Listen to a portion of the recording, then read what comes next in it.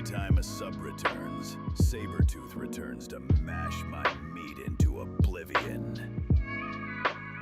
Every time a sub returns, Sabretooth returns to mash my meat into oblivion. ATB Agent Chat.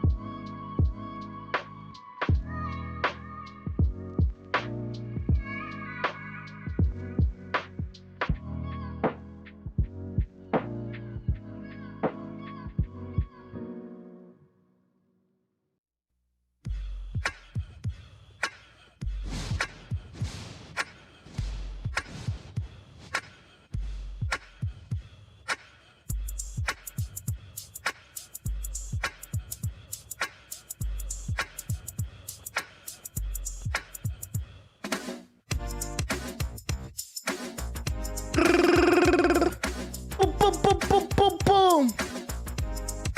You ever had to cook a brick in an air fryer, nigga?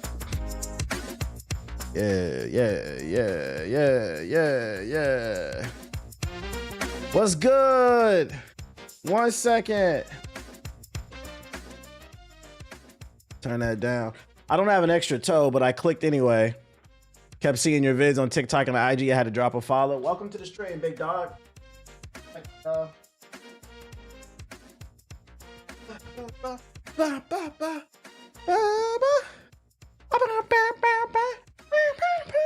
Watt sent the link. Make sure to check it out. Watt sent a link. I don't see anything in the chat. Shout out to Watts with the big raid. Appreciate it. What link am I supposed to look at? Every time a sub returns, Sabretooth returns. Are my lights gonna fuck up? My meat into Of course. The lights aren't working.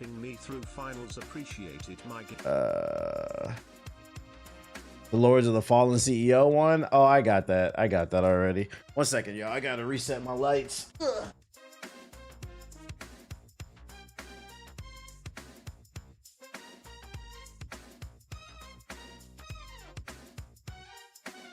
Every time a sub returns, Sabretooth returns to mash my meat into oblivion. Technical difficulties. Every time a sub returns, Sabretooth. There we go. Now y'all can see my pretty face. Meat into oblivion. What's going on, beautiful people? My name's the Black Hokage, aka TBH, and to be honest, today is December 15th, 2025. It feels like I just paid my rent and we're already almost in 2026. And of course, goddamn, bro, can I get through the intro? Can I do my intro? Welcome back for more of that quality bullshit. And of course, I'm joined by the very handsome Akamaru the Dogu, Big Aki the Doggy. Welcome everybody to the stream. He keep hitting. Say my name. Say my name. What's good with everybody? I had to fix my lights. Ah, my knees. Oh, I'm old. Y'all want some advice? Chat? Don't get old, man. Don't get old.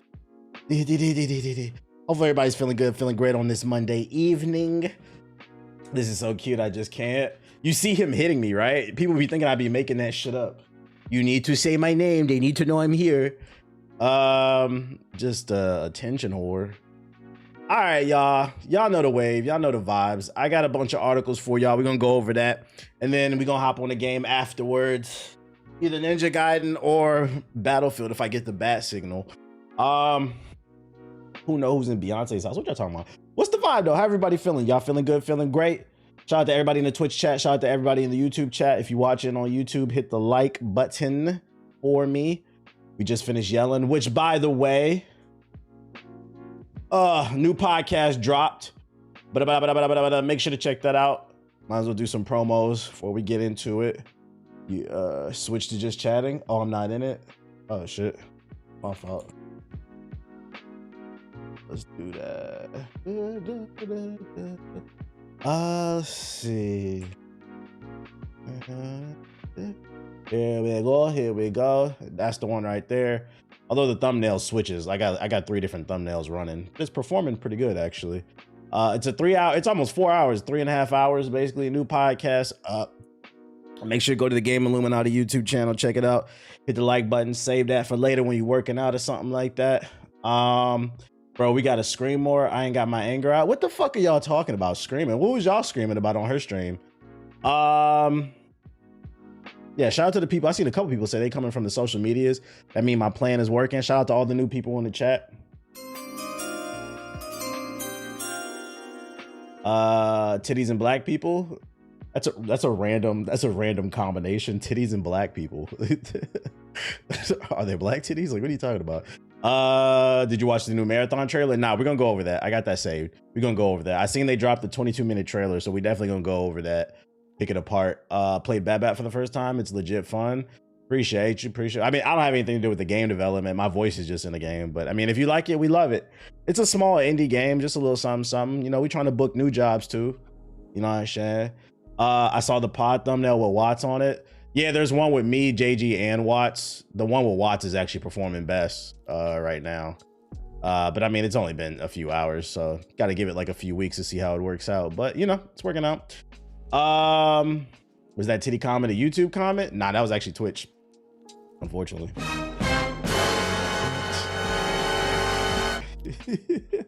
All right, man. Let's get into this shit. Where do we want to start at? I got a couple videos to react to, as well as just some regular news. I mean, if y'all want to start spicy, we can start spicy if y'all want. How y'all want to start? Let me know, chat. I'm looking at the chat right now. Y'all want to start spicy? Send me all them bullshit ass videos y'all be seeing. He said high and ready. Hey, pause, dude. This motherfucker said he high and ready. All right, cool. All right, we'll start with this one.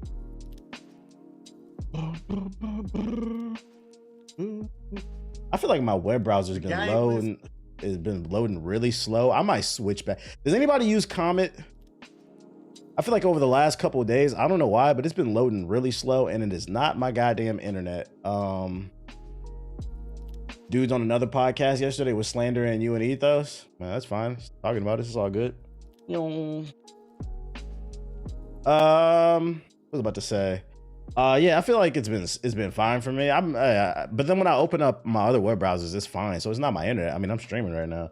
Maybe I need to clear the cache or something like that. But anyways, this is how we gonna start off today's stream on Monday, the 15th of December. Remember, we got another video that we are going to check out that hit my For You page. It was getting a little bit of traction. Somebody tagged me in the comment section. Once again, if you find any videos that are interested in gaming related, you think that are worth talking about on stream, feel free to tag me in the comment section, whether it's Instagram, TikTok, Twitter, whatever. And this one is coming from creator Nigel Archives. Just friendly reminder, anytime I check out these videos and I respond, we are not attacking the individual. We're strictly talking about what they're talking about. I have no issue with this person. We just talking about, we just shooting the shit. We making content. Come on, bruh. Come on. Don't come in here with that bullshit. And this one is, I'm not gonna lie, this take is looking like from this headline, it's coming from another ball and gun gamer. I'm not gonna put the allegations on him yet till I watch the video, because I saved this one for the stream. But you know, judging by the title, it's looking suspicious. It's looking like a ball and gun gamer. And he says that games are going to be trash in 2026. I said, oh, Lord, what is this video? Somebody tagged me in. I commented on this video. Oh, so you saw it? Yeah. We all got the same algorithm. Shout out to CJ with the super chat. Appreciate you. He said, when I saw the podcast just dropped, I was smiling ear to ear. Hope everybody's having a blessed day. I literally spent all day yesterday working, uploading content, making thumbnails. Like I got mad video scheduled. But anyways, let's see what he got to say. 2026 gaming trash. Let's go. For 2026 dropped, and all I gotta say is one thing, my nigga. Imagine dropping motherfucking Lego Batman the same year as GTA 6, my nigga. You stupid motherfucker. Imagine dropping... What does that have to do with anything?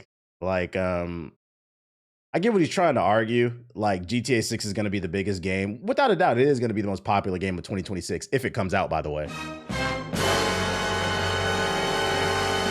There's no guarantee with all the bullshit going on at that studio Rockstar. Keep in mind, guys, there's no guarantee, especially because they pushed it back. They didn't push it back to the beginning or the middle of 20. They pushed it back to November of 2026. November, December. There's a high probability this game could get pushed back to 2027. But that's if it comes out. But anyways, I'm going to entertain this for a little bit.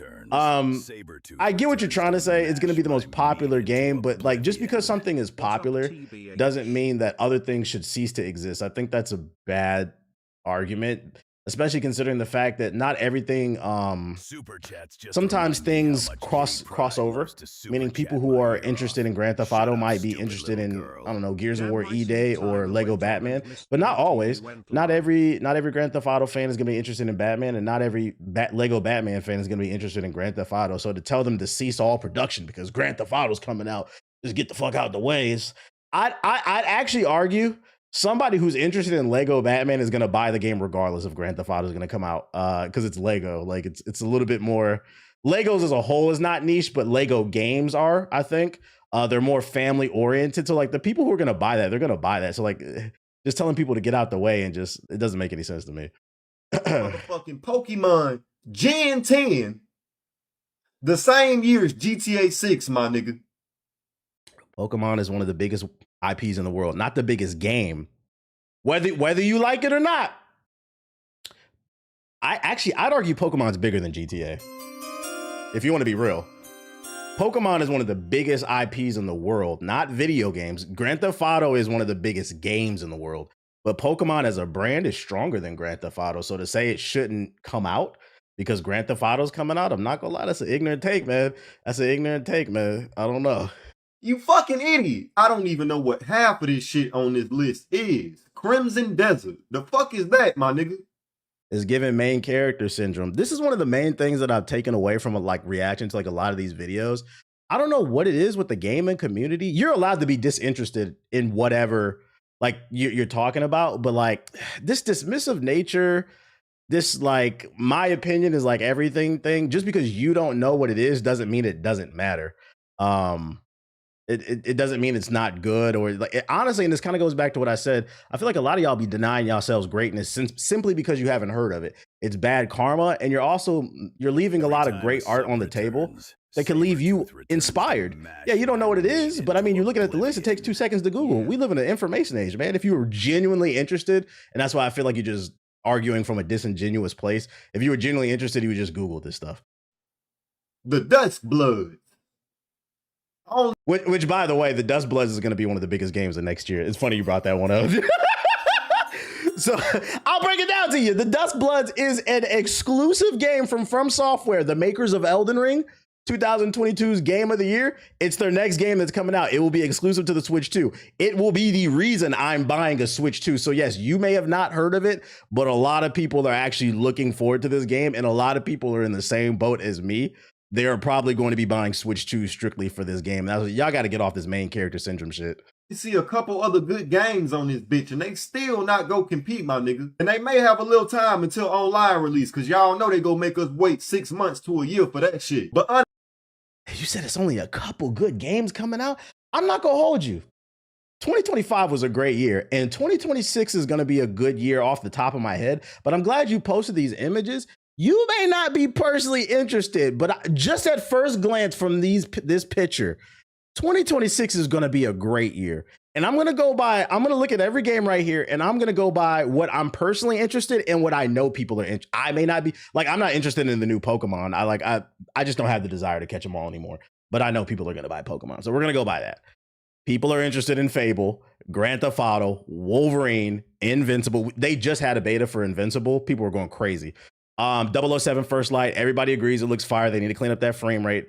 Halloween the game, I gave you that one. I don't know about that one. Resident Evil, people are excited for. Star Wars Zero Company, I say that's like a 50-50. There's a crowd for it. Marvel 1943, absolutely. That's the one with Black Panther and Cap. Halo, that remaster. Lego Batman, I'm picking up Lego Batman. Most people agree that shit looks fire. It looks like people are saying if you haven't seen Lego Batman, and if you ever see this video, that is the Arkham game that we've been asking for some reason. Rocksteady won't make it. Neo 3, absolutely. Mario Tennis Fever. Maybe I'll get that when I get the Switch 2 when the Dust Bloods comes out. But like, I know there's an audience for it, but like me personally, I'm not too high on that one. High on Life 2, people are excited about that one. Sorrows, people are excited about that one. I can't read that one. Is that Backyard Sports? They bringing Pablo back? I don't know. I'm not gonna lie. I don't know the temperature on Backyard Sports. I don't know what that is. I don't know what Beast of Reincarnation is. And I'm gonna be honest. I could be like, oh, what the fuck is that? That shit trash. I don't know what that is, but let me show you, to the creator, Nigel. Let me show you how easy this is. I don't know what Beast of Incarnation is, but watch what I do, right? I didn't even have to type the whole thing in, chat. Google, look at that. And we found the trailer right away.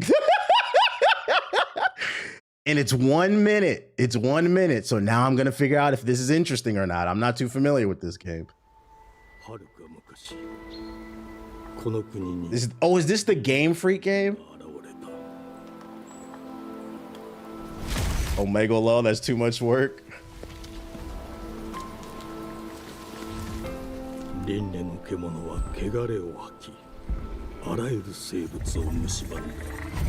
Oh yeah, this is the Game Freak game.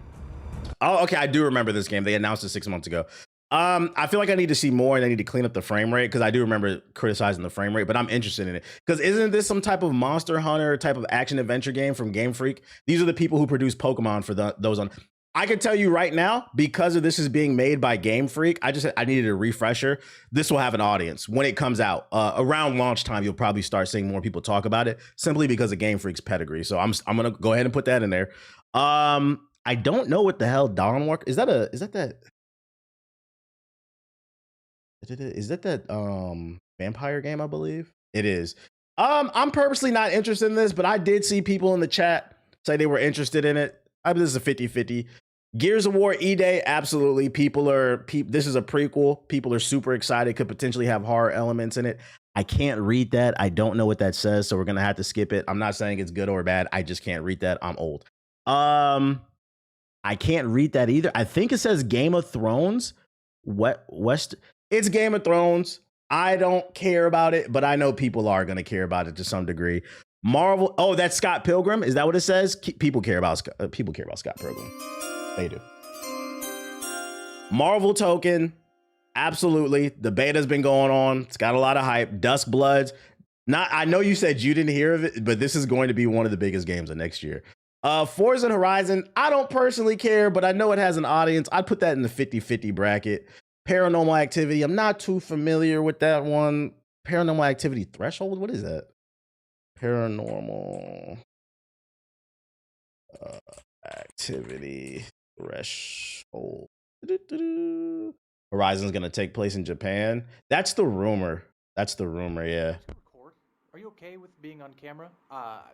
This one was announced a month ago. I can tell you right now, this ain't my cup of tea. Y'all know I don't care nothing about these horror games. This looks like PT type shit. Nintendo's smart for that From Software exclusive because people will buy it just for that. Ding, ding, ding. I know I will. I don't care about this. I know somebody will, but I'm not going to lie. I'd probably put that in the... Wait, no. Which one is it? I'd probably put that one in the lower tier. Pokemon Champions and Pokemon Gen 10. People care about it. Absolutely. I don't, but people... It'll be big. The Prince of Persia remake. It will be big. People have been waiting like 4 years for that.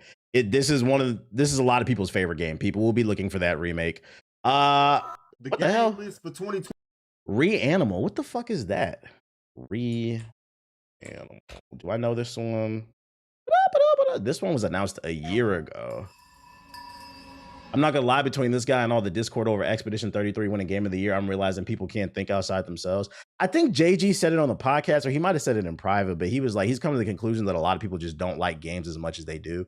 Like y'all, like these people, they play games. I'm not gonna go as far as say like they're fake gamers, but like they're not as passionate as they think they are, and they're not as in tune with the culture, and that's fine. I just don't understand like why do you speak with authority? I guess. Yo, shout out to Shrite with the sub, appreciate it. Oh, this is from the people from Little Nightmares. This is the real Little Nightmares 3. Okay, I'm gonna put this in the bracket of I don't personally care about it, but I know people love I know people love Little Nightmares and the company that makes it. There's going to be an audience for this. Onimusha, that's going to be a big game. Absolutely. Crimson Desert's going to be a big game. Pragmata, I downloaded the demo. That has the potential to be a big game. Watch said she played the demo. She said it was fire. I'm going to check out the demo sometime this week. I think this has potential to make some noise. I cannot read that. What does that say? Directive 2018 8020? Is that what that says? Directive. Yeah, that is Directive 8020. Waiting for the demo on PS5. Yeah, right now the Pragmata demo is only on it's only on PC, unfortunately. With Earth dying, we look to the... Oh, is this the Black Woman in Space game? I ain't gonna hold you. I remember this one. I don't know about this one. I'm not gonna lie. Code Vein 2. Unfortunately, I don't care about it, but it will have an audience because the Bandai Namco drones. It's like it'll make a little bit of noise. I've seen some people hyping it up. I don't know what Toxic is, and I can't read that one. Does anybody know what that is? Anyone sometimes hops on old games, not because they aren't nothing to play, but just because you love them. I mean, you should, yeah, especially because you own it, play it. While calling out what? Somebody has to. I can't read that one either. Does that say Phantom Blade? The mouse game, people are excited about that. Fire Emblem, people are excited about that. It's Yoshi. It's going to sell. Tales of Annihilation. People are excited about that. I can't read these two right here. They're too small. Oh, yeah, the Tomb Raider movie. I'm not even going to bother. Me personally. So I would say the majority of this list, I would say 80 to 90% of this list, these games will be making noise. I know you're not personally interested in it, but there's 100% an audience for it. And I really wish people would get out of this conversation. They would stop trying. Just because you never heard of it doesn't mean it's a failure. And just because it doesn't sell 100 million gazillion copies doesn't mean it's a failure either. Because I meant to put a tweet out about that too. Like you have one side saying that Expedition 33 didn't deserve Game of the Year because nobody bought it, nobody played it. And then you have the other side making all these other arguments, but like calling it a failure and nobody played it. It sold 5 million copies despite it being you could have got it for free on the Game Pass. Expedition 33 sold 5 million copies in only the first 6 months. And it only cost $10 million to make. And this is what I mean when I be talking about like people just be saying ignorant shit. I'm going to do this again. I've done this on stream before once, but we're not even going to include tax. $70. Oh, no, it's 50, ain't it? My bad. $50. What the hell? 50 times 5 million. That comes out to $250 million in 6 months. Now let's subtract 10 million because that's how much it cost to make. Guys, I want you to, for the people who are saying nobody played it, this shit is a failure. Why did it get Game of the Year? Imagine 5 million people in a room, first and foremost. Then look at this number. They have generated $240 million. Not only is this not a failure, this is a super success, despite it being free. Y'all got to stop saying this shit, bro. And keep in mind, this is 5 million in the first 6 months. I predict it will sell at least 10 to 15 because of the game. I don't know about y'all, but on my For You page, I'm seeing mad people talk about they're trying the game now. I predict it's going to sell at least 10 to 15, maybe even 20 by the end, by within 10 years or something like that. Right? Not including the Game Pass for it, having it there. That's chump change. Like, people got to stop saying this stuff. So me personally, I want to play Fable, GTA. So I'm just going to count it 1, 2, 3, 4, 5, 6, 7, 8, 9, 10, 11, 12. Where's the tie? I'll do 13, 14. This is a maybe. I'll say 14 though. I just showed 14 games that I was interested in. I don't understand. I saw you on Reddit about the ball and gun players. You described me. I had to follow. Shout out to you for not taking it personal. That's fucking funny, man. Welcome to the stream. I just saw 14 games that you put on the screen that I am personally interested in. You can't find one besides Grand Theft Auto. I think maybe you guys are not as interested in games as you think you are. Also, I suspect you probably haven't looked at any of these trailers. Was there anything else you had to say? 26 dropped, and all I gotta say is one thing, my nigga. Imagine dropping Oh, that was the end of it. But yeah, Without a doubt, one thing you are right about is Grand Theft Auto 6 will be the most popular game. But I hate the argument that certain things should cease to exist simply because they're not as popular as the most popular kid on the block. You need these games in this space. Because I'm going to be honest, another reason why you want all these games to succeed and stop saying like, oh, nobody's going to play this shit is because if you want to be 100% honest, and I'm about to piss off the Grand Theft Auto fans, if you want to be 100% about Grand Theft Auto, the reason why Grand Theft Auto is so popular is because it gives you a lot of bang for your buck. It's one of the reasons why I'm not the biggest fan of Grand Theft Auto. It doesn't specialize in anything. Grand Theft Auto is a jack of all trades. You can shoot people, you can drive, you get a decent story. You got the online, you can play golf, you can play tennis. They're probably going to add more mini games. You get a lot of bang for your buck for $70. You get the T Grizzly server. But does it do anything particularly great? Yeah, you can fly. Does it do anything particularly great? I know it's going to piss people off. The answer is no. Grand Theft Auto does not. Grand Theft Auto shooting mechanics are not better than Apex Legends or Titanfall. Shit, even Call of Duty. The story's not better than Expedition 33 or Final Fantasy 7.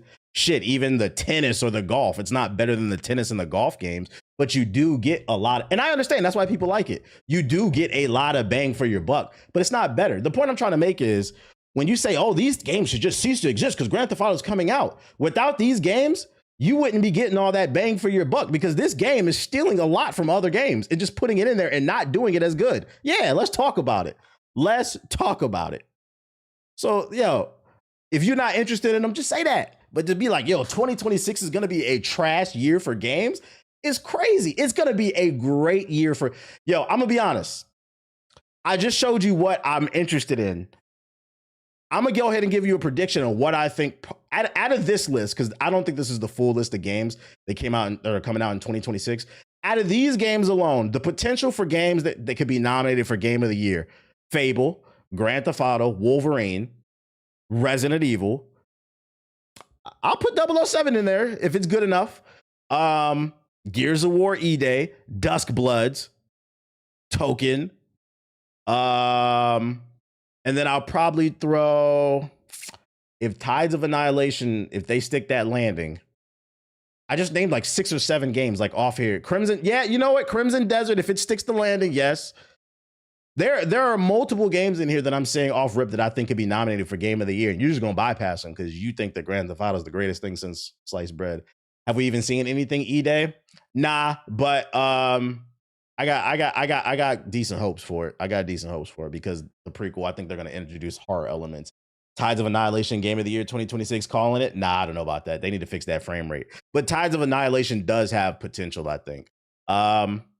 Let people like what they like, man. I'm glad you're happy for Grand Theft Auto 6, but it is some fire coming out. Yeah, Pragmata could be a dark horse. There's a bunch of, oh, I'm bugging. Onimusha. Onimusha looks like it could be a Game of the Year contender too. So, my bad, I can't read some of this shit. The text is so goddamn small. You know what I'm looking forward to, chat? Can't see the chat on the screen? Oh, my bad. You know what I'm looking forward to? I'm looking forward to post-launch Grand Theft Auto 6. So we can just get back to normal gaming conversations about what we're excited for, what we liked and disliked, man. I predict in the next year it's going to be a lot of these takes, man. Yeah, like I don't think Lego Batman will be a Game of the Year contender. I think it'll be I predict Lego Batman will be a solid 8.5. If it's better than that, I'll be shocked and I won't be mad. I just predict that's where it'll be. Oh yeah, Phantom Blade Zero comes out next year. That looks like a potential Game of the Year contender. I'm just ready for the ball and gun discourse to leave. I'm ready for Grand Theft Auto 6 to come out so they can get on the T Grizzly server, record their mixtapes, shoot each other, and do more virtual game banging so we can get back to just talking game and shit, bro. Yeah, I said Fable, but 2026 is gonna be weak. Is great. 2026 is gonna be a great year for games. How long after GTA 6 release will we hear about GTA 7 rumors? I predict within 6 months to a year after Grand Theft Auto 6 comes out, you'll see GTA 7 rumors coming out, and it won't be based in fact. It'll be based off what some YouTuber said. You remember before Grand Theft Auto 5 came out, there were several YouTubers acting like they had early copies. Niggas was printing out pictures and putting it on a disc saying, I got it. It's going to be a lot of people faking the funk for views, basically. So it's going to be shortly after. So you're not playing GTA 6 for the story? No. If you want me to be honest, I didn't even beat GTA's 5 story. It wasn't. It started off strong, but it didn't stick its landing for me. I think the best GTA story is probably GTA 4 to me, story-wise. I thought 5's gameplay was solid. I think 5's gameplay is better than 4. But story-wise, Nico, I think, resonated with me more. Matter of fact, anytime I think of Grand Theft Auto, the first thing I think of is, hey, let's go bowling, cousin. So nah, 5's story didn't resonate with me as much. I felt like the gimmick of switching between the characters overshadowed. It tried to overshadow and compensate for the weak writing. It just didn't. It didn't work. It wasn't for me. Sauce Walker's fighting game for a game of the year. Shut the fuck up, bro. Shut the fuck up. Shout out to Jonathan with the super chat, man. Shout out to Jonathan with the super chat. This nigga's stupid, bro. You opened my eyes about gaming. Hey, that's what it's all about. You know, and that's why I always try to start because I genuinely mean this shit, and I'm not even shading it. I always attack the argument. I'm not attacking the person. Like, I genuinely mean that shit. Because one thing I want gamers to work on, and one thing I will give a little leeway out to ball and gun gamers is, some of y'all do be on some like elitist shit. Don't get me wrong. I got caviar taste when it comes to this gaming shit. But like, if you want people to try new things, and this has nothing to do with gaming, you gotta lead them to the water. You can't just be putting people down, because at the end of the day, we are talking about video games, right? So I try to do my part and educate people about how you're purchasing. It affects us with the microtransactions as a whole, and how I try to put people on to like different types of games and stuff like that. Because I want y'all to try Expedition 33, and that's what I would add. Like, do you want people to try these games? I don't want there to be like some goofy ass war. You'll know when I got a problem with a nigga, bro. Yo, shout out to Brandon with a sub, appreciate it. So, hey, at least if he ever sees this video, I hope he opens his mind to some different stuff. The game list. When I heard someone call Expedition 33 quality slop, I knew, bro, I seen somebody call Expedition 33 quality slop. And then I also seen people pushing that it's Israeli propaganda. They're calling it a industry plant from Israel. I swear to God, I'm not making this up. There's real world shit going on in the United States, and like that's what y'all talking about. I'm like, bruh, I'm a hoe. I'm not loyal to these companies. Real shit. How does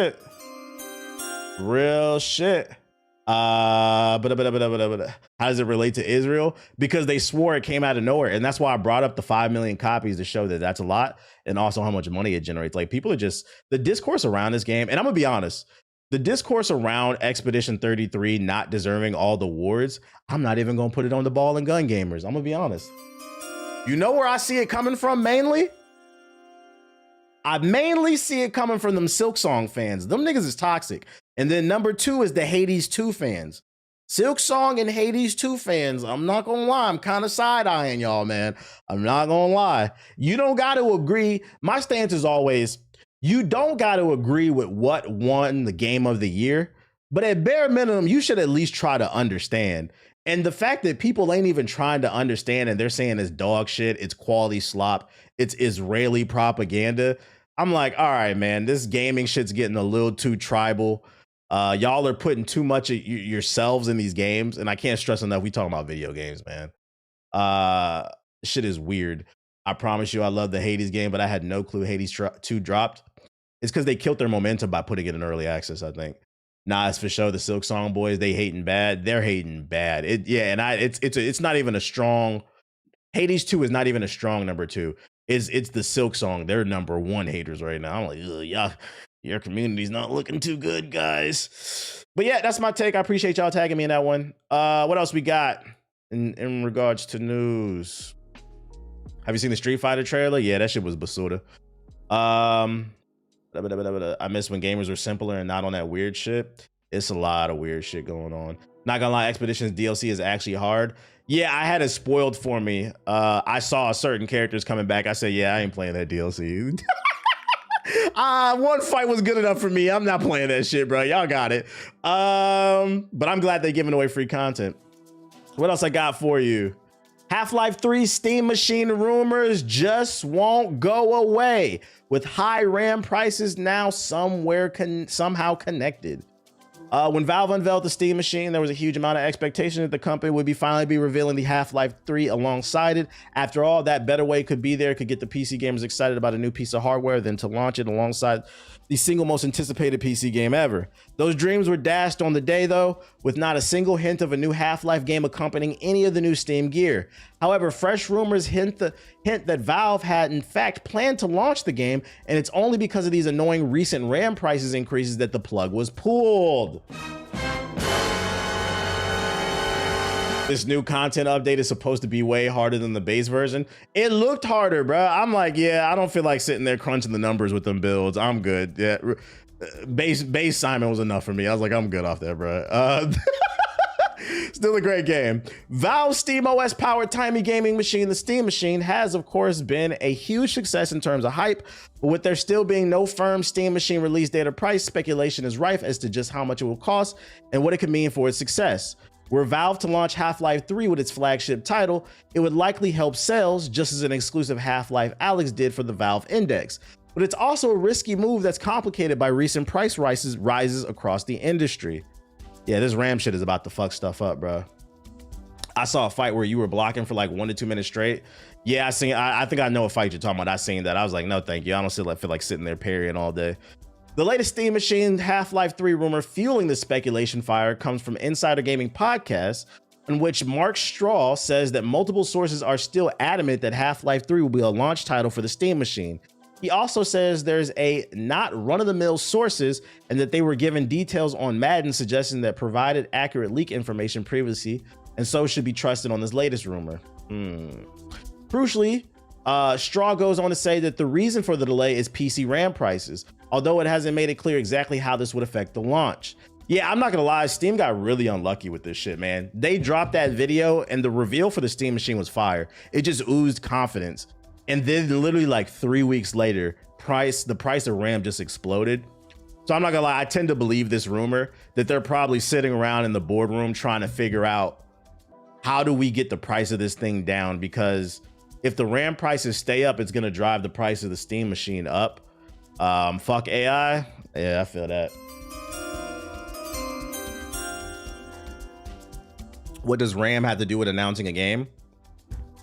Well, they probably don't want to announce a game alongside the Steam Machine if the Steam Machine, they haven't figured out what the price is going to be, because the price of RAM has exploded. Like right now, like last year I built my PC, right? I have 64 gigabytes of RAM in my shit.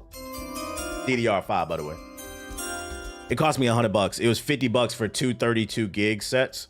So I paid $100. It's one of the cheapest things in PC when building a PC. Right now that would cost like $1,500 to like $2,000. That's how bad it is. So they probably don't want to overpromise, because they're probably still trying to figure out the logistics. Like, why announce a game when you haven't figured out the logistics of the hardware? Wicked work, dog. What the fuck? Oh yeah, it's bad right now, and it's all because of AI.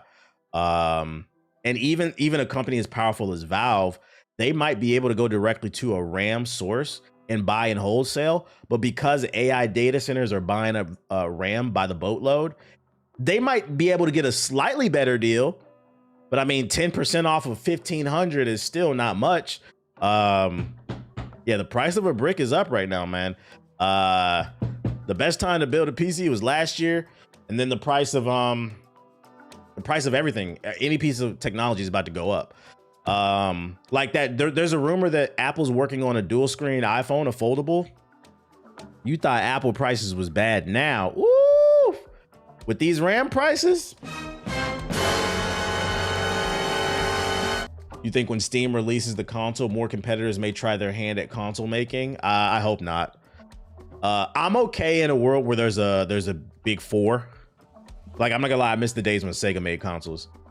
But like, do we need 5, 6, 7, 8, 9, 10 consoles? Nah. You're gonna dilute the market. 3 to 4 main competitors is always the sweet spot. Just looked and realized my RAM is worth more than my 480 Super. It's actually insane. No, it's real. I talked about it on the podcast. If you haven't watched it, I know the RAM shit was getting bad because the other day I was walking my dog and there was this dude, I'm pretty sure he was homeless, that was across the street, and he was digging in a PC that got thrown out. And I'm not gonna lie, it looked like one of them PCs, them old Dell PCs you find in the office space, any office basically. He had like a screwdriver and he was just digging in that shit. And I'm not gonna lie, I sat there and watched him for like a minute. I was, you know, just paying. I was like, what are you doing, bro? And then I was like, you think and so like they thought, I don't know if they knew I was telling the truth or not. I was like, damn, RAM prices is that bad that people are pulling shit out of the fucking trash. He must be aware that it's worth money and he's about to sell this shit. Like, y'all think I'm capping too. I just ran into that PC because the trash man didn't pick it up, and I took a picture and put it in the group chat. For anybody who watched the podcast and thinks that I'm fucking capping about that shit, this is I took a picture of it. So he had a screwdriver, right? He had a screwdriver and I saw him digging in the PC. I just walked by the PC like 30 minutes before I started the stream, and I looked in there and he pulled everything out the fucking PC. I was like, yeah, it's bad. It's bad right now. So I'm not gonna lie. Yeah, he scrapped it for loot. Real Arc Raider shit, bruh. I'm not gonna lie. If you see somebody throwing out a PC, because you know a lot of people don't know any better. If you see somebody throw out a PC, I'd throw that in the car, take it apart and sell the shit. Sell the parts, bruh. It'd probably be worth something. Yo, shout out to Jonathan with the super chat. I just built my PC in August right before the RAM shout out. It's crazy. Real extraction shooter. Sucks, man. Sucks for Steam. I hope they figure it out. Take them roaches with you. Chill. You should have third partied them. Nah. Let my man rock. Let my man rock. Does that mean pre-builds will be more expensive? Not right now, but pre-builds will probably get more expensive in the next 6 months. I predict when the companies that make pre-builds, when they run out of the stock that they have, the next batch that they roll out to the stores, they'll jack it up in price. It's gonna go up eventually, I think. So right now, I think a pre-build is probably the best thing to buy instead of buying instead of making your own. I remember you saying before Trump's inauguration to buy PC parts because the prices were gonna go up. Yeah, well, I was talking about the tariffs though. I couldn't have predicted this AI shit. And then on top of that, Crucial stopped selling RAM to average consumers. But nah, ladies and gentlemen, people say stop talking about the politics shit, but it affects you. Now it's not funny no more, is it? TBA, start talking about this shit. Talk about this shit. Fuck it, I won't be ignorant. I want to, yeah. When that iPhone go up, when that Android go up, when the cars go up, yeah. The politics is cooking us right now. Did you hear the rumor that the new phones will be released with 4? Yeah, I saw that. With Superman saying in the chat, there's a rumor going around that the next batch of flagship phones from Samsung and Apple, they're going to be downgrading the RAM from 16 gigabytes to 12, from like 8 to like 4 or something. It's that bad. They're going to be cutting corners. And let me tell y'all something. If they do that shit, I predict Apple will not drop the price. They're going to charge you more for less. They're going to charge you more for fucking less, man. And because the government is deregulating all the AI shit, they'll be able to get away with whatever the fuck they want to do. Them files drop on Friday. Don't be surprised if any news happens this week beforehand. Oh yeah, shit is already happening. That's another thing. I'm excited. I'm excited about this Friday. The Joker in me. For those unaware, the court said that they gotta release them Epstein files this Friday. Them files. That's why you're seeing a lot of random shit popping off. Niggas is looking for a distraction. Nah, we need to see them files. Yeah, this Friday. So the question is, I hope the files release. And even if they don't, it's not that bad because it's like, well, why are you trying to block them for, bro? They said release them. But anyways, other gaming news. Kingdom Come Deliverance 2 devs say, we've officially been robbed! As of clear, Expedition 33 beats the historical RPG to multiple awards. We got some sore losers, guys. It's the morning after the Game Awards with fans and developers alike. I'm okay. Reacting to the new game. Why are you yelling? New games revealed, big wins, and more. But not all the industry are taking it well. It seems the Kingdom Come Deliverance 2 team, Warhorse Studios, post proving as much. With 9 wins under its belt, including the Covenant Game of the Year award, it's safe to say that Claire Expedition 33 stands as one of the most impressive titles to grace the event to date. Which before we continue to read this, can I say, by the way, I've been seeing mad videos on my For You page of people trying Expedition 33 for the first time ever because it won Game of the Year. And I will say overwhelmingly, majority of the videos I've seen, people are like, oh, I get it. I've seen a couple bad actors. Like I seen one tweet, dude said I bought the game, I played for 17 minutes. That shit was trash. I've seen a couple of those, but for the most part, I'm seeing most people getting converted. Oh, I get it. And see, I don't know why people deny themselves greatness. But anyways, stands, but it wins haven't exactly gone over smoothly with all fellow 2025 nominees. It appears Warhorse Studios, the team behind Kingdom Come Deliverance 2, has taken to social media to react to the showcase's wins. And it's not all lollipops and rainbows, to put it slightly. My wife doesn't really like turn-based RPGs, but she's hooked on Expedition 33. I've seen at least 5 different videos of people trying the game for the first time, and they don't even get past the menu. For me, I'm not gonna lie. For me, it was an 8 out of 10 until I got to the end of Act 1. It took a while for me to, I was like, okay. But I'm seeing a lot of people like, yo, the menu music, oh, I get it. Or the gamage. Once they do the gamage, oh, I get it. People crying at the gamage. I'm like, damn, that shit got y'all? Shit is crazy. Yeah, I seen that, the fentanyl weapons of the mass destruction. That's a distraction. That man, Sir Toby said, we've officially been robbed. You know, Kingdom Come Deliverance 2 is a great game. Shout out to the dev team, but I hate to break it to y'all. Y'all were never gonna win anything, man. I don't want to say anything. You had your best chance was probably best RPG, but you were never gonna win Game of the Year. I hate to break it to you. There's for a couple reasons. I think it's a solid game. If it's your personal Game of the Year, that's fine, but I don't think it had the impact that some of the other games had. And then I'm not gonna lie, they didn't benefit from the fact that they did release earlier in the year. I hate saying that because that's not their fault. But when you release a game like in February, with the way the internet moves, it moves faster and faster every day. People tend to forget shit. I think that's also what happened with Hades 2. They released it in early access and people kind of forgot about it, and you kill your own momentum. But I mean, you guys made a great game.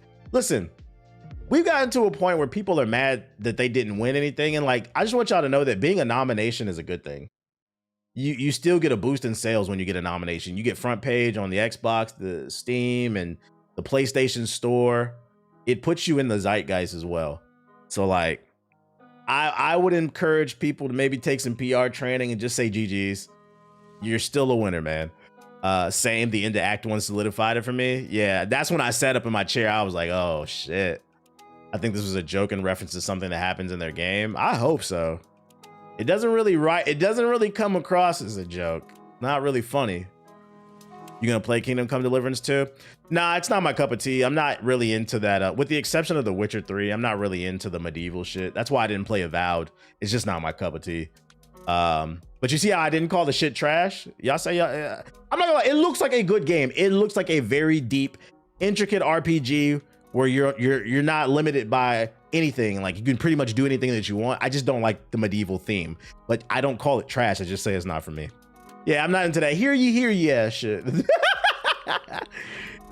This was interesting. I thought this was interesting. I came across this clip on my For You page from Games Radar. They said, former The Last of Us director is happy to turn his back on remakes. What? The sweet spot to release games is May to September. I would say May to like October, November. Because yeah, you got Summer Games Fest, so like the conversation around games is starting to ramp up. You're still not too far out from the games year, but I feel like when you release something like super early in the year, people, they tend to forget. Director is happy to turn their back on remakes. Reflecting on their experience with narrative giant Naughty Dog, Bruce Straley lamented the gaming industry's current trend of revisiting and re-releasing its older work. For his part, Straley confessed he left Naughty Dog because he wanted to avoid falling into repetition after directing multiple installments in similar franchises. Let me translate that for y'all. That's corporate PR talk for inside of Naughty Dog. They were focused on making remakes and television shows, just rehashing shit. I saw the way the boat was going and I said, this ain't for me. I'm a creative guy. And instead of bashing them and pouting and folding my arms and saying, I'm just gonna leave, before people start hating on Naughty Dog because he doesn't work there anymore. And honing what would eventually become the studio's signature style of action-adventure titles. I got paid very well there, I got some appreciation there, but it felt like it was time to break out and try it on my own. It felt like it was time to evolve my concepts and build a new team. That's shade without giving shade. He low-key saying Naughty Dog. Yo, I remember when I first, you niggas is gonna give me my flowers. I remember when I first started saying this shit like 5+ years ago. I said Naughty Dog is one of the most overrated fucking studios in gaming because they've been making the same game for the last fucking 15 years. Little girl. And people said, oh, you're a fucking hater. Fucking Uncharted is the greatest thing since sliced bread. Uncharted was the original Spider-Man 2. Yeah, I said it. Not a bad game, but it's the game ball and gun gamers go to when they feel like they don't want to play Madden, 2K, Call of Duty. It's a real safe third-person action adventure game where you play a bootleg Indiana Jones. But I've been said this for years, and I was getting fried in the comment section of the fucking podcast. If you was there, you knew. If you don't know my stance, I've said for the last 15 years, Naughty Dog's been making the same fucking game. Let's talk about it. Uncharted, Uncharted 2, Uncharted 3, the Uncharted Collection, Uncharted 4. Then they made The Last of Us. The Last of Us remastered for the PS4, because remember, it was a PS3 game. Then The Last of Us remastered for the PS5. Then The Last of Us 2. Then The Last of Us 2 remastered. Then they dropped The Last of Us Collection just this past year. Then you got Season 1 of The Last of Us. Season 2. They just greenlit Season 3 and 4. And I said it, I don't care how many people I piss off. Uncharted and The Last of Us are pretty much the same fucking game. Just the difference is one stars a grizzled white man hunting for treasure, and the other one stars a grizzled lesbian hunting for redemption away from fucking from fucking revenge is bad. It's the same shit. Hide behind cover, shoot. They've been making the same, and this is why I said Naughty Dog is on the clock for me. They're on the clock. Naughty Dog is on the clock. Intergalactic Heretic Prophecy, which I think they should change the name because it's fucking long. I'm telling you right now, if that is Uncharted and The Last of Us in space, I'm mentally checking out. I will no longer be excited for any. I'm not saying I would never play another Naughty Dog game, but I would no longer get excited for any more Naughty Dog games. Because we're going on 20 fucking years that they've been making the same exact game. And here you have it from the former director of Naughty Dog himself. He didn't say it, but he said it. He said, I felt like it was time to evolve my concepts and build a new team. Translation. Neil Druckmann keeps wanting to do the same shit, and I'm tired of that. I'm a creative. I want to go create something new. And the worst part about, and this is one of the reasons why I'm super hard on Naughty Dog, is Naughty Dog has clout. Naughty Dog is up there with Respawn, CD Projekt Red. They have clout. They can make whatever the fuck they want, and we are gonna lock in. We will at least try it. And to me, that's what, because I don't want anybody to get it confused. I'm not saying they make bad games. I'm not saying that. What I am saying is they are disappointing. I expect more. They are the Zion Williamson of gaming. The John Morant. Like, you're supposed to be one of those ones. I see so much potential in you, but you can't put down the jambalaya, the gumbo, and the BBL demons, bruh. They just can't get right. That's all I said. That's all I said. Oh, my goodness. Crazy how you were talking on the phone in Twitch shoes shows me an ad. Wait, what? I don't know what you're talking about. They the big gumbo of gaming. So you heard it from themselves. He gave us a little tidbit, man. Y'all gonna give me my fucking flowers, bro. And then let's get something straight. Don't get it twisted. I am rooting for Naughty Dog. I hope they get it right because I think one of the reasons why I'm so hard, jokes aside, why I'm so hard on Naughty Dog is the same reason I'm really hard on Ubisoft, because I do have a genuine love and passion for these companies. Assassin's Creed 2 and the Brotherhood are some of my favorite games that I ever played. When it comes to Naughty Dog, the Jack series is top 100 for me.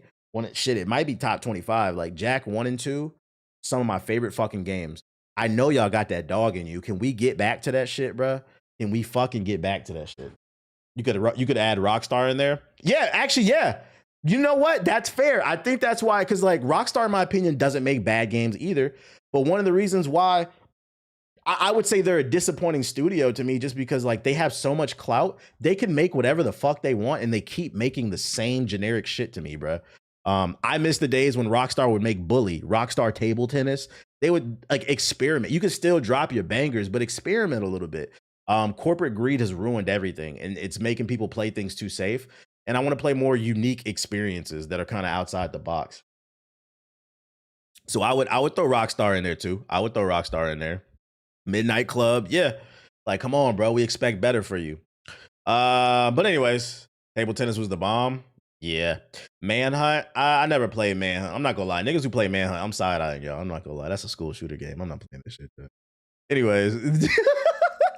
I'll give Rockstar credit. The motherfuckers is not lazy. They're not lazy. Yeah, I'll give it. Shit, Naughty Dog is not lazy either. Because I mean, you do have to put some effort forth to, you know, put out these games. But like, I would say they're creatively bankrupt, if that makes sense. I just expect more. I have higher standards. Yeah, The Warriors. That was a great game. We have an entire generation of gamers that are not familiar with that era of Rockstar. That's when Rockstar was at their best. When you didn't know what they had. You had Manhunt, The Warriors, Table Tennis, Midnight Club. Then you also had fucking Grand Theft Auto, Red Dead, Max Payne 3 was fucking fire. Yeah, I would take another Max Payne. But now you can predict what they're gonna do. Like I predict after this, after Grand Theft Auto drops, they'll probably drop another Red Dead, and I'm gonna be on that too. Anyways, yeah, Bully. What else I got? Not gaming related, but kind of gaming related. According to Merriam-Webster, the dictionary, I know some of you niggas don't read. Slop is the word of the year.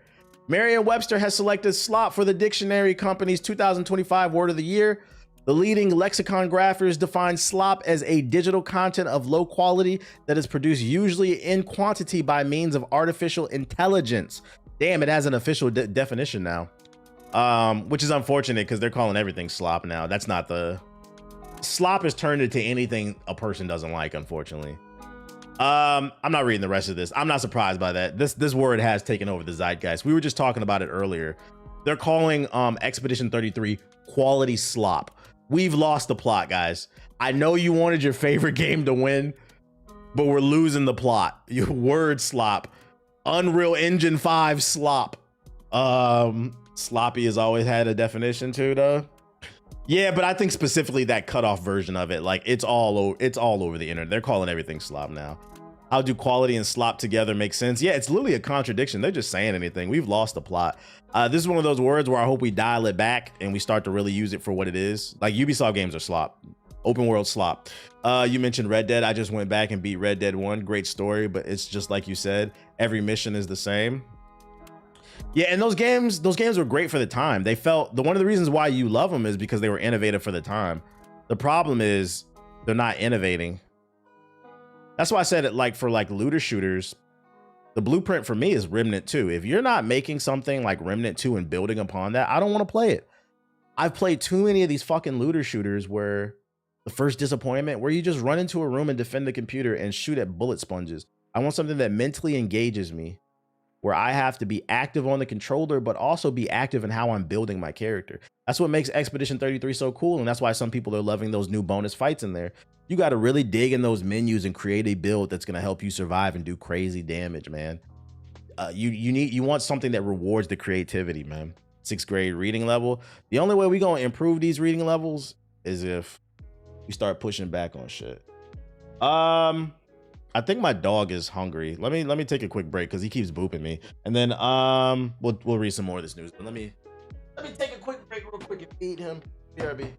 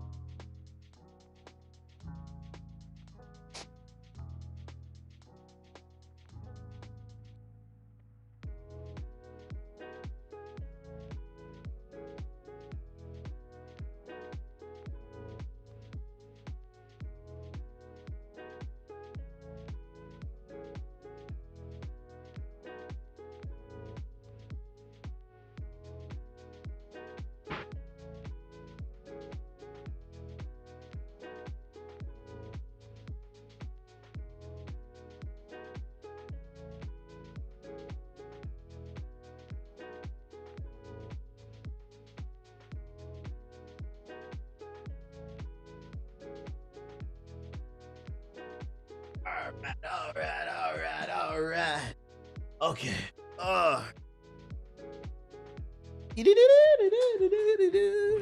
Shout out to Hydration Appreciation with the sub. Appreciate you. Returns to mash my meat into oblivion. Okay. What we want to do next? Let's do this one. Next batch of articles. Ladies and gentlemen, here on the stream, we love to slander Ubisoft. For those unaware, they've been financially struggling, mainly because they've been putting out a lot of open world slop, with their only recent success being Assassin's Creed Valhalla and Assassin's Creed Shadows. Those have been selling well, but a lot of their other games haven't. Like Star Wars Outlaws was a flop. I'm not gonna lie, that's actually quite the accomplishment to nab up the Star Wars IP and nobody bought that. I didn't think it was possible, but Ubisoft did it. That fucking Avatar game was ass too. Rainbow Six Siege, I don't even know what the fuck that shit is. They got Goku running around with an M16 and shit. I don't know. They just been putting out a lot of bad stuff. And unfortunately, they've fallen on financial dyers. Recently, they just got bought out by Tencent for a few billion. So Tencent has a major stake in them. Basically, they're poor. At least I thought that they were poor until I saw this article. Unless Tencent opened up their wallet, because ain't no way Ubisoft paid for this shit. Maybe Ubisoft isn't poor? Ubisoft acquires Amazon Games Montreal team, marking the return of Rainbow Six Siege director. I'm not trying to be funny, but I'm curious if they acquired this team because it's based in Montreal and they're a bunch of French people. They were like, oh, maybe we'll get those French guys on our team. No terms of the deal have been. Oh, Ubisoft is acquiring the team behind an upcoming MOBA.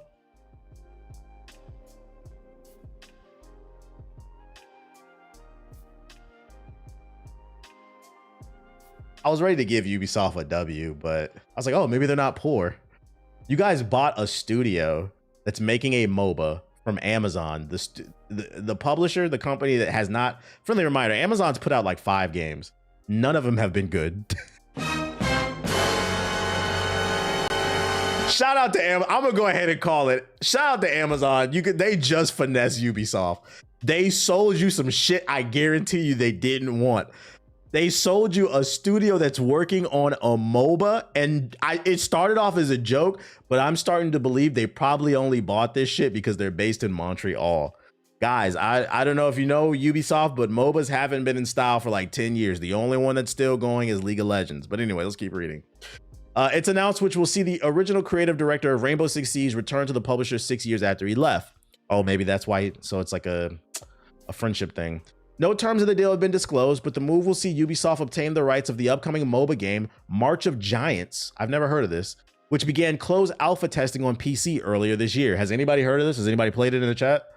And its entire development team will join the company. As part of the agreement, Amazon will provide Ubisoft with marketing support for March of Giants on Twitch. Y'all never heard of this? You're gonna hear it. Because the one thing we know that's a part of the agreement of when this game launches, Amazon will give them money to advertise it. So expect it to have a media blitz sometime in 2026, probably. March of Giants creative director is, this name is awful, by the way. Like, guys, you want to hop on some March of Giants? No. Creative, I can't stress enough how important branding and names are. That's why I said, like, yo, Naughty Dog, Intergalactic Heretic Prophecy. Just call it the Heretic Prophecy. That name is too fucking long. This is a terrible name. March of the Giants. Creative director is Xavier Marquise, who led development on Tom Clancy's Rainbow Six Siege.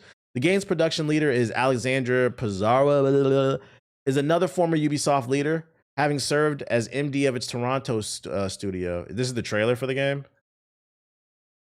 We'll check it out in a second. This dropped 3 months ago. I never saw this.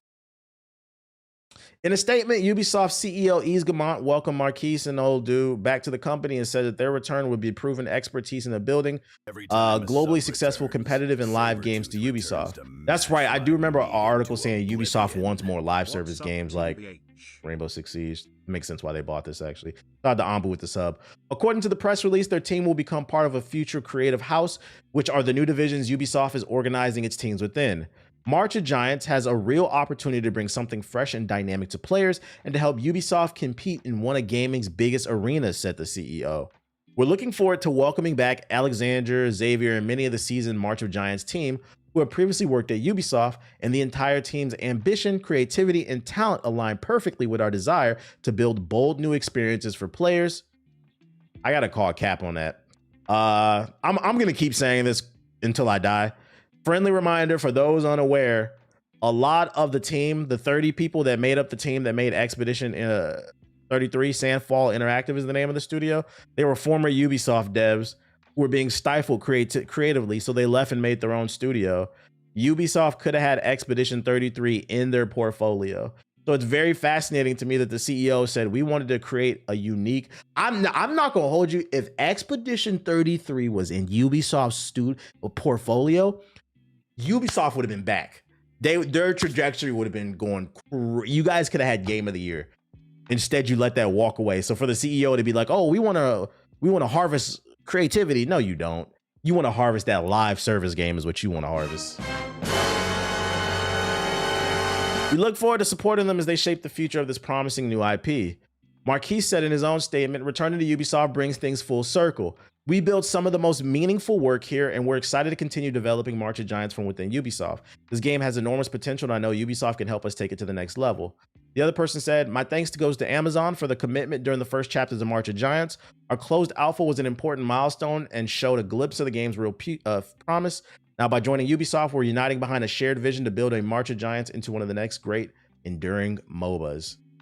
Bro, the next great enduring MOBA? There's no enduring MOBAs beside League of Legends and maybe Dota 2. And I'm not gonna lie, only in my opinion, League of Legends is the only MOBA that's in the zeitgeist. Like, oh, people still play that shit. People still play Dota 2, but like, is it in the conversation? Not really. What is he taught? Yeah, nobody cares about fucking MOBAs, bruh. I looked up the player count for Predecessor a couple weeks ago. It had like 1,000 people playing it. And it's a good game, but it's just like MOBAs that was 2016 Paragon came out. So it's just not what it's doing. By the way, I forgot to turn on my multi-chat so I can see both chats. Let me turn that on real quick. Want to be able to see everybody. Boom, boom, boom, boom, boom, boom, boom. I really liked For Honor, and I wish we got a sequel since nothing plays like it. I would take a For Honor sequel. I feel that.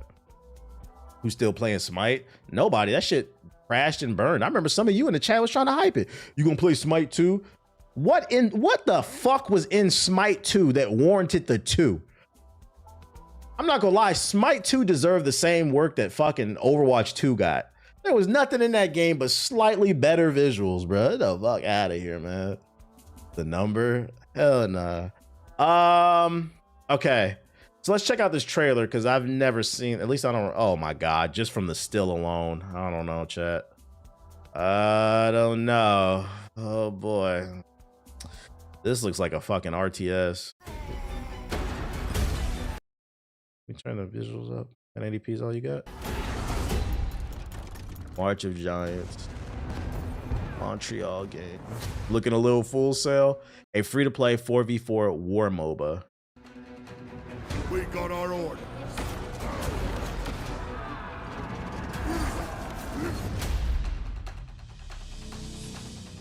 Remember why we fight. Glory eternal. Unleash your beast. Sensory storm comes to play! As they charge the town castle. Charge! Looks like giants can be killed.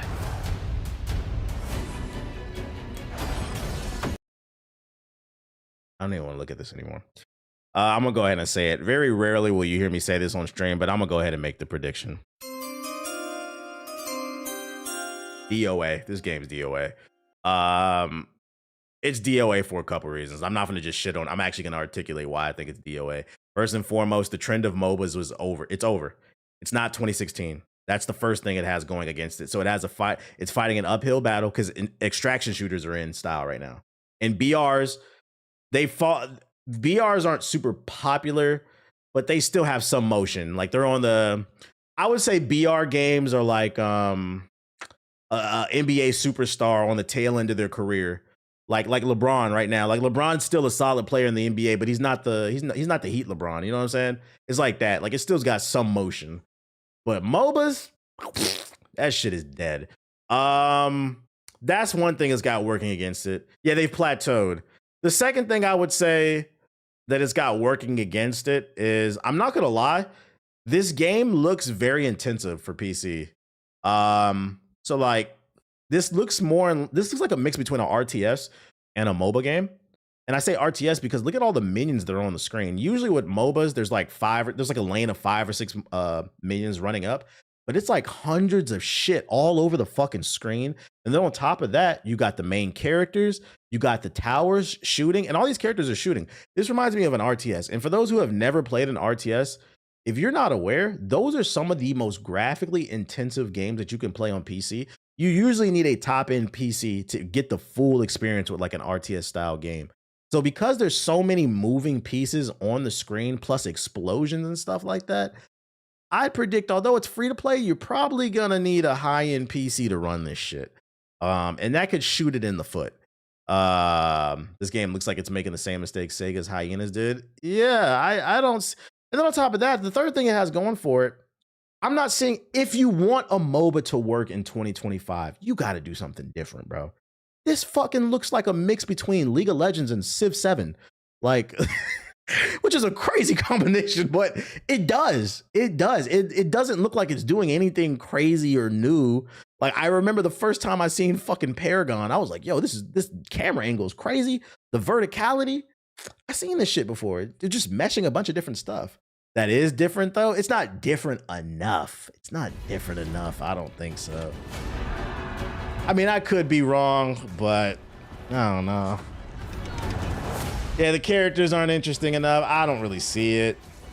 And then Amazon sold the studio too. Like, if y'all think if Amazon really believed in this game, they would sell it, and then they sold it to Ubisoft of all places, right? You know Amazon like to make money, right? It stands for real time strategy, RTS. It's like Warcraft, StarCraft type shit. Yeah, Total War. My bad. That's what I meant to say. It looks like Total War mixed with League of Legends. And maybe what's the temperature on this? Somebody's actually interested. This MOBA actually I stand corrected. Maybe the StarCraft nerds will like it. I don't usually get invested in MOBAs, but I'm genuinely interested. Okay. I could be wrong. The comments said they fucking with it, bro. It is going to need some promotion though, because it only has 42,000 views 3 months into the trailer being out. Nah, it's bots. You think it's bots? Yeah, I don't know. They could be genuinely interested. It'd be one of those ones where maybe I got a blind spot. Amazon bought it. Y'all gotta chill, man. Y'all gotta fucking chill. So yeah, that's Ubisoft. Apparently they're not that poor. I don't think Ubisoft bought this company. I think Big Daddy Tencent, they opened their wallet. Ubisoft ran to the CCP and they said, "Oh, Xi Jinping, please, Daddy Xi Jinping, could you please pay for this for us? The studio has some of our friends." He said, whatever you need. Yeah, Sugar Daddy Tencent, because you guys are fucking poor. I know y'all didn't pay for this shit. I thought this was cool. It came across my For You page. I thought maybe somebody might be interested in it. It is a 32-player top-down battle royale game called Scramble Knights. People are basically calling it Zelda Battle Royale. Let's check out the trailer.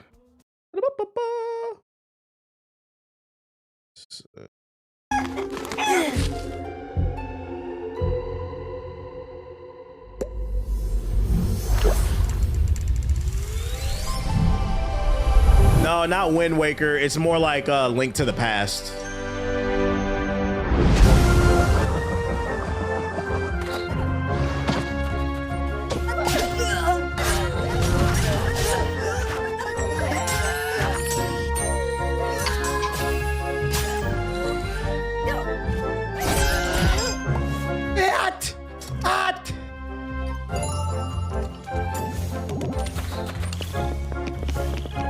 Yeah, Link's Awakening type shit.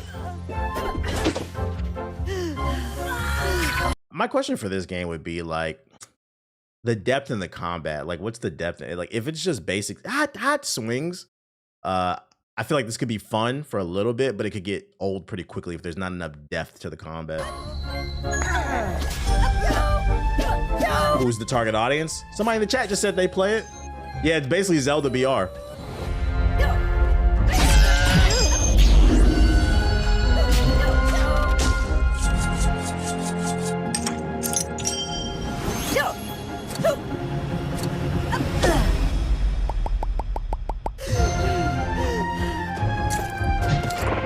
It's gonna get messed up by a meta. Like every multiplayer game. If they put it on the iPhone, I would play it. Now you're talking. Yeah, hey, devs, if y'all ever see this, I think that's a good idea. Like, put it on PC, but put it on mobile as well for crossplay. This would actually work well, I think, for mobile.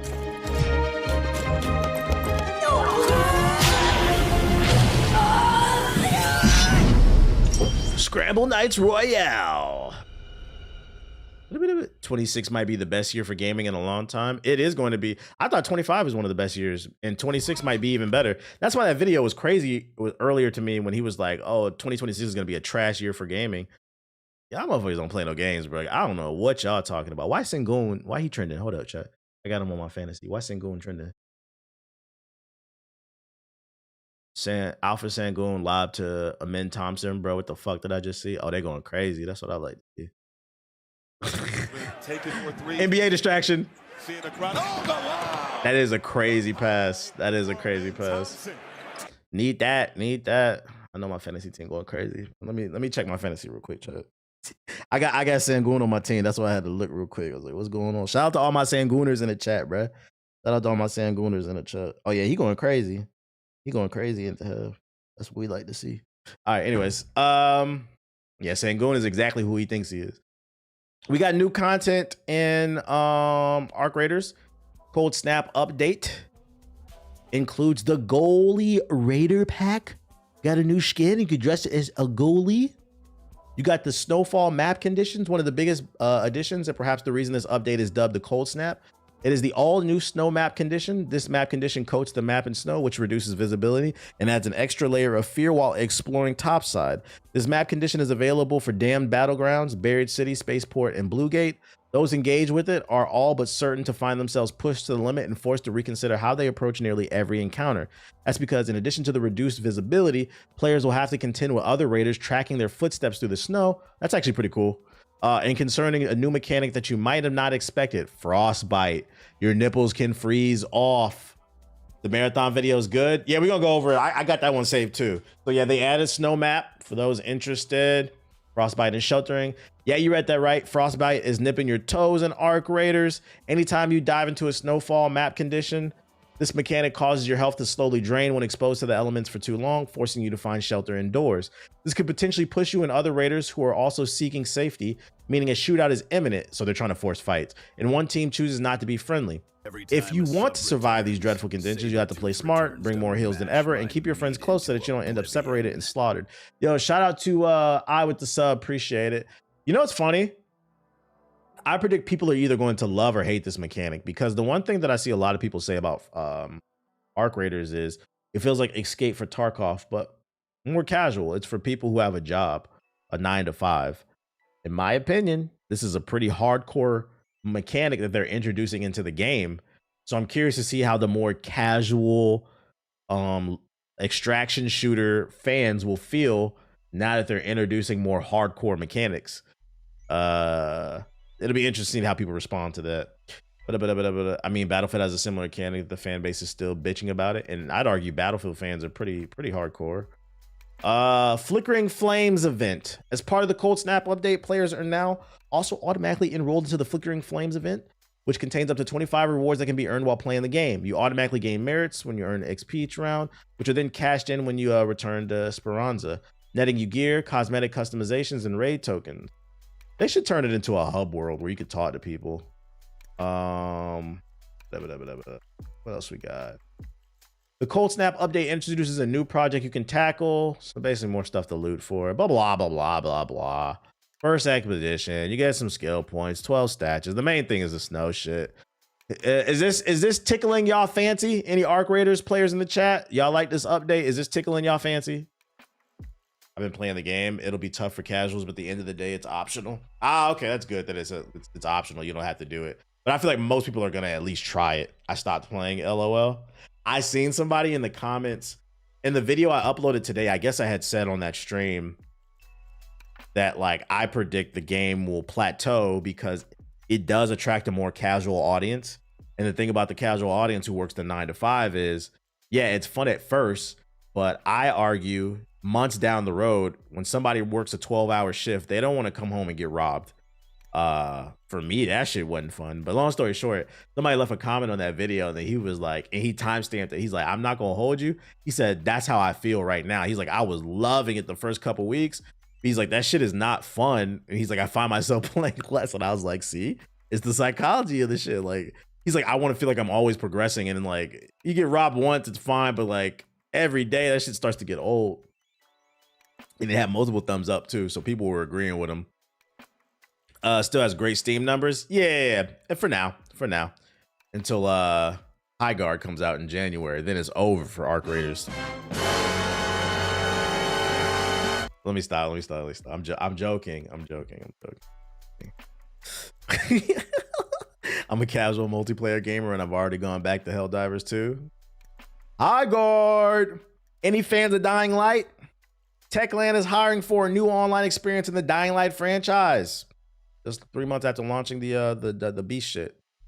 Let's see. While Techland has a storied 25-year history making all manner of games, the last decade has been defined by Dying Light.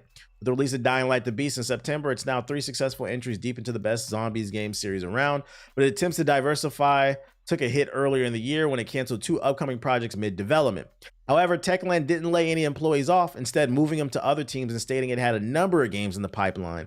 Now, we may potentially be seeing early signs of one of them, as a job posting of the developer's website mentions a new online experience in a Dying Light franchise. Translation, chat. Dying Light live service. More live service, guys. High Guard, you mean Concord too? Chill.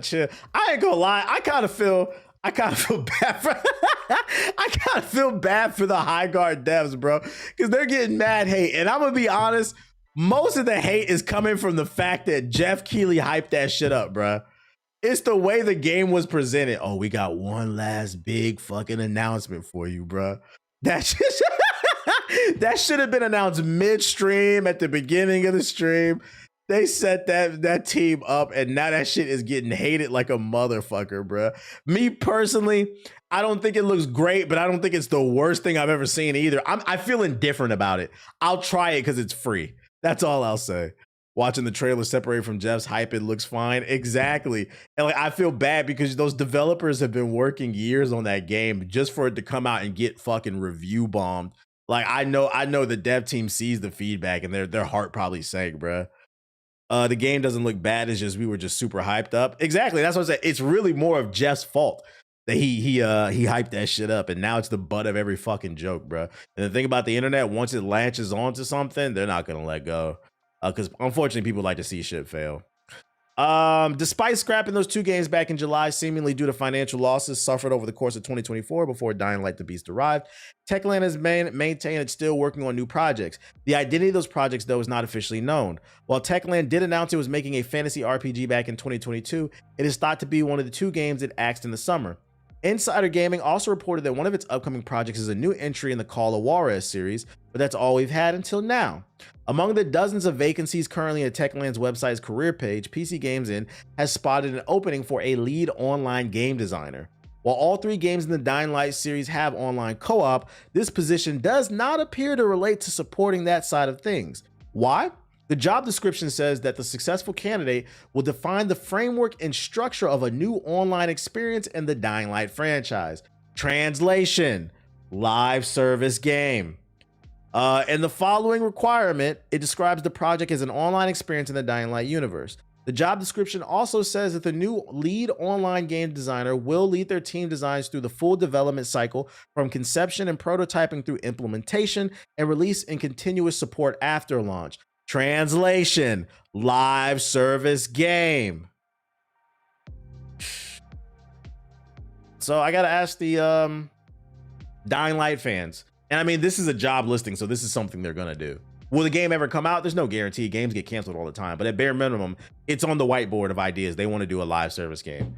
The question is, you the fans, do you want a Dying Light live service game? Because I don't know what the gameplay loop would be for that. I don't want to play a game personally where I have to defend the computer against zombies. Live service zombie game, and then a bunch of kooky ass skins and shit. The only live service game I want to see is more from Night Rain. I feel that. Fuck no, they bugging. Dying Light has a big community, so they will make money.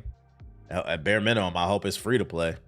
Make killing zombies satisfying and parkour fun. I'd play. I'll tell you this much: if anybody from the dev team sees this, if you do take the route of an online world, like a constant online world, please put proximity chat in it. Please put proximity chat. Did you get access to the black budget yet? Nah, I didn't. That's what I would say. But at bare minimum, no, they are working on it. So don't be surprised in a couple years if they announce some type of live service Dying Light game.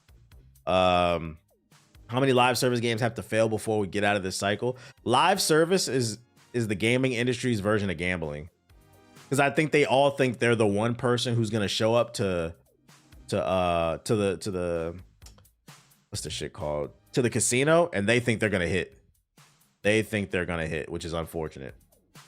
Fallout Season 2 is now coming sooner than later.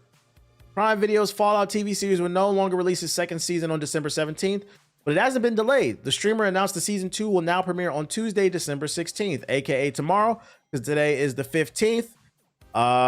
Season 2 will now premiere on December 16th at 6 p.m. PST, 9 p.m. EST. There's your info. It drops tomorrow. You know we on that. I have not watched the marathon gameplay, but I know it's coming. We're gonna get to it. I mean, I have it saved.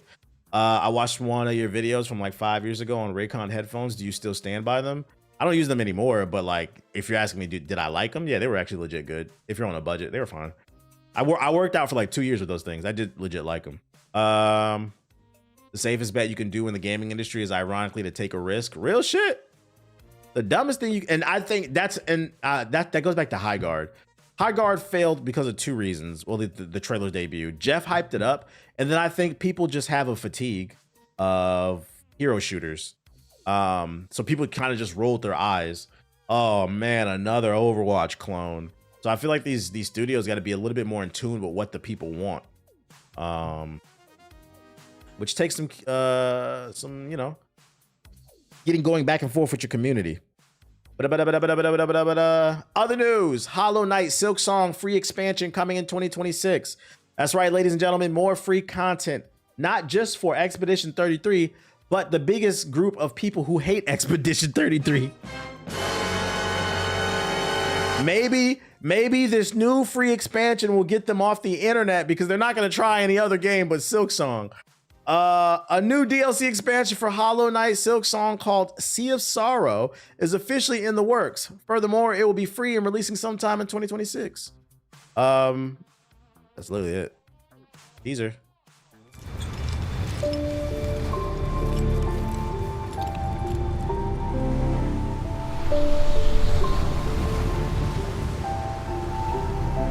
Okay, I have Bose headphones. Hold up. The Raycon earbuds I wouldn't compare them to like over the head Bose earphones. They're like comparable to like AirPods. Like I use them to work out, but if you're looking for like over the ear, they're not as good as those.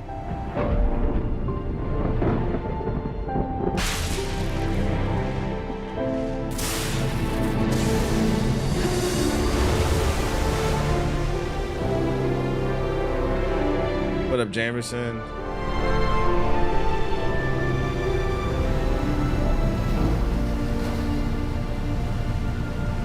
Yeah, I've had hero shooter fatigue for a while. I legit don't know what High Guard is. I don't either. They need to drop a dev diary explaining what exactly is the gameplay loop. Yo, shout out to Big Junior with the super chat. Off topic, but what's going on with Lords of the Fallen's dev? I seen him pop up on my For You feed on Twitter recently. I have an article saved for that. I think he said something mad horny. And then shout out to Hollow Knight for selling 7 million copies alongside millions more playing on the Game Pass. So I'd imagine at least probably 10 million have touched it. 7 million sold, but at least probably 10 million touched it because of the Game Pass. Shout out to them, man. Shout out to Silk Song. I know y'all busy. I know y'all busy riding for y'all game on social media, shitting all over Expedition 33. But you guys have something to be proud of. You're getting free content. You sold lots of copies. You guys have a good game. Don't let an award show keep you from having fun, because at the end of the day, that's what this gaming shit is about. Fucking relax. And then last but not least, Invincible is borrowing a page, unfortunately, out of the comic book industry. They are releasing multiple covers for their game. So as you can see, when the game comes out, you will be able to buy different types of covers. I would imagine some of these covers might be rare and they might sell for a lot. You said this is cool. That's how they get you, though. That's how they get you. For those unaware, when a comic book comes out, they usually have like at least 3 to 4 different covers, and sometimes they be having like 10 plus, bro. So they're gonna have the A cover, B, C, and some are probably gonna be more rare than others. Yo, shout out to Nate with the sub. Appreciate you. I got my first PC. I'm no longer a PS5. Shout out to you getting your first PC. Big fan. Just started streaming. Only want to do as far as gaming.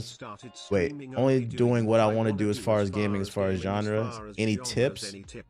I don't know. I don't know your content, so I don't have any. I can't give like a general study the market. That's what I'll say. That's like a general tip. Pay attention to formulas that are working for people, whether how people title things, but the way they edit.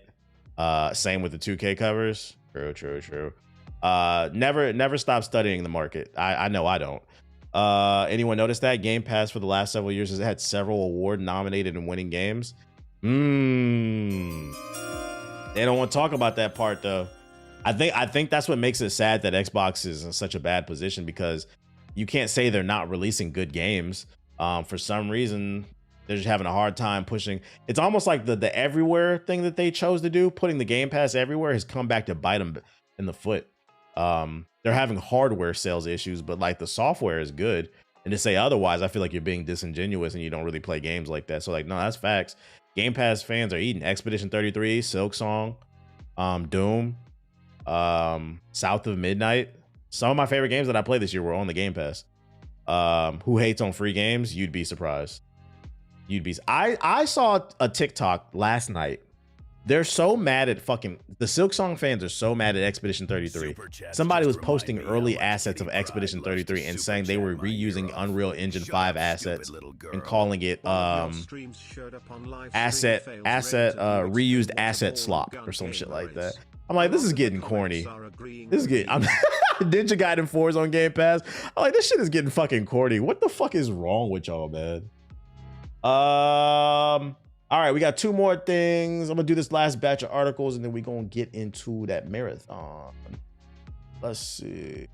Oh, speaking of Expedition 33 haters, this video hit my For You page, so you know we gonna talk about it. This one was too funny. I had to show this one on stream, man. I had to show this one. Yo, shout out to the creator Solange Knowles. Before we get into it, friendly reminder, I'm not attacking the creator. We just attacking the argument. We talking about what they're saying. So don't be attacking people and bothering people. But this dude is not a big fan of the fact that Expedition 33. I missed the super chat. I did. Oh, shout out to Darth Misogyny with the super chat. Appreciate it. One of your streams showed up on my on live streams fails Reddit of you explaining what a balling gamer is. A lot of comments are agreeing with you. Hey, tweet that to me, Darth Misogyny. Tweet that to me. Let's go. Hey, I'm not gonna lie. I made a Twitter page like 2 weeks ago. That shit blowing up already, bro. I've had 2 clips go viral already. I'm pretty sure that came from my Twitter. Shout out to y'all for supporting the content. But yeah, earlier I said a lot of Silk Song fans are really mad at Expedition 33. For some reason, they can't have fun with their game because another game won. And I'm not gonna lie, this is one of the worst takes that I've seen on the internet, and I've seen a lot of this. I hate to say it, it's coming from the Silk Song community, man. Bro, I just came here after seeing that post. I had to say this one because I couldn't believe what he said. Let me mute this real quick. Favorite game is Unreal Engine garbage. Unreal Engine 5 garbage. Like, let's start with that. We've reached a point in gaming where people are so pissed about the Game Awards we're now criticizing and demonizing people for using a tool that made game development more accessible. One of the reasons why we have more indie games than ever is because the Unreal Engine, literally right now, you watching the stream, whatever your name is, get your hand out your pants, stop playing with your dick. You can download the Unreal Engine and make games for free. And they will not charge you royalties until your game sells like 100,000 or something like that. That's a beautiful thing. Now, does the Unreal Engine have some problems? Unreal Engine 5? Yeah, it does. But I'm not going to lie. I'm starting to question how bad are the problems with the Unreal Engine versus the lack of talent, because Expedition 33 runs on Unreal Engine 5. And one thing I can say about that game is that is one of the most optimized games of the year. I had no bugs, no glitches, no frame rate drops. So in my head, I'm thinking, why does this game run so well, but other ones don't? It starts to make me wonder, is it a talent issue? Because on the flip side of things, the beauty of the Unreal Engine is also the downfall. It's accessible to everybody. So it makes me wonder how many people just lack the experience, because there is a difference. And this is why dev teams are so big. You have to understand there is a difference in skill set between art design, the coding, animations, optimization. This is why they have different teams. Somebody who knows how to optimize doesn't necessarily know how to animate. Sometimes maybe, but it makes me wonder. But we got to get away from just calling games trash because it runs on Unreal. Call it trash because it doesn't run well. That viral Mario clip in Unreal Engine 5 and it's shitty. That is what Claire Expedition 33 is. That shit is trash, nigga. He didn't play the game, chat. I said, man, this is a miserable existence. To deny yourself greatness is bad karma, and you're also missing out on things that could potentially inspire you. You don't gotta like the game as much as everybody, but there's no way you can play that game and call it trash.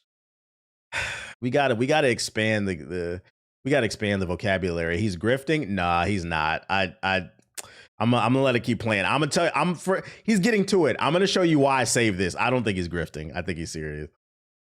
Don't mention that shit. The game is trash, bro. Where's E3 when you need it? Because this game would not have won anything.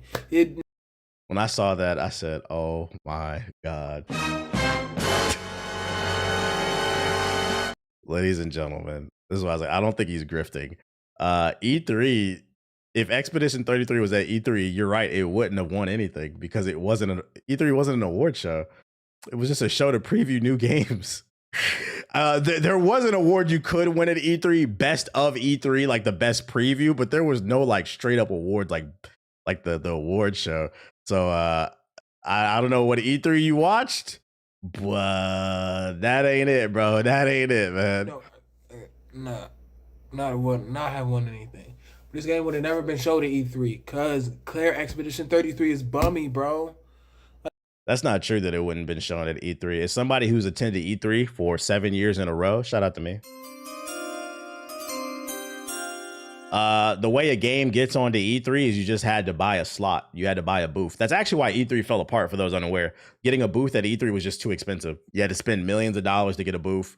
If not bare minimum, hundreds of thousands to get a corner in the convention center. And then a lot of people felt like they weren't getting the return that they wanted. So what happened is they started doing shows online, Nintendo Direct. Nintendo was we made fun of them, but Nintendo was ahead of the ball. Then you had the PlayStation State of the Play. Now you have the Xbox preview and all that other stuff. It just wasn't worth it. So you have to understand, anybody could have appeared at E3, if they had the money for it. I would know. I was there. I mean, like, name me 5 real life niggas who've played it, bro. I'm one of them. My nigga JG. My nigga Ethos. My nigga Siggy. I don't know if Watts in the chat. She reeking, but we're going to give you a pass. My nigga Watts.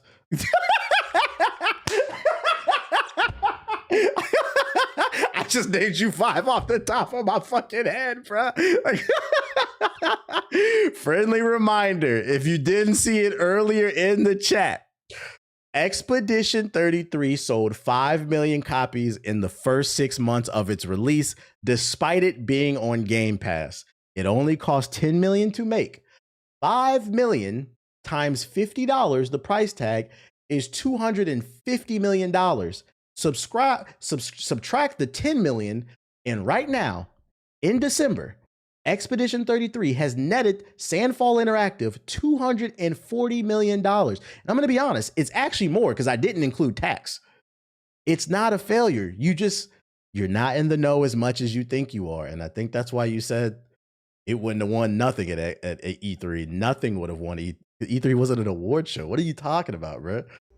You can't, because this is the first man-made game that is AI. Like, this shit is garbage. It is straight A garbage. And everyone said, oh, you should. Not only is it not AI, I think one of the reasons why you wanted to root for this game is it has a beautiful story. The head of the studio, the one that founded Sandfall Interactive, and you can find his post. They posted him on Twitter. He posted to Reddit, hey guys, I have this idea for a game and I need people for a studio. He hired people from SoundCloud to do the music. They had to, because their budget was so tight, they had to get the voice acting done like in a couple of days. This is the story of the underdog that you want to win. For those unaware, Expedition 33 started off as a Reddit post. Let me see if I can find it, actually. If anybody has the link. The Reddit post that started it all. Is this from 7 months ago? I don't think this is it. Damn, I should have saved that shit, bro. Anybody got the link for that shit? Exactly what it seems like. I don't think he plays games at all. It was inside that post. It was. Let me read it. Here's the link to our draft trailer. If you're interested, check out the doc for the instructions. He's reposting it. My dumbass. So this person from I don't know how Reddit works. This guy from 7 months ago reposted it. So this is the original post. 6 years ago, the head of Sandfall Interactive, when he first started the studio, ambitious AA game project looking for 3 female and 2 male leads. It was supposed to be a PS4 and Xbox One game. That's how long it's been in development. And he's recruiting people on fucking Reddit. This is the story that you want. And this is the shit I'm talking about. Like, yo, we're losing the plot, man. We are also, and real shit, this is why I say you need to be more open-minded to trying different things, because you might miss out on inspiration. This should inspire some of y'all, bruh. Like I said, this started off as a Reddit post. He was just looking for people to help out. Hey, who wants to join the team? He contracted people off of SoundCloud to do the music. This is an underdog story. I don't understand what people so mad about, man. You shouldn't have played it. I'm not gonna waste my money on a garbage game. That is garbage. You're unfortunate, man. Unfortunate. We talked about it on the podcast. If you haven't seen the new GI podcast, tap in. But we were just talking about how people have unfortunately begun to tie their entire personality to the games that they play, and they're starting to take people's disagreements on game conversation as like a personal attack, which is unfortunate. It's interesting too, because I feel like this is the Gen Z version of what my parents, because I feel like on the opposite end of the spectrum, like my grandparents, they tied a lot of their worth and personality to the company, and then they found out it didn't matter when they did 30-40 years and they didn't even get a party. They was just like, bye. Like they tied. I feel like this is like a Gen Z version where like people are tying their worth to the game and shit like that. And it's unfortunate because, like, friendly reminder, can't stress this enough. Games are supposed to be about escaping and having fun. And also, something winning an award should not affect your ability to have fun with something. Garbage why he can't even articulate. It's just an emotional response. This is another thing. Y'all gotta stop doing this shit, because I'm not gonna lie, if I see it, I'm gonna reply to it. No. Before you hold your phone up to your face and make an emotional post, please think about it, because you never know where something is going to appear, bruh. But I thought it was funny. The whole E3 comment, I was like, whoa, like it wouldn't have won anything at E3. I'm like, technically, yeah, you're right. Super chats. Put down the controller, pick up a book, walk outside with, touch some grass, relax. In other dire news, Samsung will reportedly announce the end of the SATA SSD production next year. Multiple industry sources suggest adding to our memory pricing woes. That's right, ladies and gentlemen. Not only will there be a RAM shortage, but there could be an SSD shortage, the old SSDs at least. Let's say you have this friend, right? And let's say they took one look at the current memory pricing apocalypse, and the knock-on effect is having NVMe SSDs before scoffing. Well, I'll just pick up some SATA drives. I'll save some money then. Well, this friend of ours might want to get on the hustle, as these might become pricier and harder to find very soon. And this is why this is a big issue, because for those who have never built a PC, there are two different type of SSD. This is the original SSD right here. I don't know why the picture disappeared. The SATA SSD. These are the original ones. They're fast, but they're a little bit slower. And then you have the new M.2 NVE ones, which are super, super fast, and you just plug it into the motherboard. These ones are cheaper. So like I said in the article, you know, maybe if you were building a PC and you were on a tight budget and you wanted to save some money somewhere, you can wait. You don't need it. I'm not gonna lie. M2 is nice. Now that a nigga got one, I ain't gonna lie. It is nice, but you don't need it. So if you wanted to wait to get that, you could and upgrade it later. But it's looking like that's no longer going to become an option. Well, not no longer, but it's going to be harder to become an option because Samsung is going to be pulling it off the market, making it harder to find, which means the price of that's going to go up, pushing everybody to M2s once again, meaning you will own nothing. At this point, a pre-build seems like the way to go. You got it. I need it. M2s are lit. They are lit. I only run Windows and like applications on my M2s. I still store majority of my games on a SATA SSD. Theoretically, AI could gobble up the SSDs as well, and that's the issue. That's what they're talking about, bro. It's just fuck the consumer. Just don't get a hard disk drive. Hey, you might have to. The way this shit is going, bro. PC part to the next stock options. It's fucking crazy, bro. So yeah, just know. Them PC prices, the price of a brick is going up even further. Shout out to Tsunami with the sub. Appreciate you. Other news, Phantom Blade Zero is a PlayStation 5 console exclusive for 12 months. Pretty self-explanatory. Phantom Blade Zero is a PS5 exclusive for 1 year. S Game Studios action RPG launches on September 9th, 2026 across PC and PS5. Much like initial PS5 console exclusives such as Silent Hill 2 Remake, Phantom Blade Zero won't be available on other consoles until at least 12 months after the release date. Well, that's actually interesting. So that doesn't guarantee exactly 1 year. It means bare minimum you're going to have to wait 1 year before it comes to PC. So if you're really itching to play Phantom Blade Zero, please be aware when it drops next year in September, PS5 is where it's going to be at least for bare minimum a year. But to be honest, it could be 2 years because this doesn't guarantee anything. It just says at least. It doesn't guarantee anything. I got a PS5 Pro, so I'm gonna be good. But yeah, now you know. It says console exclusive because it won't come to Xbox for 1 year. This means Xbox Series X and Series for Nintendo Switch will have to wait until at least September 27. These are indeed. Oh, okay, I'm reading this wrong. Shout out to you. I read that wrong. So that means it is gonna launch on PC day one? I feel like they need to clarify that because it doesn't state that either. Because I understand you can interpret that as it's not coming to Xbox or the Switch until 2027. But unless they straight up state it's coming to PC day one, that doesn't. This is actually a little confusing the way they worded it. Oh, I'm bugging. Yeah, I can't read, chat.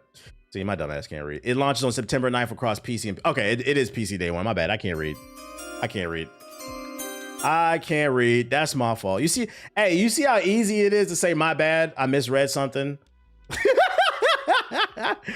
I read that too fast. My fault. I read that wrong. Okay. Well, it's coming to PC day one. That's good to know.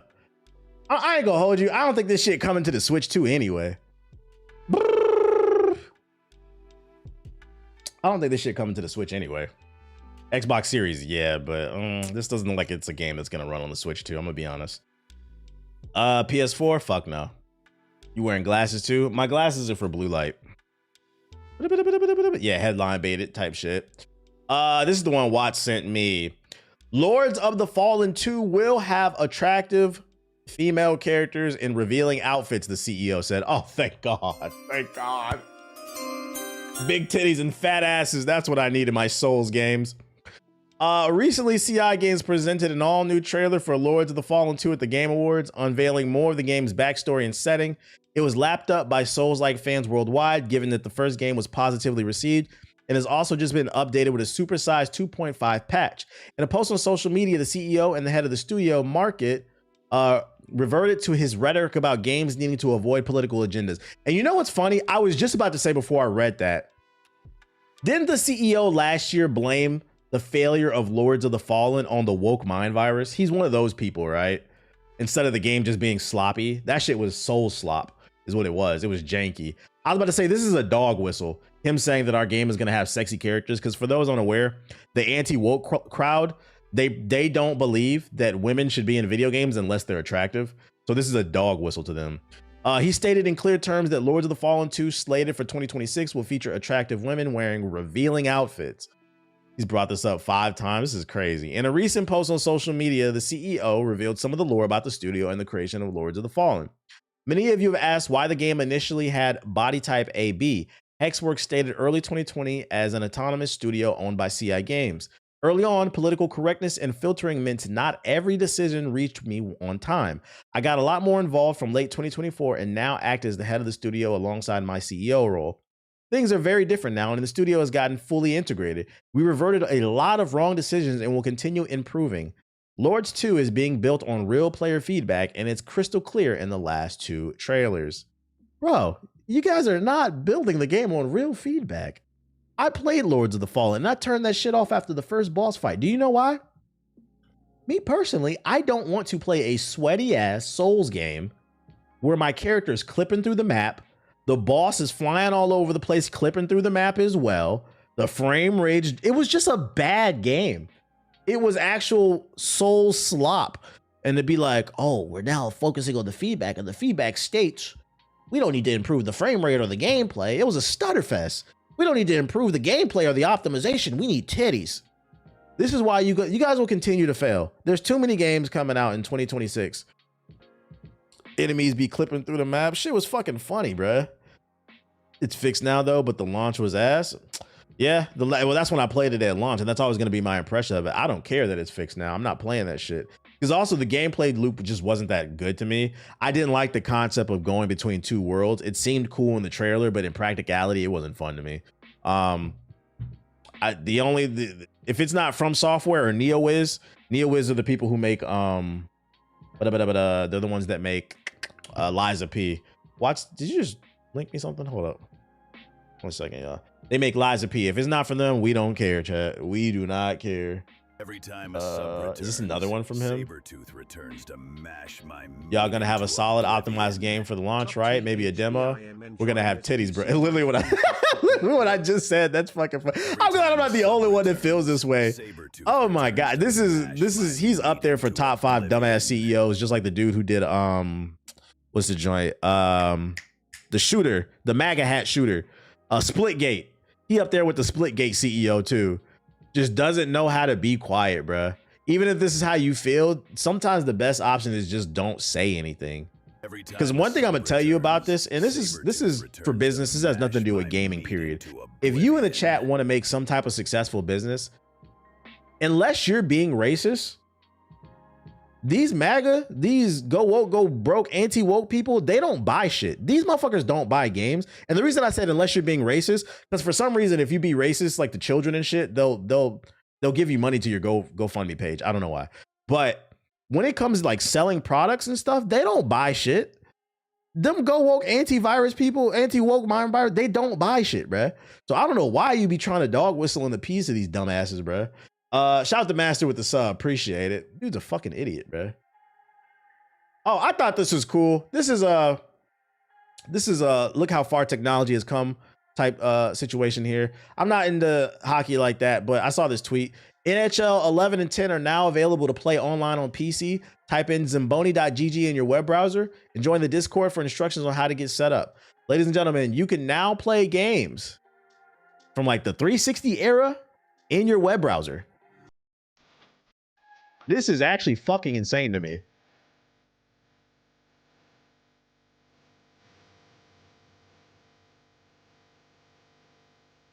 You get the gist of it. You said link that shit. I got you. And you can play online. The song is fucking stupid. Oh wait, let me put it on all so it goes to the YouTube chat as well. I'm glad you said Zamboni, right? Zamboni. I don't know what the fuck that means. The music took me back. Anyways, what else I got? Oh, sad news for Sega fans. After 25 years of support, Google has finally discontinued support for Dreamcast web browsers, man. I don't know who's on the hub via their Dreamcast on dial-up AOL internet, but it is no longer supported. Sorry. You guys are gonna have to watch my streams with at least a PS4 now. that has an updated web browser. The Dreamcast web browser is not working. I know. This is hard-hitting news, man.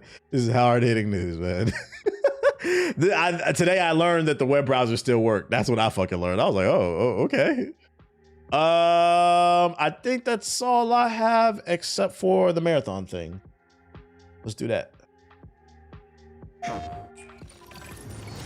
All right, ladies and gentlemen, for my last thing, we're going to talk about Bungie.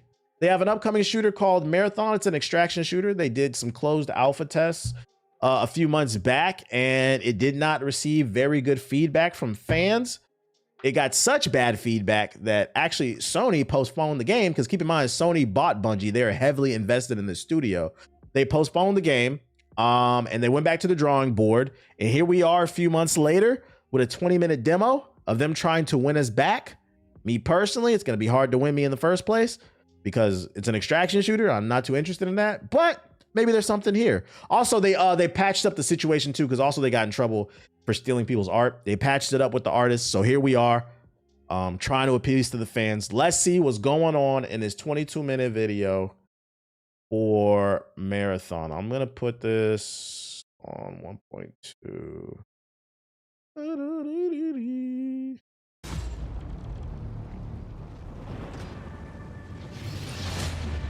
Players want more challenge. The whole point of an extraction shooter is that you're challenged to even survive in this world.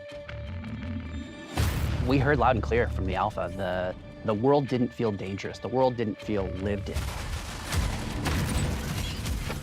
Can I be honest? I don't think the world will ever really feel dangerous to me just because it looks silly and colorful. Like, it looks like they were going more for like Super Mario Sunshine than like a gritty extraction shooter. Tau Ceti 4 to us is this place that really doesn't want you there. And that sort of survival narrative really fits really well with the kind of world that we're creating. The world needs to feel like there is something sinister underneath the surface, even when the colors are really bright. You should not be here. We want to marry the classic Bungie game feel, where you are blasting stuff in the face and it feels amazing, with the sort of... The shooting looks like it has a good punch to it. If you want good loot, you have to go to places where you're taking risks, either risks from other players or risks from AI. So we have all these tools now, Rook with Prox Chat, and the way the game works and sort of how tense it is. I think all those things work together really well. See ya. You have another Rook. Oh, stop that. No. Sorry.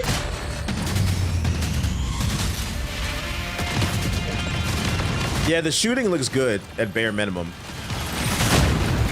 The shooting looks good, but like, just off this first minute, they're still not selling me on the world. I'm just not interested in this world.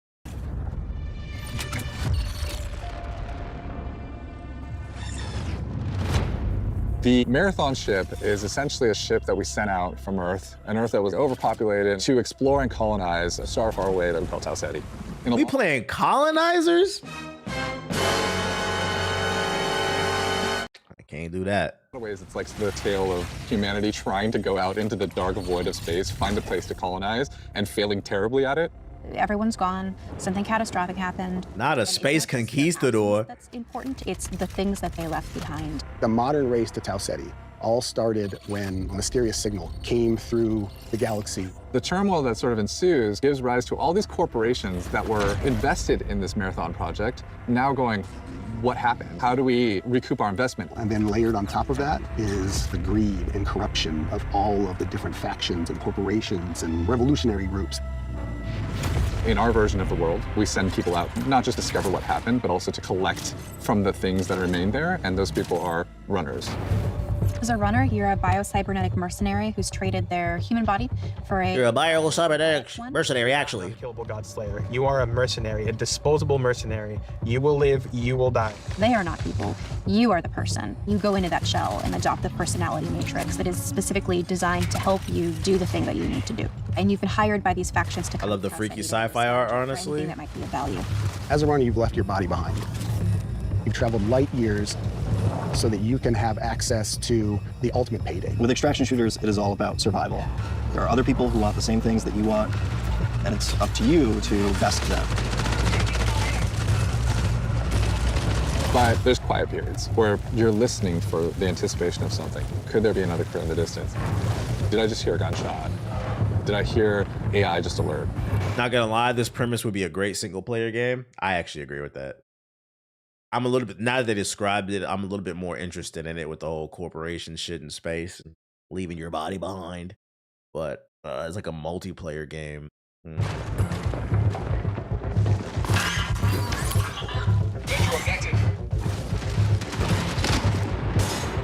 And then there's the loud bombastic. Why does Bungie insist on staying with an extraction shooter? It's because Sony owns Bungie now.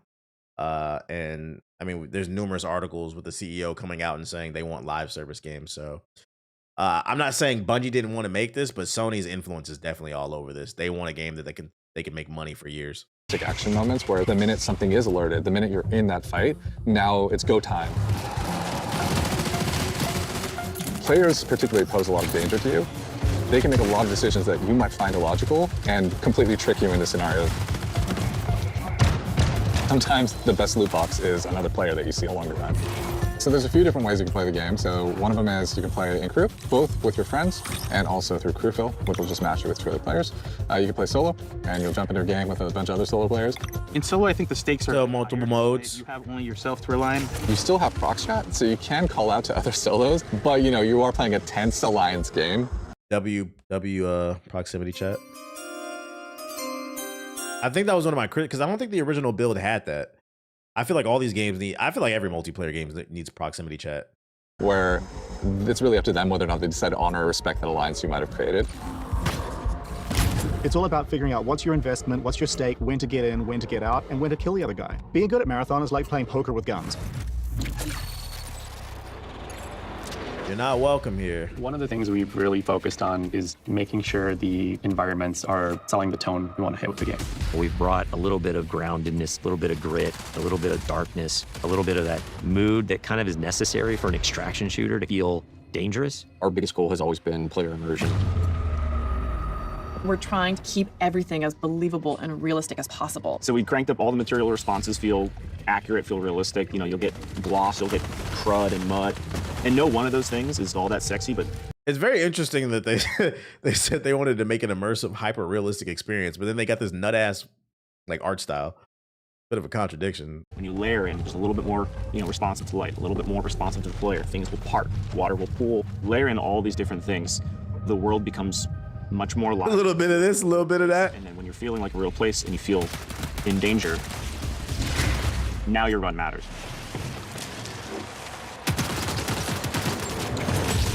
I look back at some of the alpha shots, and it's kind of hard to tell when it's sunny or when it's rainy. Weather feels like weather now. But like when it's sunny, you get this really nice like bleaching effect. It feels bright. It feels like warm when it's sunny now. I feel like we're just celebrating that color so much more. I think it just contributes to the whole effect. So we have dead bodies in the more game. color. We also have like decay on the runners themselves. Like you'll actually see them fall apart. We're actually dropping the body. The body stays there and the body slowly. That section looks pretty. As you loot it.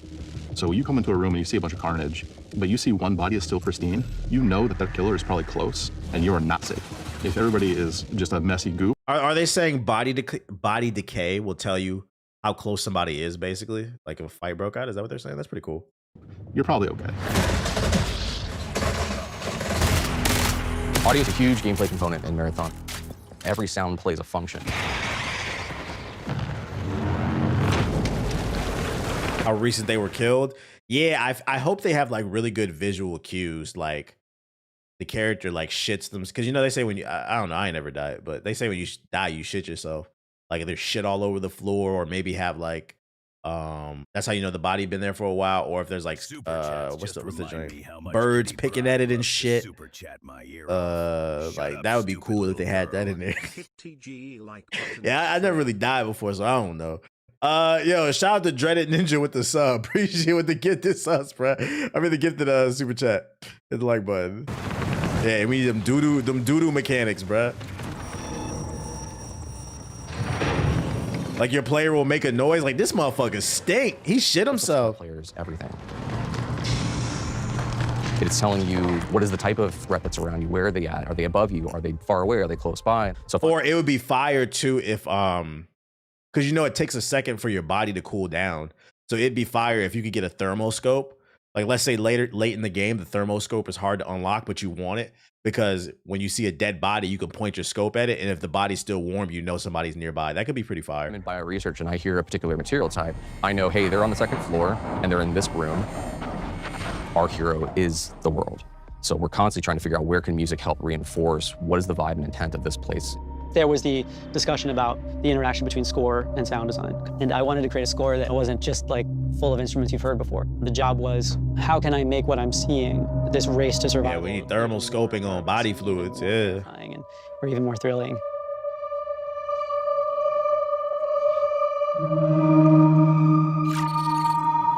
Got the sound design. And each one of those zones has its own sort of approach to kind of level design and what it asks players to kind of think about and do. You're going to start with perimeter. You're kind of on the outskirts of the colony. It's a little more spread out. You got a little bit more areas to be safe and to sneak around, but it's also a little more straightforward. It really brings this sense of scale. It sits like in our fantasy as expansion site for the colony on the very edges of where they had settled on Tau Ceti. UESC are also there trying to understand what has happened and secure the area. Death is a part of Marathon. It happens a lot, even on perimeter, which we talk about as a more friendly zone to new runners. You are still gonna die a lot. Hey, listen, I know looter shooters are all about robbing each other, but can I keep my fucking gun, bruh? Like, I'm cool if I lose some supplies or something, but can I keep my gun at least? Like, I'm not gonna lie, that's just my issue with like extraction shooters. I just don't want to constantly be losing my fucking best weapons and shit. Like, that's gonna make me get off the game. You are trespassing in a military security zone.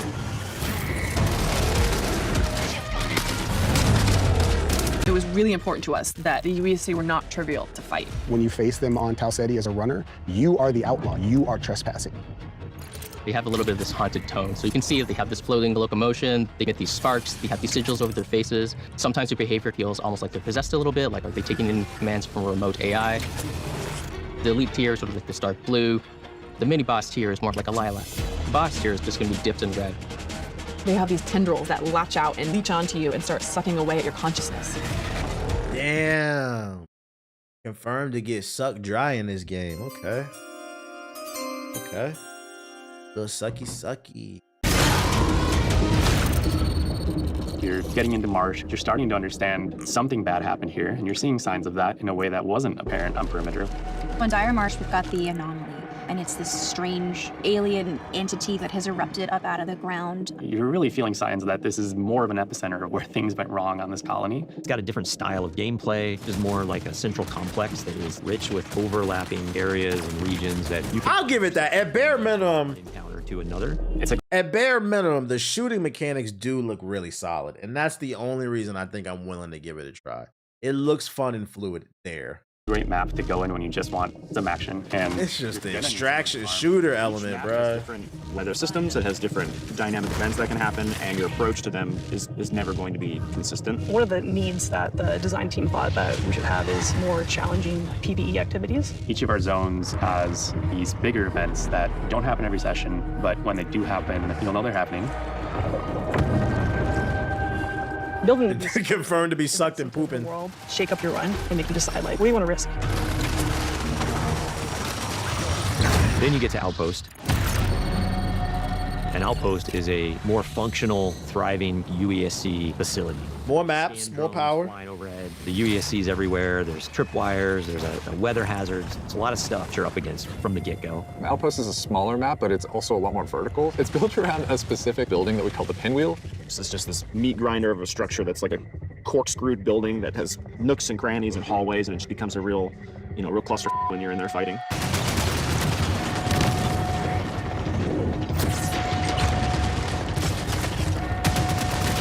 The floor is raised on outposts and nothing. It feels like there's gonna be more action in this, and maybe that's why I like it. I think that's kind of my problem with Arc Raiders. I feel like with Arc Raiders, you'll get into a good fight one game and then play like 3 games in a row and like just run into nobody. Like I feel like the clips you see on social media just make it seem like Arc Raiders is just lit all the fucking time, and I think that's what kind of turned me away. That shit can get boring just running around collecting shit. Like maybe I would feel less inclined and less hurt to lose my loot if every round I'm just getting really good gunfights, basically. So it's not that big of a deal to get robbed because next round you're gonna be robbing somebody too. Thing is free.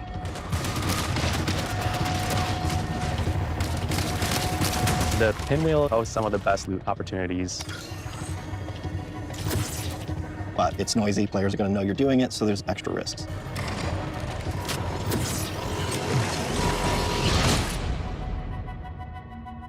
The character you're going to spend the most time with is the zones. Your mom. Understanding each personality of every zone. That's the storytelling every player gets. Every time you're on the planet, you can look up and see the ship floating and looming in the skybox, reminding you of why this place even exists, but also reminding you. Not gonna lie, this sold me. Here, and you got to figure out what it was. Marathon has a lot of loot in it. It's a huge pie. There's a ton of different implants at every rarity. That's what I like to hear. Different runner cores for each runner. There's over 400 weapon mods. I am curious, this is coming to console, right? It's a huge pie. There's a ton of different implants at every rarity. I'm curious to how this menu is gonna work on fucking console. I'd imagine navigating this menu is gonna be a bitch with a controller. Ton of different runner cores for each runner. There's over 400 weapon mods. Like it's just an outlandish number of items to collect. There's going to be a really interesting period of discoverability where players sort of figure out what are the pieces that I have available to me, how do I get them, and how do I put them together into something that's awesome. It's usually fine with a controller? Okay. I would hate to get caught with my pants down. Go through and look at how many iconic weapons have come from Bungie. And yeah, that looks like a DMR from Halo. And make sure that we're matching that legacy.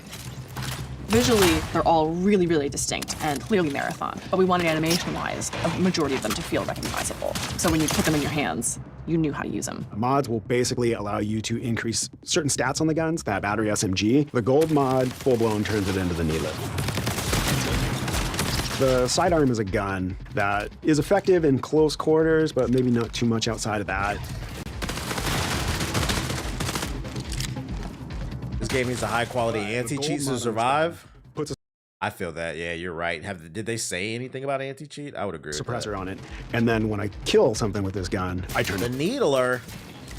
And then that lends it to other build crafting if I want to sort of stack into how invisible can I be.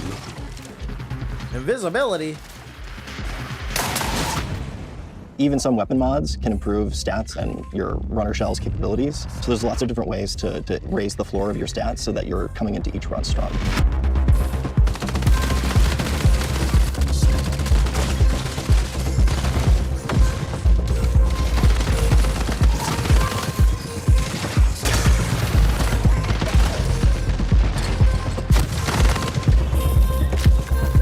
Runner shells are a bioprinted body that you inhabit when you go down. Oh, they got the thermals. The Lost Colony.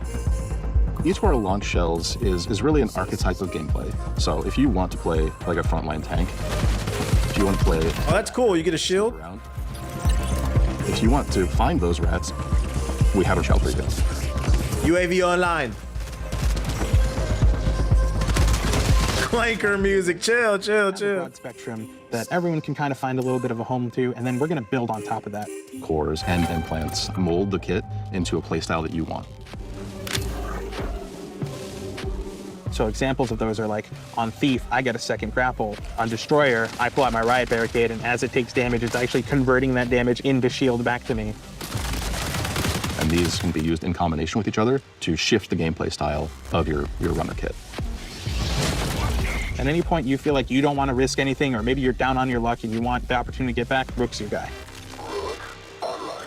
Rook is a prototype runner shell. It's a mode where we make it easy for you to just kind of drop into a match that's in progress and run about and try to scavenge as much as possible.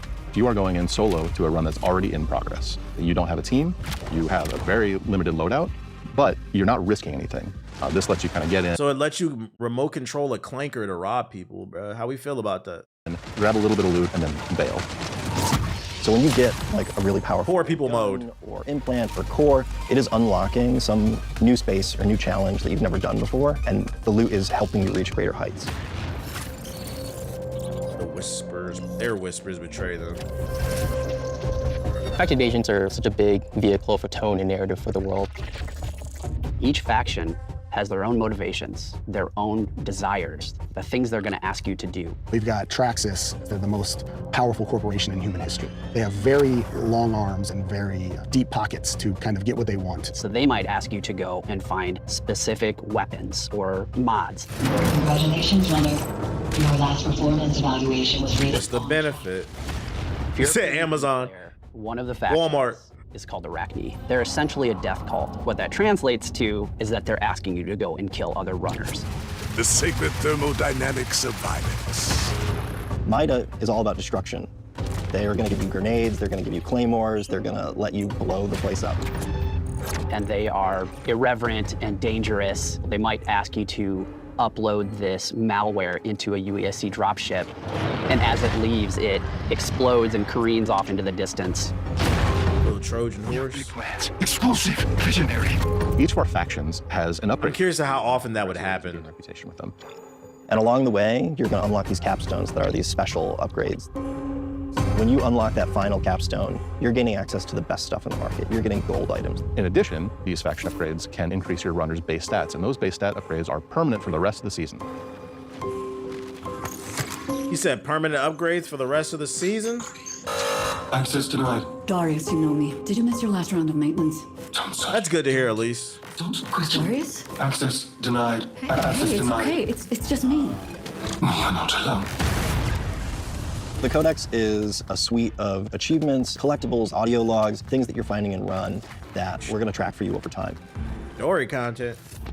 The more you find these items, the more story you're unlocking about them and what their role is in the world, why they're here, who cared about them, why they're as valuable as they are. I'm repeating myself with these entries, but any fears in I predict that this is going to spawn a lot of content on YouTube where people are like breaking down the lore, kind of like the same thing they do with like Elden Ring, since they're trickling it out through audio logs and different information about the game. But that's cool. I think that's what makes the game more unique. Like it gives you something else to chew on besides just looting. So there's a story here. endeavors seem unfounded. Within the Codex, there's a whole bunch of stuff that you can unlock. Runner skins. Yeah, it's an extraction shooter. Skins, weapon charms, stickers, emblems, backgrounds for your profile, and titles. So it's everything from your first steps on the world of Power City 4 all the way through to becoming a Fid Master and taking on the most extreme challenges.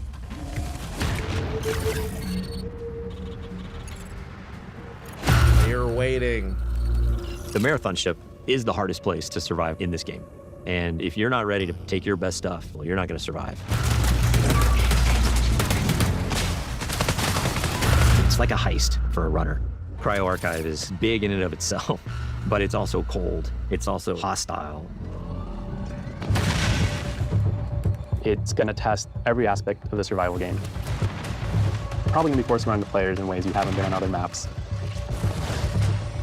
You're going to run into basically every type of environmental threat you have faced before. You're going to fight a who's who of the highest tier UESC units, and the UESC are there in this presence you haven't seen before. It's really cool because each of the vaults is more successively challenging than the next. And that 7th vault is where you both are going to get the coolest thing, but also where you're going to learn the most about what happened to this place. What did Walmart do to the world? Journey in Cryo Archive, you might start wondering if the UESC are there to keep you out or if they're actually there to keep something else in.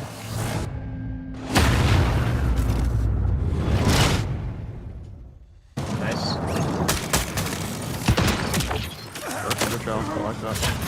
I think the thing I'm most excited about for Marathon is getting into the hands of our players. The biggest thing I want people to take away from Marathon is that it still feels amazing. It still feels like it has that spark. It takes all the aspects that I can. This man said, I'm not going to lie, Bungie ruined my life.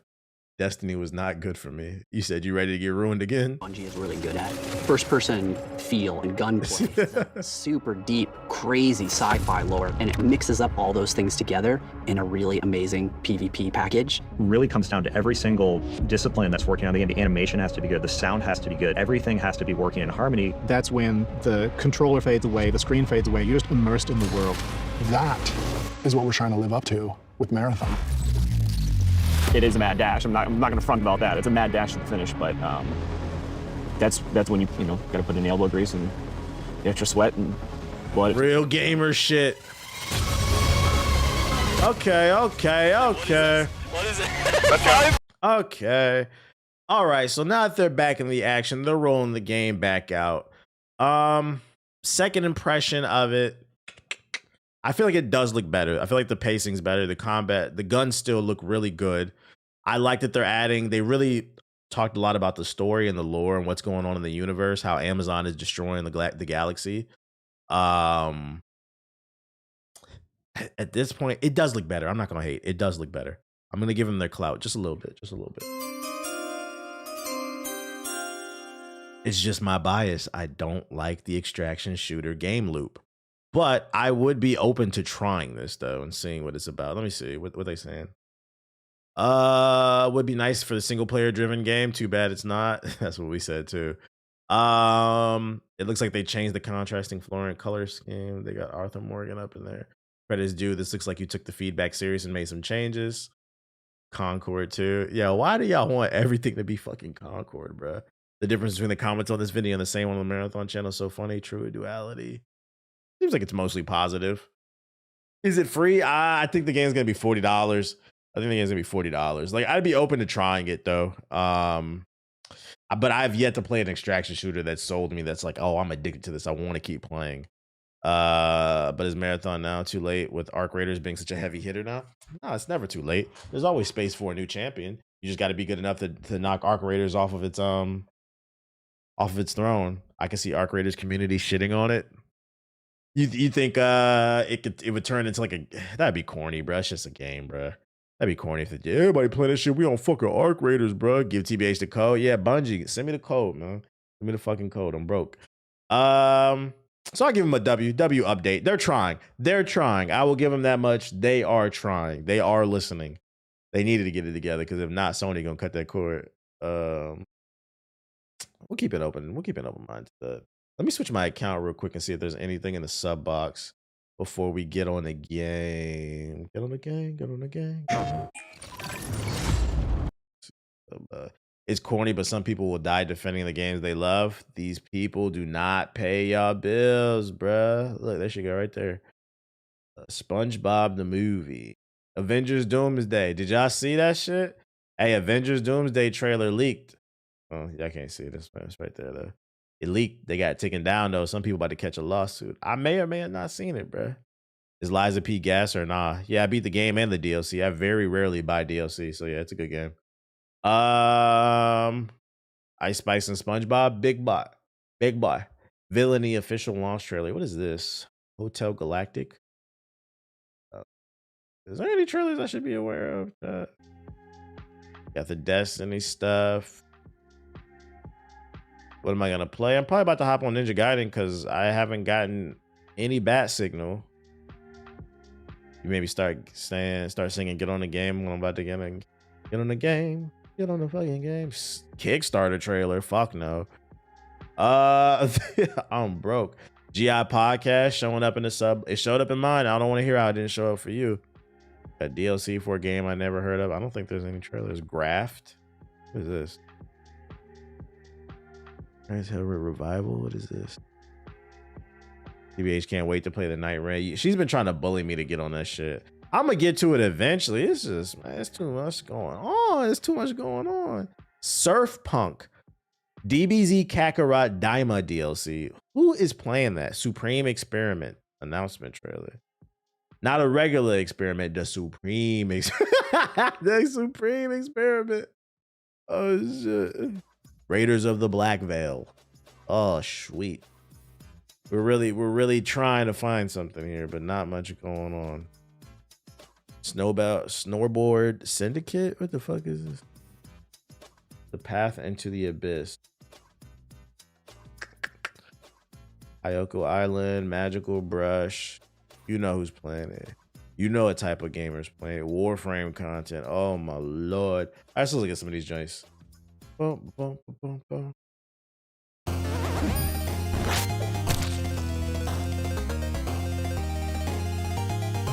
Are you gonna play GTA off stream? Fuck no, I gotta get them views. I'm playing that on stream.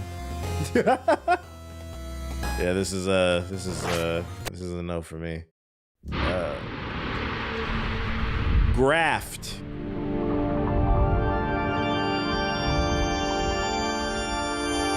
So far we got Naked Demons. I'm gonna play that Dragon Ball Diamond DLC off stream.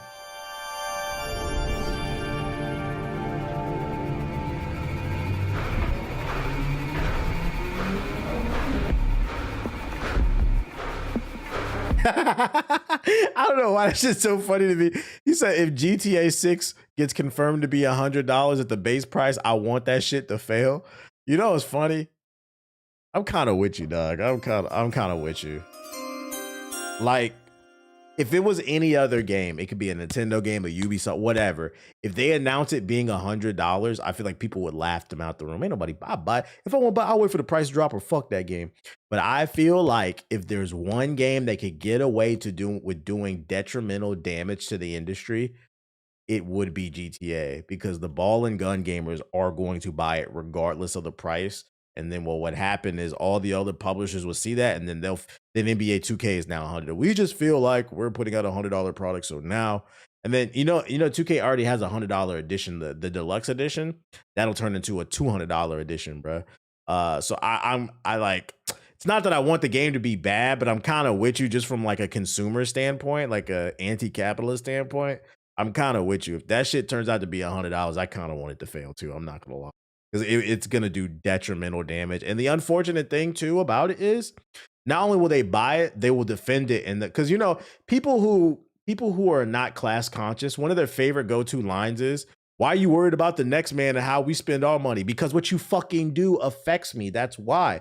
And that's what I'm trying to get through to your head. So they'll be like, oh, so you fucking pocket watching. And then 5 years down the road, when every game's $100 and $150, they'll be the same ones bitching about how everything's expensive and gaming is dead.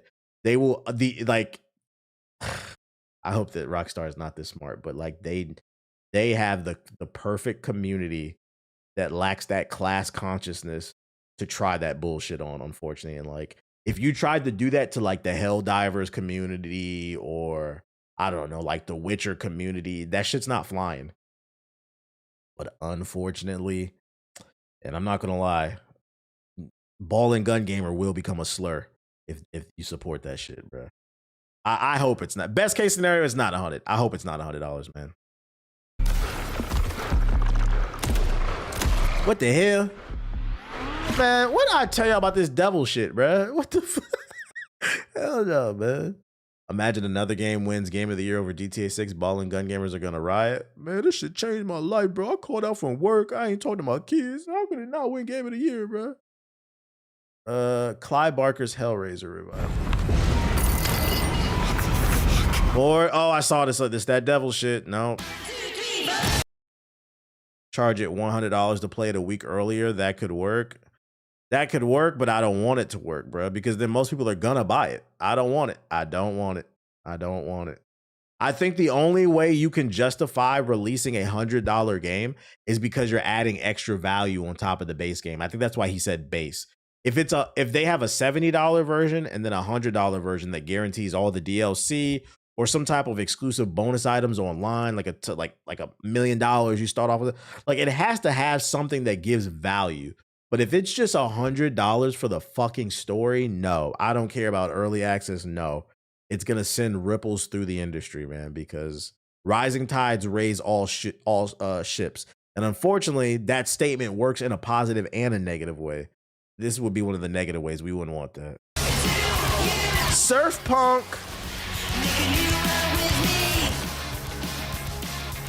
What the hell am I looking at?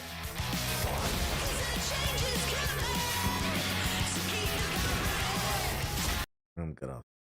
The base game plus, I don't know, 2 DLCs maybe. Yeah, like that'd be fine. Then I'd be like, okay, they're adding value to the consumer, but if you're not adding some type of value, it's not gonna be worth it. Supreme Experiment.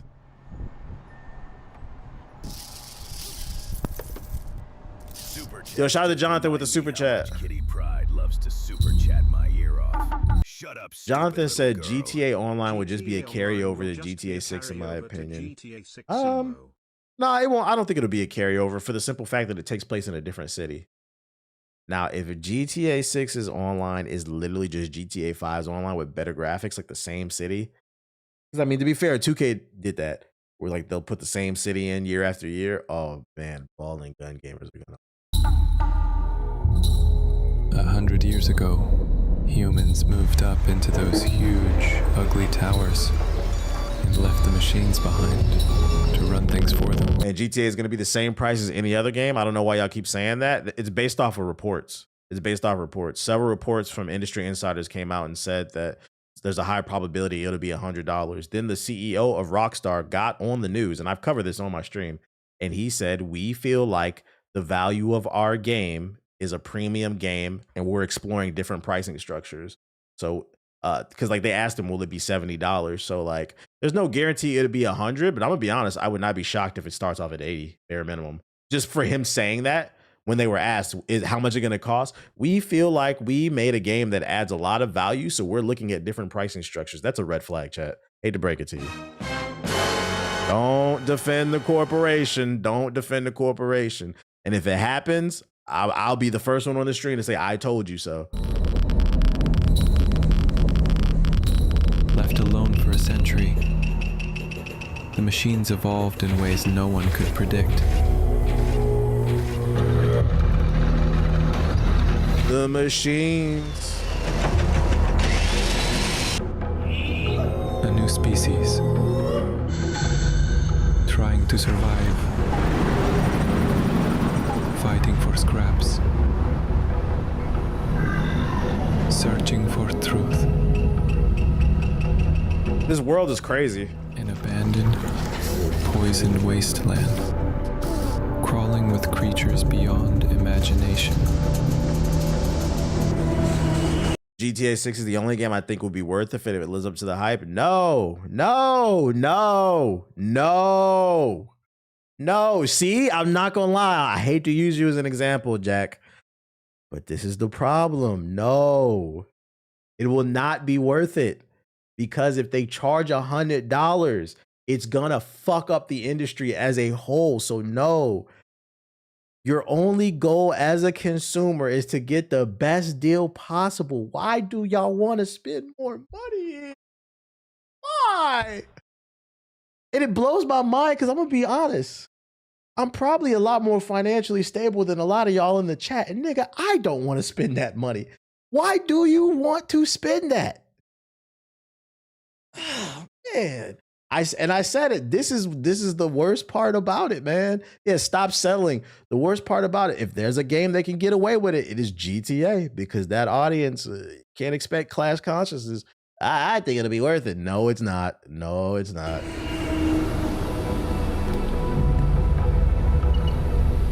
Down here, humans don't belong. But we would have bought other games at that price. What game are you buying for $100 right now? What base game costs $100? There's no game that costs that much. What are you talking about?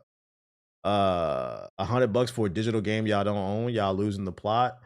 I got a conspiracy theory that all those rumors have been seeing online are paid niggas testing reactions and we're about to be cooked. I agree, Cammy. I believe they're putting those rumors out into space to check the temperature. Instead of dropping the bomb and just doing $100 and then getting bad feedback, they're just putting it in the air through some articles and rumors, seeing if they can fuck you or not. And they said, oh, you don't think it's that bad? Oh, we gonna do it then. Kind of like when Drake was leaking his own tracks to get feedback and then re-releasing it. You remember that part, Kemi? I feel like people forget that part of the battle when that nigga was leaking his own tracks and shit. You guys like this? No, we don't. Oh, shit. Oh, my goodness. I got responsibilities. I can't spend $100 on a game. I ain't gonna hold you. If base games become $100, I won't be, even as a creator, I won't be able to buy every fucking game. I will be right there with you, bruh. I don't get every game for free. I still pay for most of my games. Man. I don't know why people want to pay more for shit. Make them fight for your dollar. Left the city. It's a one-way ticket.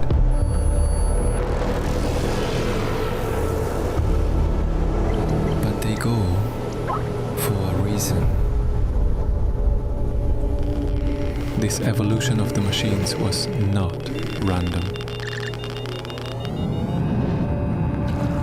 There's something vast behind it. The messed up part is when you charge $100, you only need to sell so many copies to make profit. They know. Yep. And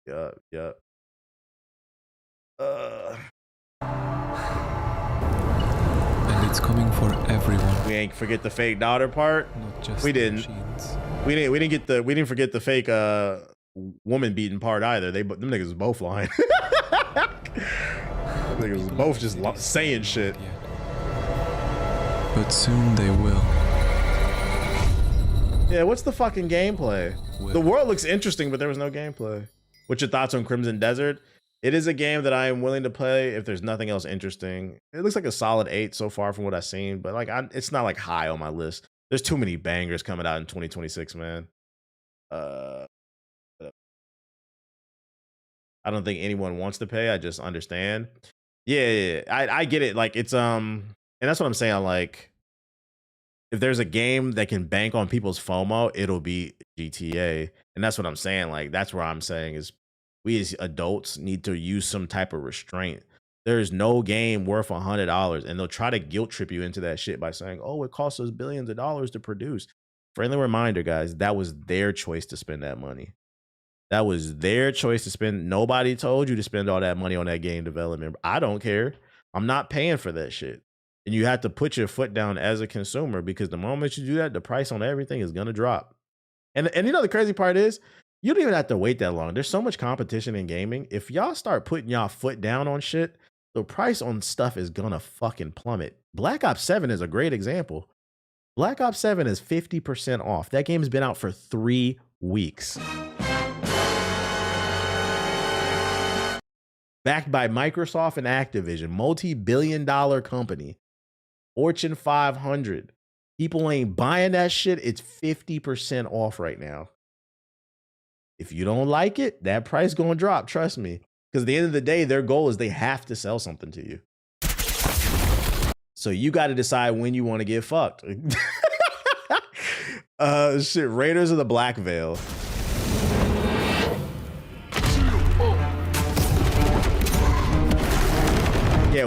Yeah, the consumer controls the market. I just wish people would understand that shit. I like the art in this. This is like a MOBA.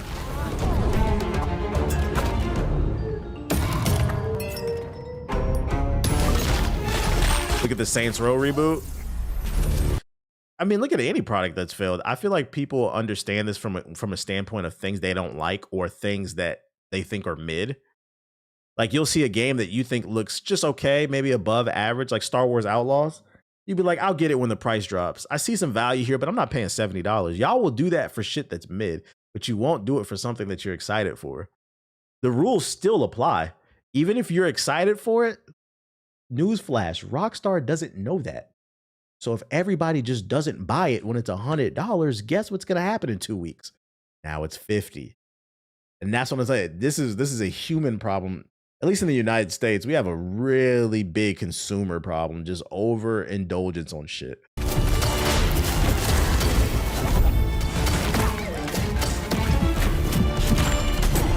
This looks like a MOBA type game. Reminds me of Hearthstyle. Still waiting on a good drop for Expedition 33. I ain't gonna hold you. It's worth 50. But I mean, if you want to wait, that I think it's worth 50. It's actually worth 70. But you know, I respect it. At least he's still having that restraint. One was the worst. Why you think I didn't get that Switch 2? It's too expensive. Exactly. That's why I ain't buy a Switch 2 as well. This is my first time in my 35 years on Earth that I did not buy a console at launch. I just didn't see the value in the Switch 2. I'm like, I'm good, bro. But I always, and that's not to say I had every console at launch, but whenever there was a new console generation, I always had one of them. When the PS2 was there, I had it. I got the GameCube as well. My dad threw away my PS2, but when the 360 was there, I was there day one.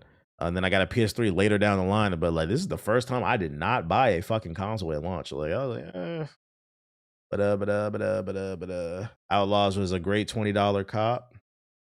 Stop the cap. Cap about what? Why would I lie about owning consoles? What?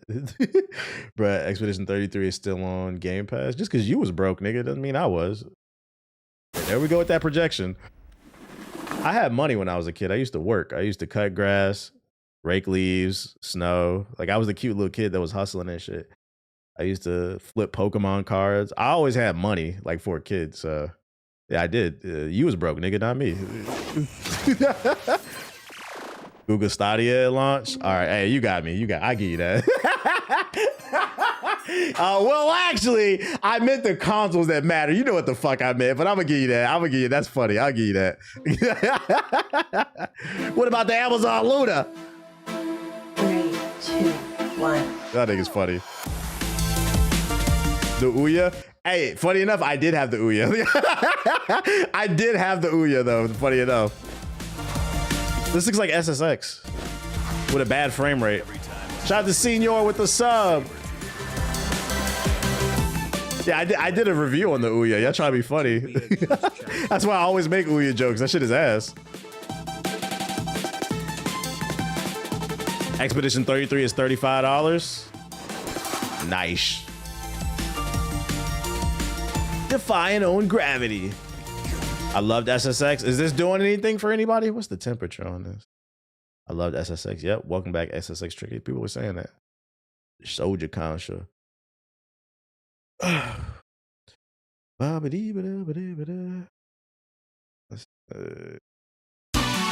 looks. The Drake fan just timed me out for making fun of him for having an OVO in his name on Twitch. It's a girl. And second, I mean, was it necessary? I mean, you typing it, he said, there it is. Was it necessary? Like, was the comment necessary? Hayaku Island of Darkness. Fun. You're not going to win a war with a mod. Uncover the island's darkest secret. I'm not going to lie, despite, OVO jokes aside, I'm not going to lie. If I didn't know you and I see you in the chat and the first thing you say to me is your name's fucking dog shit, I'm probably going to time you out too. Like, it's more so like, this is what I mean. Like, some of y'all lack social awareness. It's just, what was the point of the comment? Just keep it to yourself. Like, if you thought it was funny, just laugh yourself.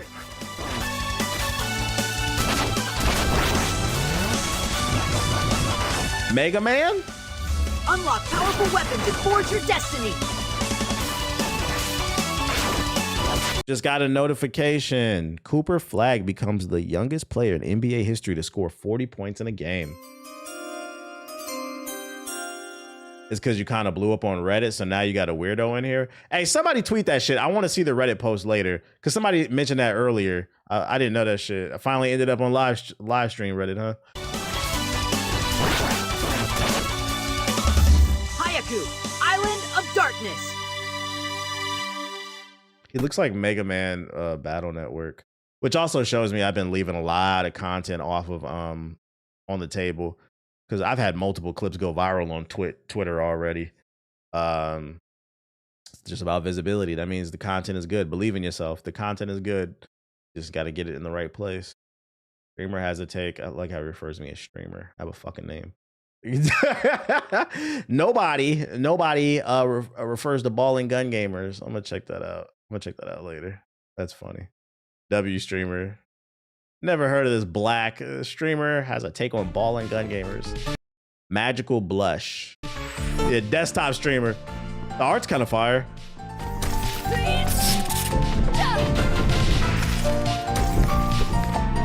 Careful, that subreddit is toxic. Oh, I don't care as long as they're watching. I don't care, bro. We can always ban people. We can put shit in sub mode. Like this, I'm not one of these streamers that's sensitive, bro. I will turn this. Y'all think I'm playing? I will click stop streaming right now if I fucking feel like it. I don't care.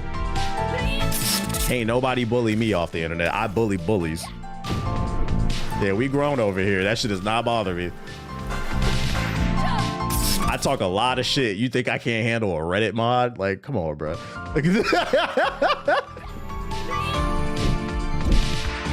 We are not taking nobody with mud butt seriously. Yeah, I dead ass will cut this fucking shit. Y'all niggas have a nice night. Bye. See you tomorrow. Oh shit. Let's get on the game. Fuck this shit. Let's get on the goddamn game. Get on the game. I got a P2. Xbox app. Bro said I will flip this all over. Hey, I'll flip the table over, right, bro. I'm going to bed, bro. Okay, but I gotta ask, where do you draw the line when it comes to disrespect? And that's when you start banning people. I actually rarely ban people. I'm gonna be honest. We mostly just talk about games over here. As long as you keep it cute, I don't care. Motherfuckers, you can agree or disagree with what I'm saying. I don't care. It's when you start calling people bitches and all this other shit. Or like, I'm not gonna lie, ban people because they be arguing with people in the chat and they just won't stop. Like, bro, relax. I'm pretty chill for the most part. I be joking. Like, if you see a clip out of context on social media of me, you'll think I ban people all the time. I just be joking most of the time. Be like, you get a 600. We haven't witnessed a 600 in a while. I don't be caring most part. Please don't turn the car around. Let me go use the bathroom real quick, fast, in a hurry. Somebody talking.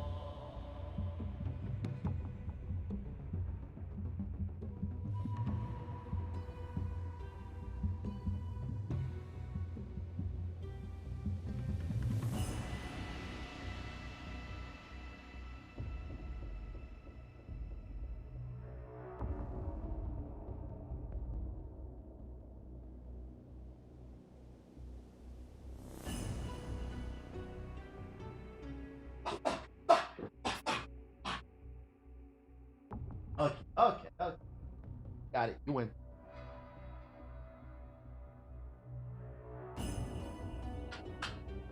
Back up. You know, I just realized. Hey, fuck this game. I forgot I installed that.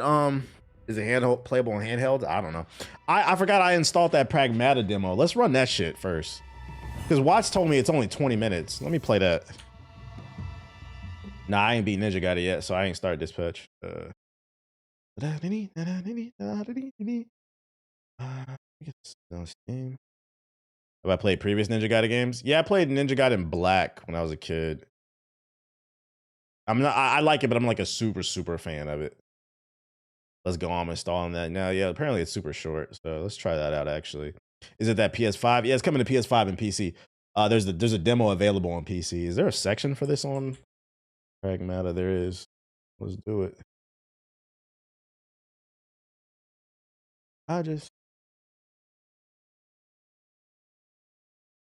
It's not plugged in.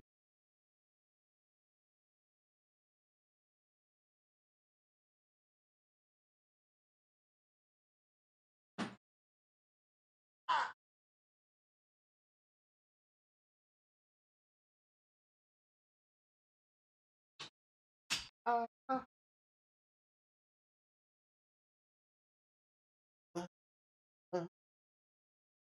you gotta bring that. What you talking about?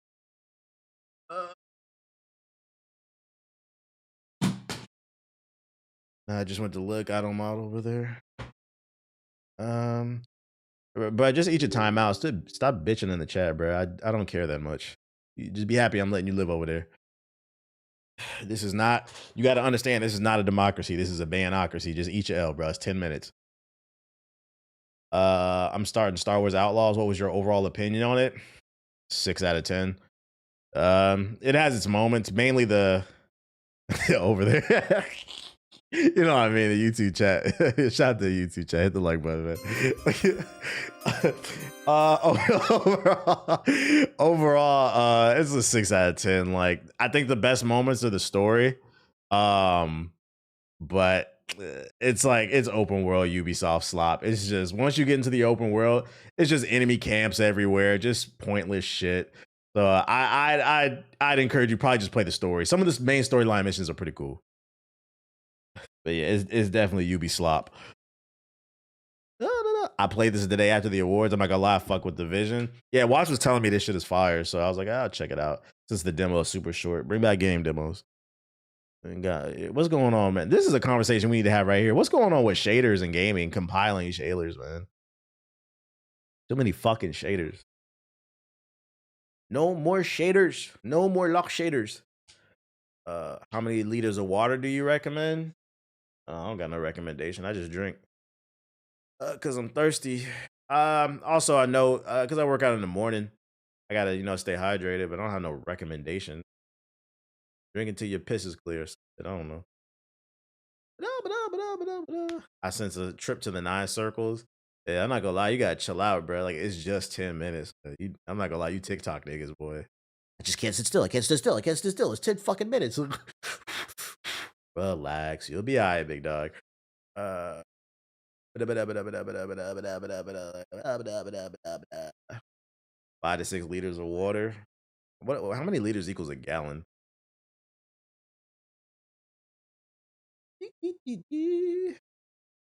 Bro, treat us like our ad money ain't shit. I don't know what that means. I just be chilling, chat. I just be chilling. What y'all want me to do? Get on my knees and beg y'all? Thank you for coming through to my stream. I do appreciate y'all. But that's about all you gonna get from me. Thank you. All you gonna get from me. I'm not doing nothing extra, chat. This is not that type of stream. I'll turn this bitch off, bro.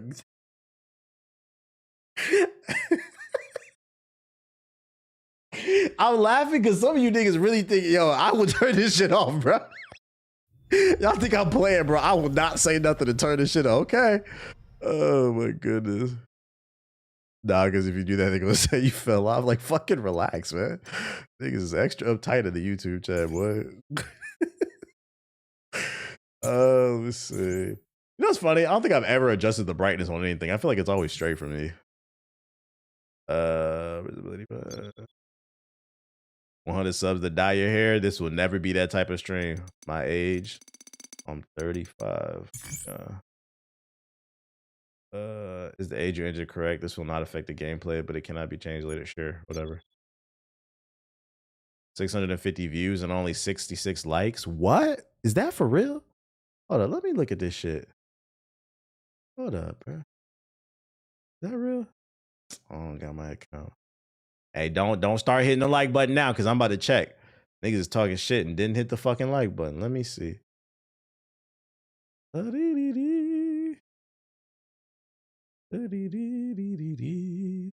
said YouTube chat is frauds. Caught you. Maybe his shit didn't update, bruh.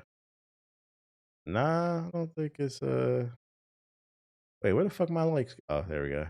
Nah, it's 300. I'm not gonna lie, that's still bad, bruh.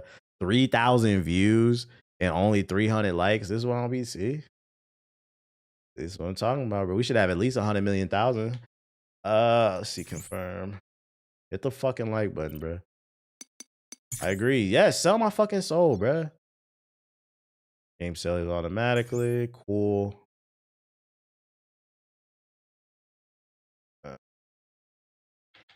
Yeah, at bare minimum, I don't feel like that's too much to ask for. 500 million thousand. That's not too much. If it is, you need to do some self. You need to do some self and reporting. Think about what you got going on. Pragmata sketchbook. Press any button. All right, y'all. For those just coming through to the stream, we about to try out the new Pragmata demo. This is a new game from Capcom. The demo is currently only available on Steam. I don't know why it's not available on PC. I heard good things about it. So let's see what it's all about. Do I need to change anything? Desync is on. Cool. Hold on, let me make sure there's no blur. Yeah, see, turn that the fuck off. Yep. Let's do. Oh, probably need to turn the audio down too.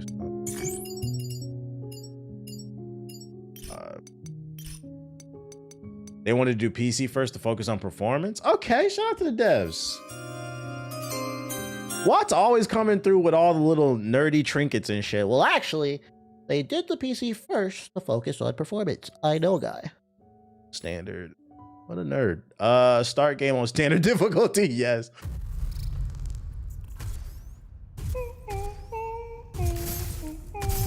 I thought I'm shooting at children. What the fuck? Little help here. Look out.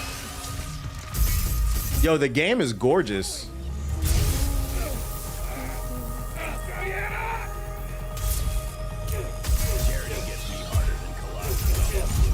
Shout out to Opam with the gifted sub. Appreciate you. All right, what's going on here? Using weapons. Left trigger, right trigger. Cool. Regular shit. See how it feels. Hey! Bro, fucking die. 1 second.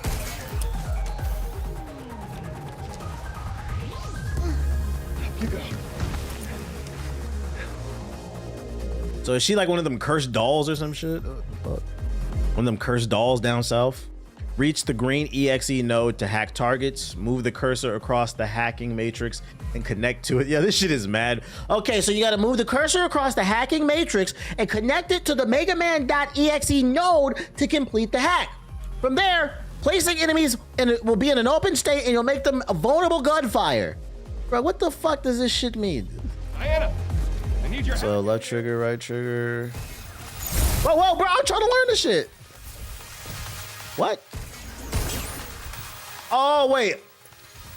What is this shit, bro? Does it matter what button I press? Am I doing that right? Okay, I did it. You gotta do a fucking puzzle in the middle of the fight. Can y'all see that shit? I should probably put my camera on the left. Y'all couldn't see me hacking into the Mega Man Battle Network. Okay, one. I got it. So does that do bonus damage? That's an interesting mechanic.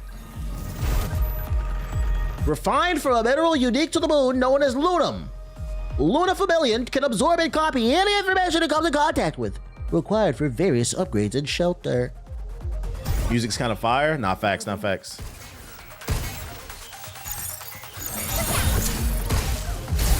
All right, how do you dodge though? Now it's my turn. Light work. Oh, I fucked up. So you just move. Light work. So yeah, it does bone. It's almost like an active reload. Yeah, the flow of combat is cool. I appreciate that it slows down time. That's actually very interesting. I'm not mad at it. That's a secret. I'll tell you later. During investigation of abnormalities at the cradle, Hugh Williams becomes isolated and meets a young android. Her name is Diana. When the battery was done falling out of her back, the two head to the top of the floor of the solar power plant to restore the main power so they can call Earth for help. Damn, Diana is android version cotton candy. Holy shit. The right stick or the D-pad would have been better. Yeah, it took me a second. That threw me off guard. I've never seen that before. I'll give him points for that. That is probably one of the most unique mechanics I've seen in a game in a while. Like, usually I pick up stuff very quickly. But like, I had to sit there for, what the fuck does that mean? God. All right, so we can scan objectives for key points. So we got Batman vision. Does the game have a release date yet? Not to my knowledge. No, but we got company. You really sure you work here? What? This is my fault? Dodging and thrust. So dodging and jumping consumes thrust gauge. Where's my thrust gauge at? So right bumper to dodge, A to jump, and then A to hover. Oh, that's fire. So we gotta get behind the shield. Look out for targeting something. How you like this? Nice. Okay, okay. We're getting the flow.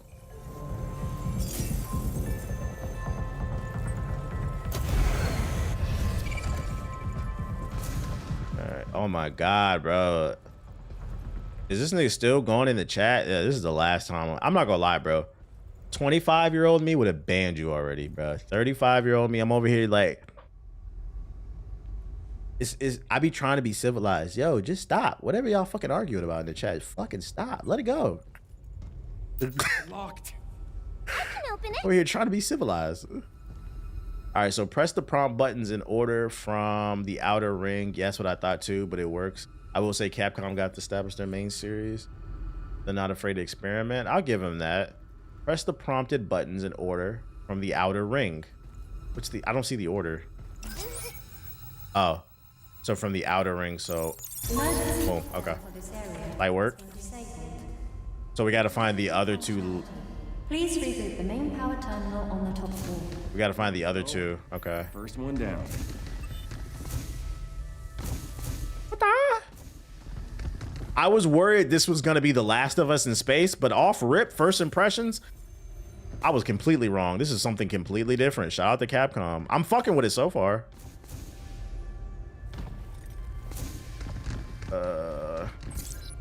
So the shockwave rail.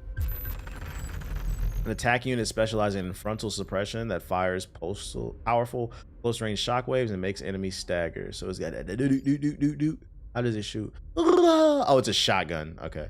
All right, so we got different weapons on the D-pad. Hey, this got a gun in it, chat. Got a ball and a gun.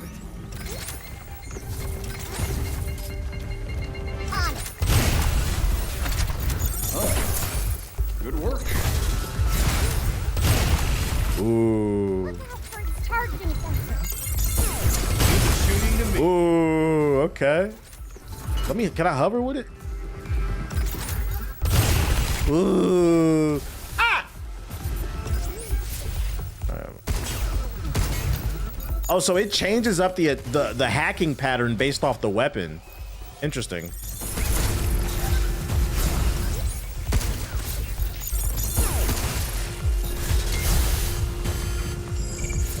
Can you reload? Reload.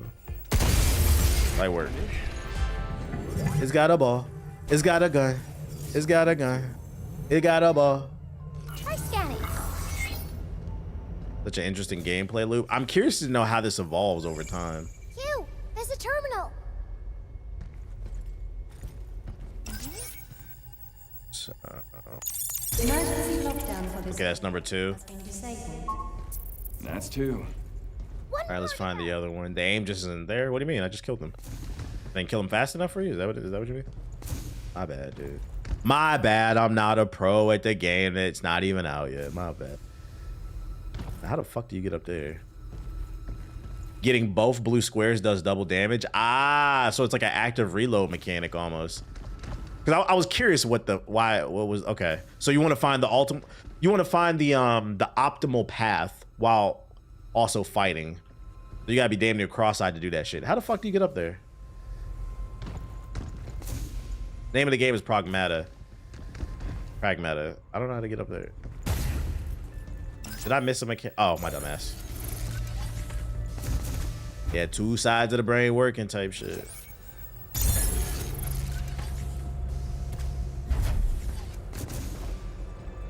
I need that damage. I need it now.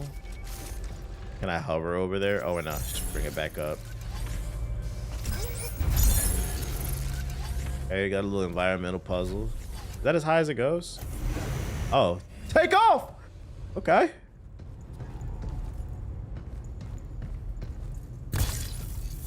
Shockwave ammo. Okay. Long distances. Thank you, little girl.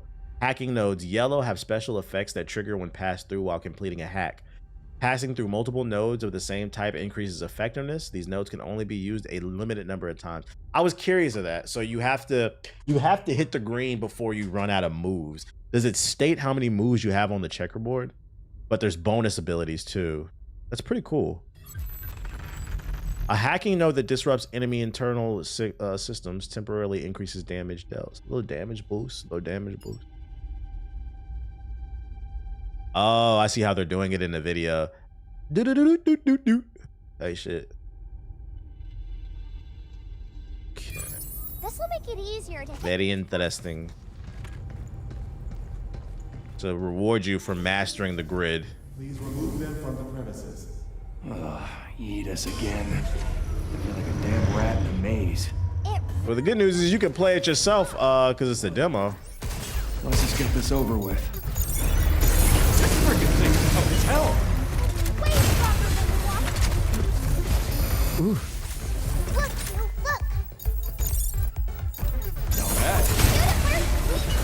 Yeah, I'm not gonna lie. I'm hella thinking about this too hard. This is such a unique mechanic. Gotta get used to that shit. Do this. Jump, you.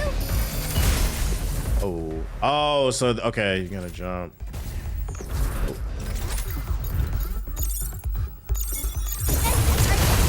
Ooh, there we go. Okay, it's kind of like Mass Effect the way it slows down time. I do appreciate that it does that. This coming to PS4. Come on, guys. Come on. Come on.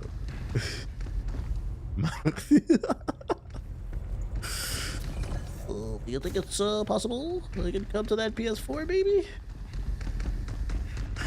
You know what is going on. Let me go up.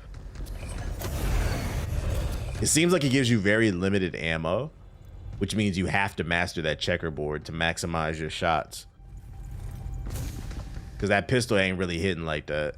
It's going to prolong the fights if you just use the pistol. So far, it feels optimized, though. Wow. Motherfuckers had the nerve to ask that on Minato's internet. Facts. On Frieza's internet, they asked that dumbass shit, right? Can I go up this way? Yeah. Which is worse, coming to PS4 or Mac? Oh, definitely PS4, because Mac is a viable gaming platform. Mac gaming has gotten a lot better. I don't game on that shit, but I know it's gotten a lot better since their new chipsets came out. Can I get on that?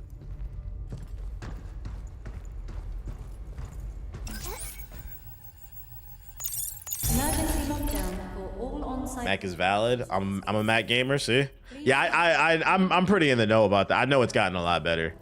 The M chip is really good. All Tight right. shit. We made it. Now where do we find the main power terminal?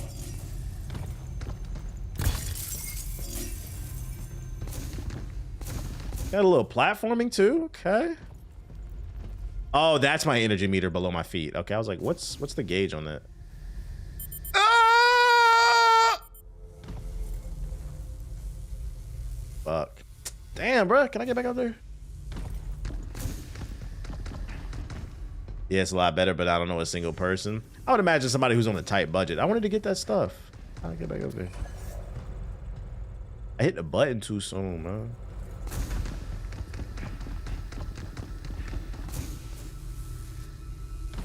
Sound constipated? Y'all know what it sounds to be constipated. Y'all not getting enough fiber? Let me find out.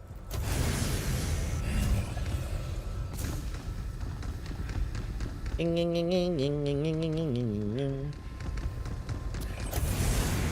coming to PS4 in your nightmares. See you in my nightmares. All right, up here. Oh, I missed the piece of candy right there. Wait. Oh. There we go. There's a piece of candy right there. No. Oh, so like once you hover, you can't really move. All right, so the platform mechanics are pretty unique. I'm trying to get all the coins, all the upgrades.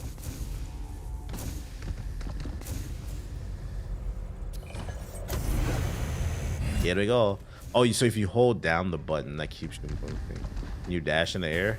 Oh, you can. Okay. Yeah. I got 16 WB games from the Honda bundle for 12 bucks. You get Batman? That's a good deal if you did.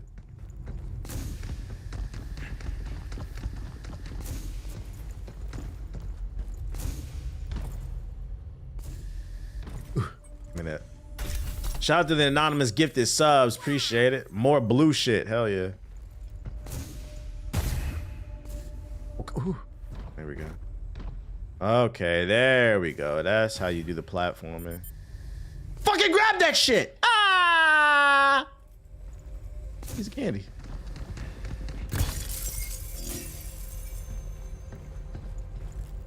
Speaking of Batman, what do you think about the new Lego Batman being $70? I got a better question for you. Would you question that price tag if it wasn't a cute Lego kids game?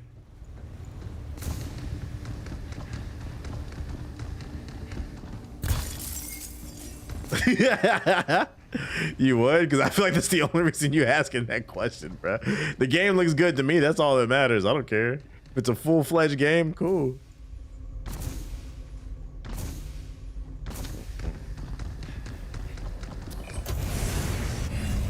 The demo leaks peak. The end. It wasn't interesting in me. Type shit. Let's go through. Fuck it. No points for me. Escape hatches are checkpoints that Hugh can return to if incapacitated in battles. Just checkpoint.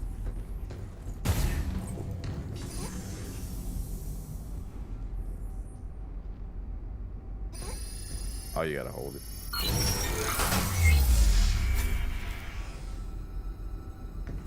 All right, checkpoint reached. Restore power. Stasis net, a tactical unit that fires a spiritual electrical magnetic net. It expands on impact and immobilizes enemies. Got a fishing net. Oh, pretty cool. So it's a slow AoE.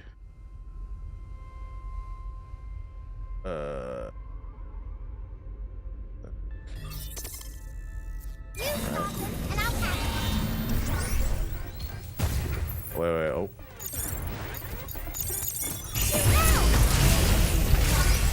And shockwave.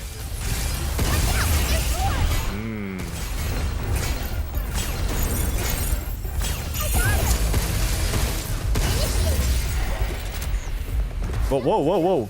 Woo! Okay, we kind of moving.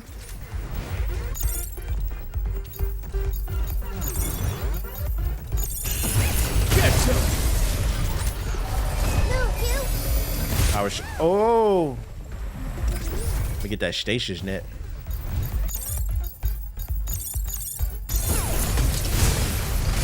All right, then shotgun. Oh, it has weak points. Ah, come on. Hey, I'm not gonna lie, I'm kind of fucking with this. This is pretty cool. What's going on with the bots here? They all got haywire or what? I don't think they know. The combat forces you to engage and think and shit. Well, we better get in contact with her before it's too late. Shout out to, hold up one second. Shout out to Genesis with the super chat. Appreciate it. But you used your dad's card. Hey, don't, what the fuck, nigga? I hope you joking. Hey, don't put that on my body.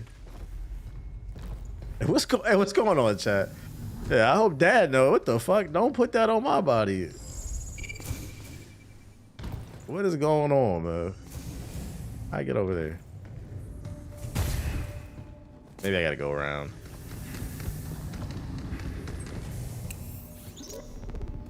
Walkers are pretty crazy. Handling small stuff and knocking out big tasks.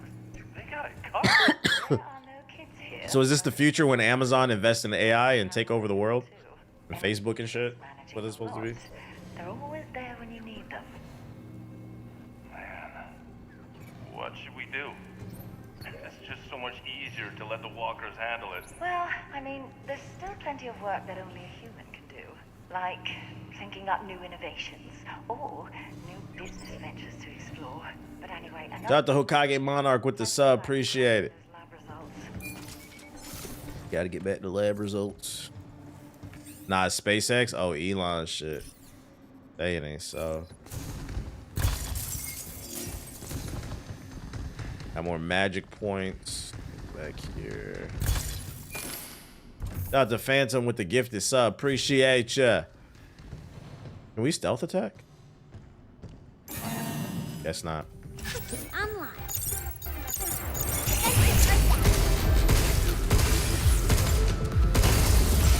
That work.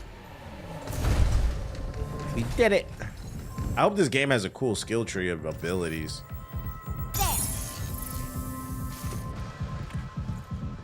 Alright. No one here either. Damn. I gotta hurry and contact. Oh, Is this a sword and wand or a ball and game? It's a ball and gun game because it's in space with a gun. Advancing research and development was ensuring access to a stable power supply. It's fair to say that the advanced system in place used a solar power plant that had been back supporting shit. You gonna catch a whooping with them credit cards? Hey, I don't condone that. I don't know what. I ain't seen nothing. I don't know what happened. Like work. I love Dead Space and it reminds me of that. What's your go-to site for selling stuff? I was considering starting the eBay.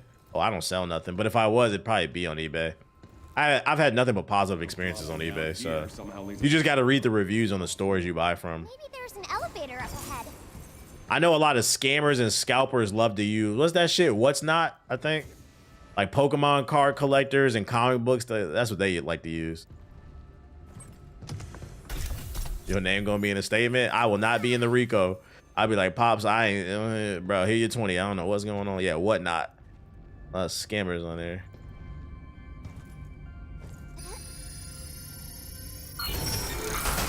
Checkpoint. Boss fight.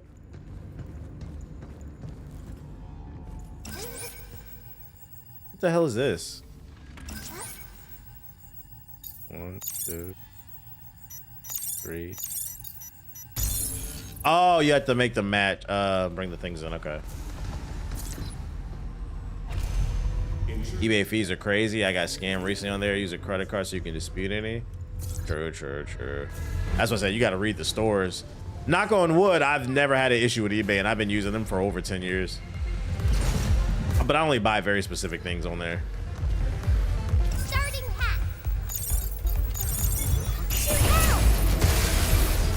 Oh, damn. Nope.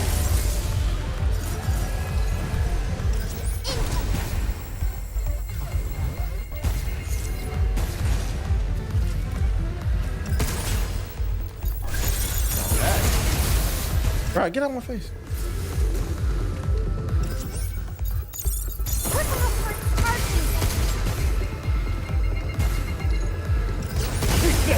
I work. Now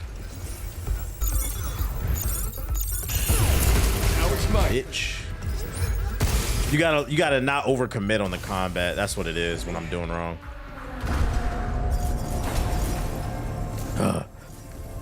eBay is much safer than what's not. Gotcha. I've only bought something on Facebook Market. Now Facebook Marketplace is what makes me nervous. Buying something off of there. I feel like you got to bring a piece with you when you buy something off Facebook Marketplace. At least a knife or something, because you just don't know what kind of characters you run into. I'll do that one.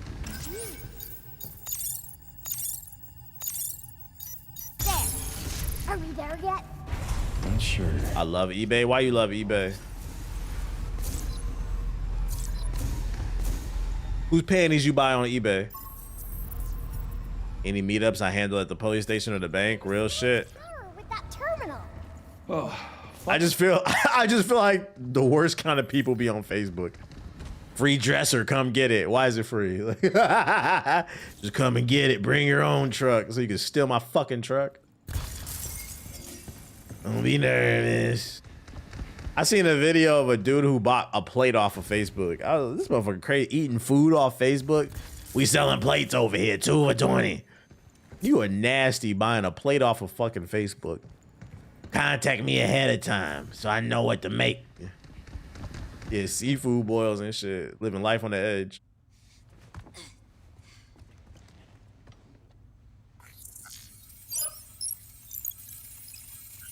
I thought it was obvious. Oh, you got his permission? Oh, okay. I just making sure, bruh. We try to make sure you don't, honestly, we try to make sure you don't get your ass beat. Like, it's more for your protection, not mine. We try to make sure you don't wake up tomorrow and get that ass beat because you're using your daddy credit card. He said he got permission. Oh, okay. We just making sure, dog. This game is pretty. Warning. Unauthorized access detected. Severing primary connection. This is Edith. Unregistered guests are forbidden from this area. Initializing sector guard protocol. Scanning. Targets identified. I want to know why we're protecting this girl. I'm a big fan of this aesthetic. I like it too.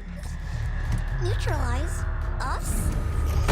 Looks like we're gonna have to fight our way through. Get ready. Oh shit, boss fight. What? Any idea what the hell this is? What guns we got? Stasis. Oh. Then I guess we can just go in blasting. Pull up on them. Okay, weak points. Oh no! Okay, you can fuck up the hack.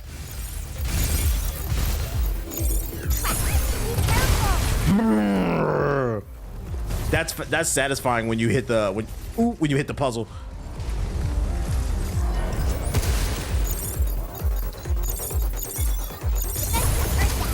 I'm not gonna lie, this is a game you cannot look at the chat while playing.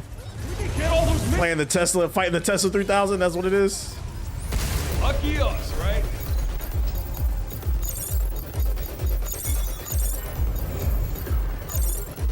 I fucked up, no! Okay, I see how it can be. Fuck it, I gotta take it.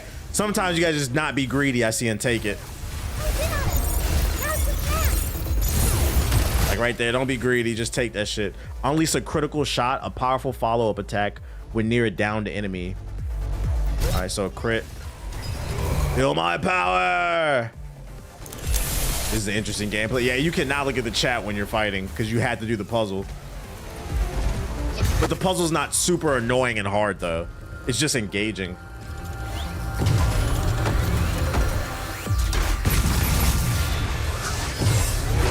Does the gameplay feel clunky? Nah, it doesn't. It feels fine. You just gotta not be greedy. What can she do?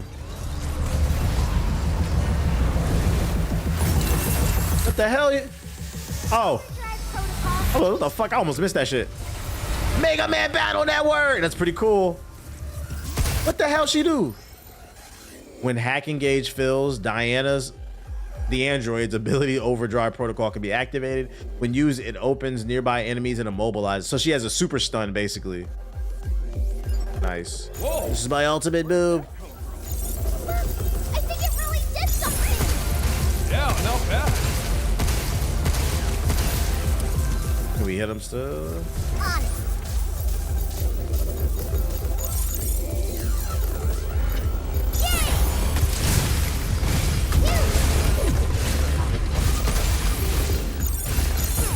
How you like this? So they got weak points and you got to pay attention to the weak points. That's cool. Need some ammo. What this is? She's a clanker? Yeah, she's a clanker. What this do? Oh, it's a stasis nut.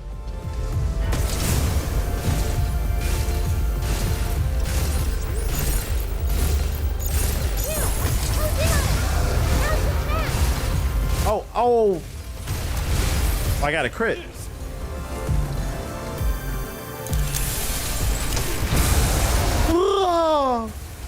I love this gameplay style. Yeah, I'm not gonna lie. I feel like it's very rare that I play a game and I catch myself thinking.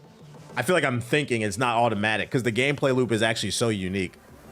But I like it. I'm not mad at it. All right.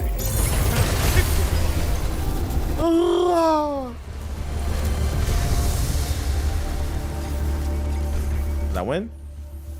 She's a good little clanker. Right, that was my only thought in this game. I'm like, okay, left, right, right, right. But I mean, it keeps your mind engaged, though. Yeah, the demo's on PC. It's only on PC right now. This is how we say good job. I'm curious to see how it evolves over time.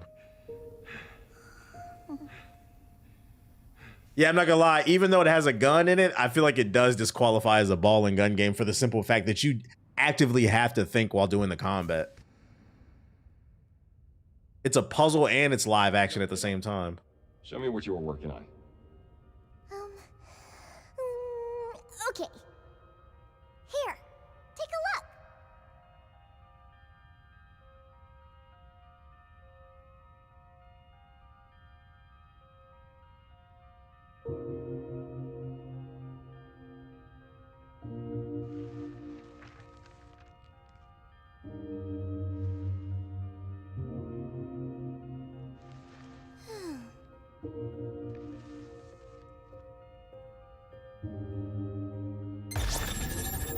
Completion time, 23 minutes. He was right. She said it took her 18 minutes. 20-minute demo, pretty much. Thank you for playing. The release date is April 24th, 2026. All right, we beat it, chat. That's the demo. It's pretty short. I feel like I got a good little grasp on the gameplay loop. I'm not gonna lie. This game really wasn't on my radar, but this is why demos are important. It's a day one cop, chat. It's a day one cop. Shout out to Capcom. Y'all might have something here, man. This is a pretty cool game. It's different. And I'm interested in the world too. I'm interested in the world, but the combat is really fun. I like a short demo. It was very short, but like I felt like I got everything I needed to know. To be like, oh, I copped this. Shout out to Capcom, bro. Yeah, this is very unique. You unlock stuff after a run too. Said it's dangerously cute. Yeah, chill out. New outfit, scribble suit unlock. You can change your outfit. New abilities, fast moves unlock. Dodge just before an enemy's attack to briefly slow down. You get a perfect dodge? Oh, so there is a skill tree. And different endings, very cool stuff. Run it again. Do I do new game?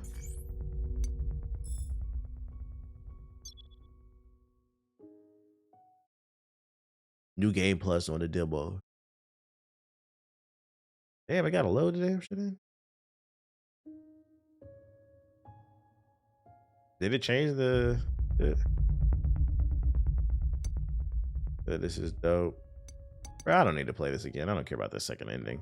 I saw enough. I'm sold. I'm sold. Gaming is dead. There's nothing to play. I'm sold. I don't need to play the other shit. That was good enough for me. Bring back demos. I'm uninstalling this shit. But I'm picking this one up. I liked it. I really don't have anything to complain about. The only thing I'm curious about is like, how does the gameplay evolve over time?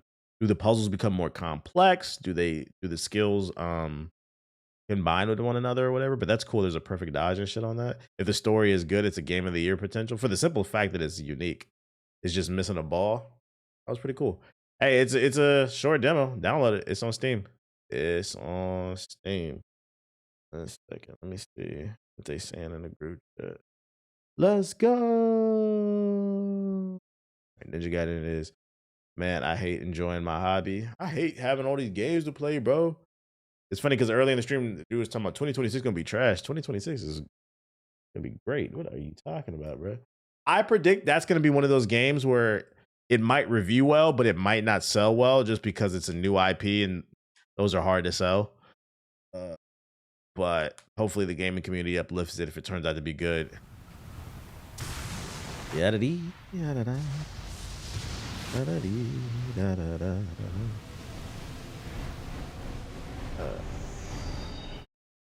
Here we go. You can play. I hope it sells well. It looks cool. It was Ninja Gaiden 4. I appreciate a big company that doesn't need to do something new, wanting to do something new. That's what it's all about. Push the culture forward. Story mode, continue. What controller are you using? Xbox controller. Called a game, sir.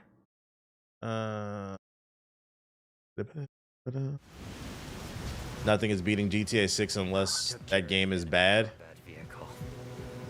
I think that's the funny part about the conversation that nobody's ready to have. Just a hypothetical. I beat a boss last time we played. Just a hypothetical question. Imagine GTA 6 is mid. That will be one of the funniest weeks on the internet. People are gonna lose their shit. Remember, nobody's too big to fail. It's a possibility. I'm not wishing it upon it, but if I don't have GTA 6, what do I have? The streets will be in shambles, bruh. People using their PTO for mid. Yeah, I took a vacation for this. I missed my child's birth for this, man. My son's basketball game. He doesn't scare me. It's not right what Rockstar did. And it's funny because the funniest shit about if GTA 6 turns out to be mid, because at bare minimum, I don't think it'll be a bad game. I think worst case scenario is GTA 6 is a 7 out of 10. I think that's worst. It's just mid. It's okay. It's an average game, right? The funniest thing about GTA, if it ends up being mid, is I feel like real gamers, like we're just gonna laugh. Be like, bro, I got too much to play. I'll be all right. Like, we're like, what we gonna do, bro? What we gonna do without GTA 6, man? This game is shit trash. What do you mean we? What are we, French? What do you mean we? I got Tides of Annihilation. I got Pragmata. I got too many fucking games to play. What are you talking about? I got Gears of War E-Day. I got Fable. Ain't no we. Alright, nothing here.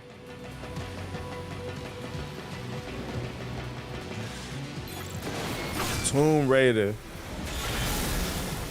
I feel a major fade coming.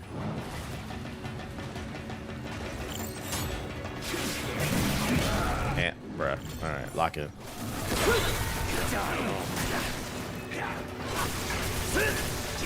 You're dead.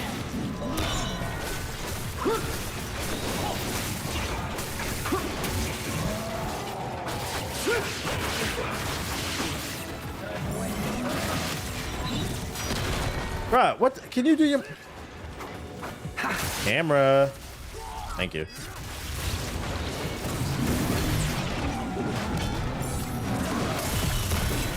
I always mistime that shit.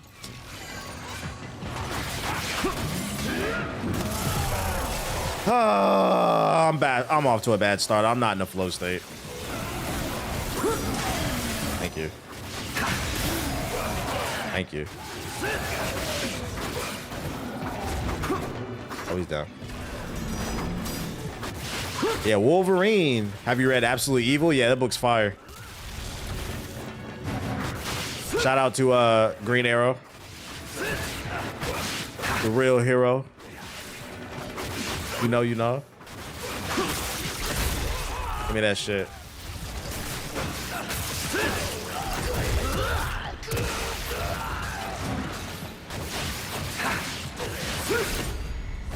Leave Hurricane. Yeah, now we getting there. Now we getting. I had to lock in real quick.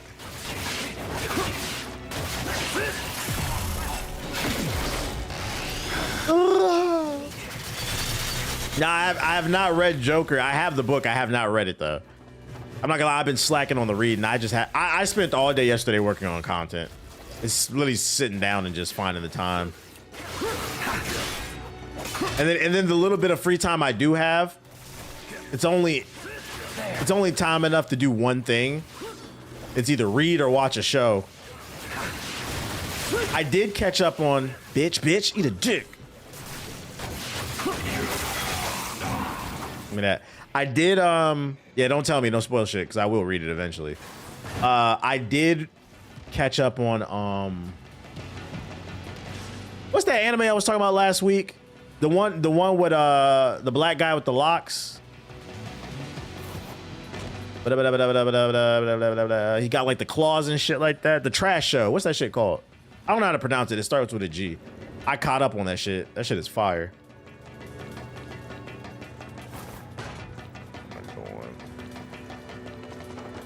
Look at that. Yeah, gotcha kucha uchi kuchi wuji. That shit, yeah. Whatever y'all said. Gotcha uchi kuchi. Yeah, the show with the dude.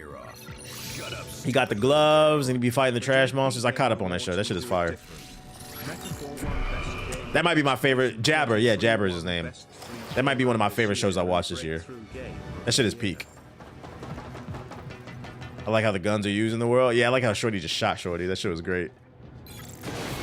The dub is better. I'm watching it in dub. Yeah, I don't watch sub.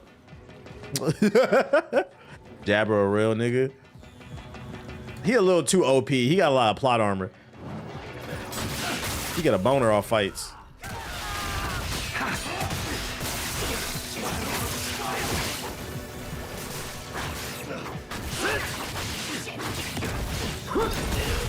Give me that. See, that's what you get for blocking. Now I'm a disrespect. Give me that. Certified tweaker, he really is. This is light.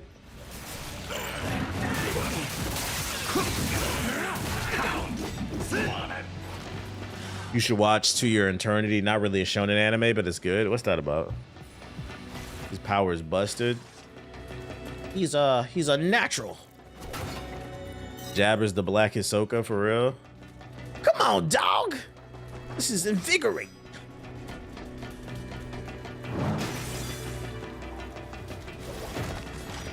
Question is, did that show just come out this year, the Uchi Kuchi shit? Like it just started coming out like earlier this year and I'm just behind on it? It did? Okay, so it is new, okay. I was like, I had never heard of it. I just saw it on the Crunchyroll app and decided to watch it.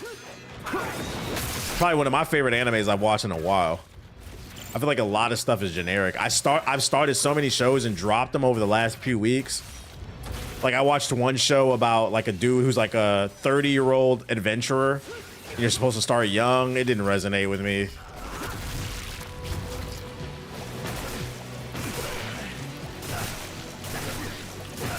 Like that's the whole thing. He's a 30-year-old super strength adventurer. I'm not gonna lie, these enemies are fucking annoying. I don't want to jump down there.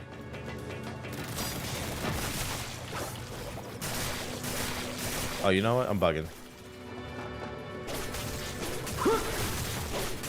Bro, get down here.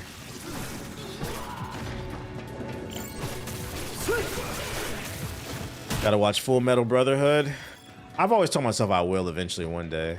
You see Kaiju number 8? Nah, I have not watched that. Yeah, I think I haven't watched TV in years. I only watch YouTube, and I only recently started watching anime again. But I pretty much just watch YouTube. And I don't even really be watching YouTube. I listen to it, really. I'm always multitasking. I heard One Punch Man is ass. What y'all talking about that for? Didn't y'all say the animation was bad or something?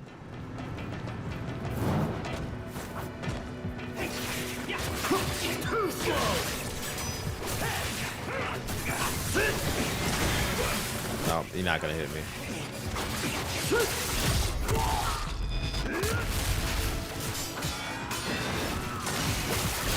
Cracked him. I cracked him.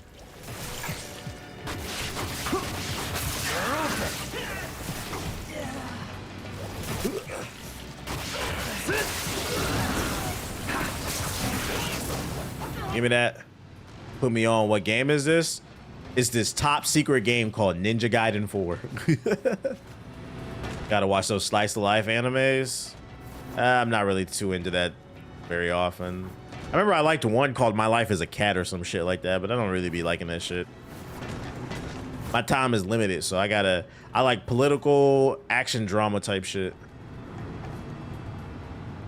Yeah, but this is a top secret game called Ninja Gaiden 4. Yitty.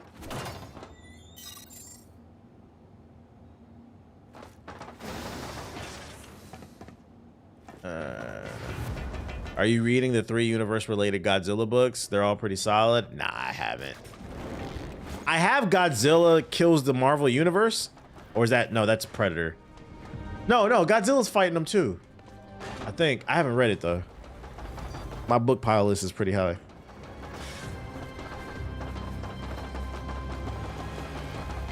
Here we go. Really? Secret Agent Ninja.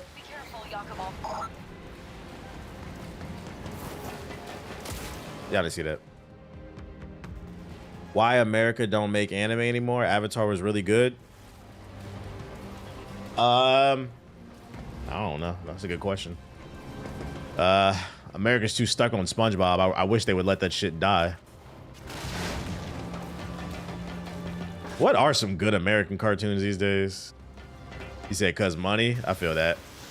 Even to be fair, even Avatar wasn't successful in America till later. Avatar became popular after the show went off the air. It just did kind of okay, but then like it got like a cult-like following.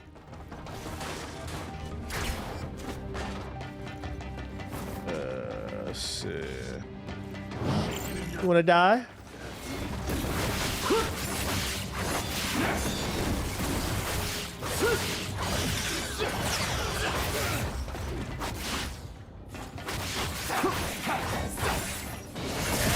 Nope.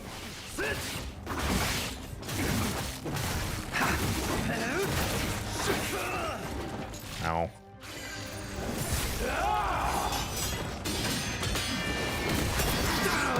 Oh. Bitch.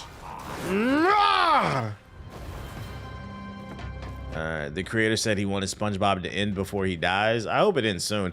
I didn't know it was still going, and then they announced a new movie with like Ice Spice and shit. I'm like, bruh. But yeah, I don't know why there's not a lot of creative cartoons coming state. Did the game crash? I think the game crashed.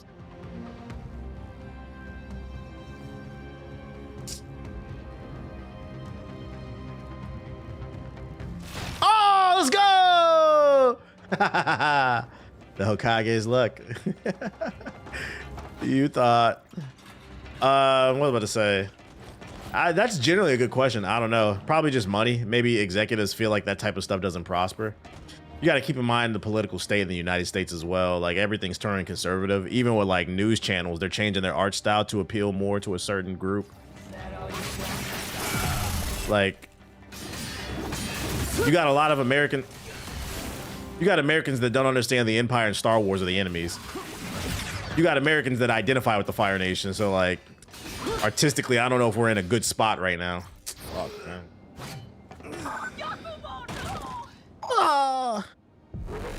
Cartoon Network doesn't exist at all. Yeah, and then even Nickelodeon, they are not really making kid shows besides just regurgitating Ninja Turtles. Have you seen Castlevania on Netflix? Nah, but I heard it's fire. Heard it's good. Also, I feel like YouTube and other stuff took a huge portion of kids' entertainment. Nah, that's real. They be on that iPad. It's hard to write too because everybody's brains is fried as well.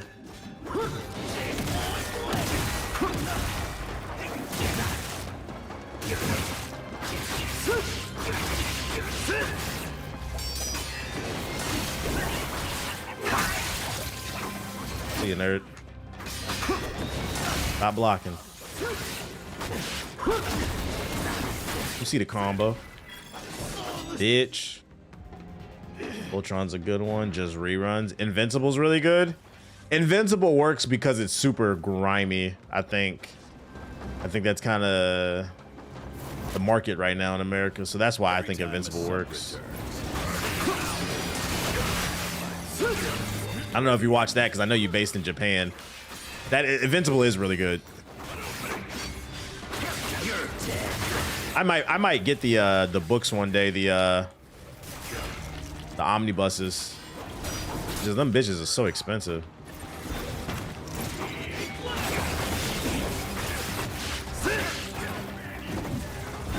I sent this nigga down the stairs, bro.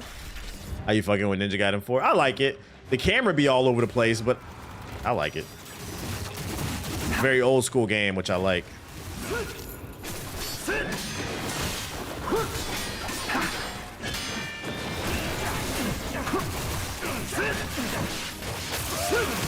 Come on, you see the combos? I'm getting disrespectful with it. Hello, Salon brothers and sisters. #1 ranked Salon streamer in the world. If you like Invincible, I recommend Creature Commandos. I heard that shit fire. That's the one with the Nazi killing robot, right? I just haven't gotten around to watching it. Drilled his ass, bro. Hell yeah. Camera being whacked out, it wouldn't be Ninja Gaiden. No, that's facts.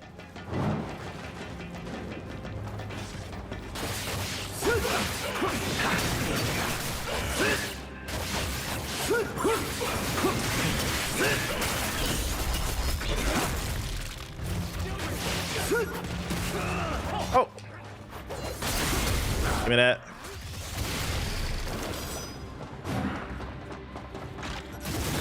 Nope, not shooting no missiles. Give me that. Absolute Batman #1 first print is selling for 100, 150 and up. Maybe hold 15 just in case. I saw it sold for 300 recently.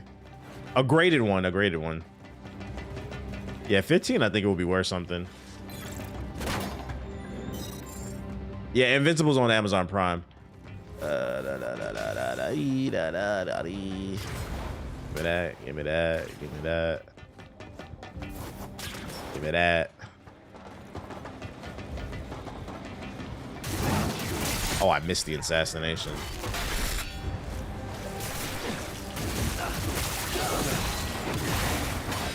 Not you fucking Captain Save-A-Ho over here. All right, bitch. I don't like that shit.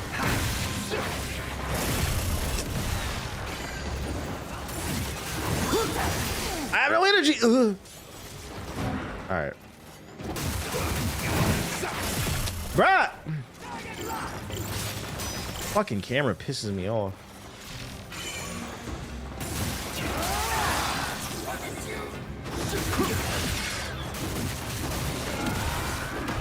You survive. You see what I'm talking about? Well, this motherfucker's gonna be like lock on, bruh. It makes the camera spaz out.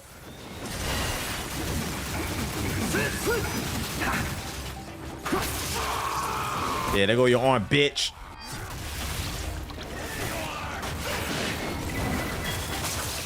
Shit pissed me off. Dang, and the comics probably cost a lot there too. Which I'm in Japan. Future Commandos is too good. Yeah, I love the GI robot memes. Like whenever you see somebody with a GI robot avatar, I've never watched the show, but I just know they're an ally. The real Nazi killers. That's why I am gonna get around to watching that shit. It's just hard to get here. Only one place in Tokyo sells them. Ah, okay, yeah, so yeah, because the import with the tariffs and shit. Just read online, read digitally. Where am I supposed to go? Oh, fly. I didn't fly, apparently. There we go. What the hell? What the hell? Whatever, dude. That shit's kind of janky. Oh. Oh, Lord. Bruh. Whatever. This janky ass section. He don't move. Y'all hear Cardi B trying to go live in Saudi Arabia? No, we didn't hear that. What's the update on Cardi B in Saudi Arabia? Let us know. Why would any of us know that? Man, did you hear, bro? She's going live in Saudi Arabia, bro. Give us the details. Spill the tea, my brother. Spill the tea.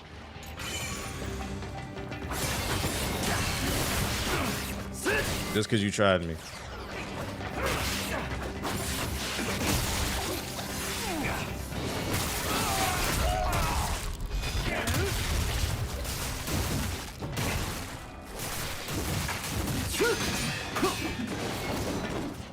That was nice.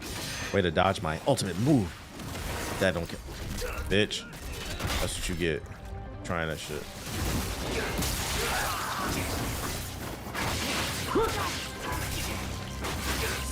No, the way you can pin people on the wall is so disrespectful.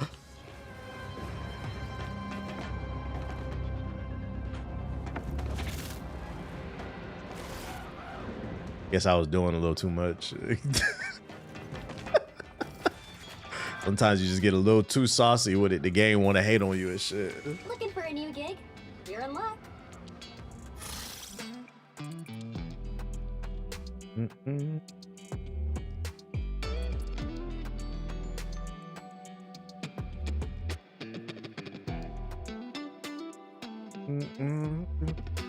All right, let's see. Item supply. We need to buy all that shit up. Hope that helps. Hope that helps. Into the void? Nah, never that. Know that. All right, back to it. I just hate I had to upgrade. I got them upgrades. I think you're ready for something new. He basically suggested she would rather live there than live in America. What are you talking about? I forgot what we was talking about. My brain's fried.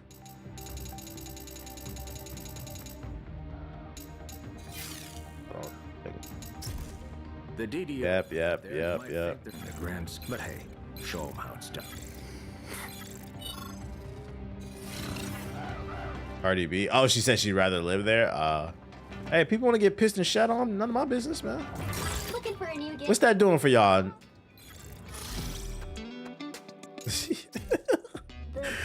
That's the question. What's that gonna do for y'all? I'm not so worried about you, but... If they get in trouble, I'll... Okay. Mission database. Do I have anything to turn in? The ones to accept. I thought it was funny because the radio niggas was talking about it in the morning. Well, high 97 and shit. She ain't never coming back, bro. Secret. Hey. Bruh. Secret agent, nigga.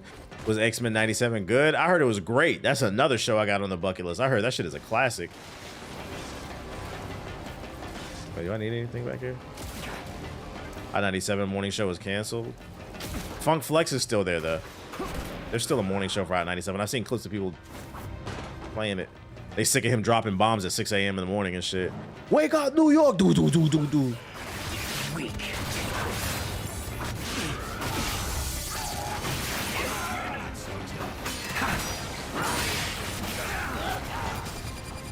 Oh, so we cheating. Bro, y'all really got me fighting through the lasers. Oh.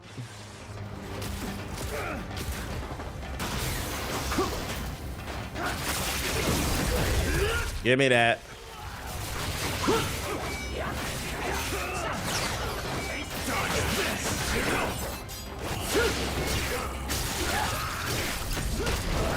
Dodge this. It was gas. Yeah, I've seen some of Magneto's speeches online. That shit looks fire.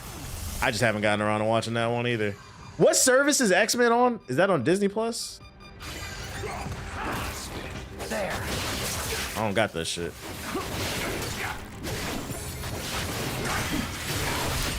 I had to allegedly find it. Can't be having every streaming service on Earth.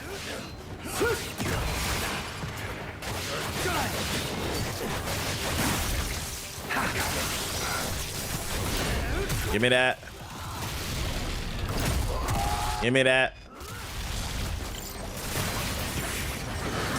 Nope. Give me that. Disney just raised the prices. All good. I know what it be. I know what it'll look.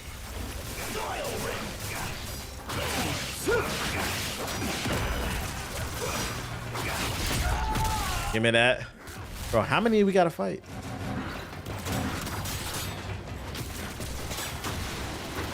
Do we have to turn them off at the same? No.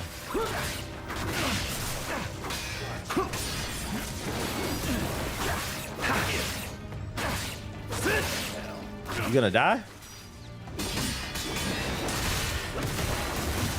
He's not gonna die. He's just gonna stay alive forever. Jesus.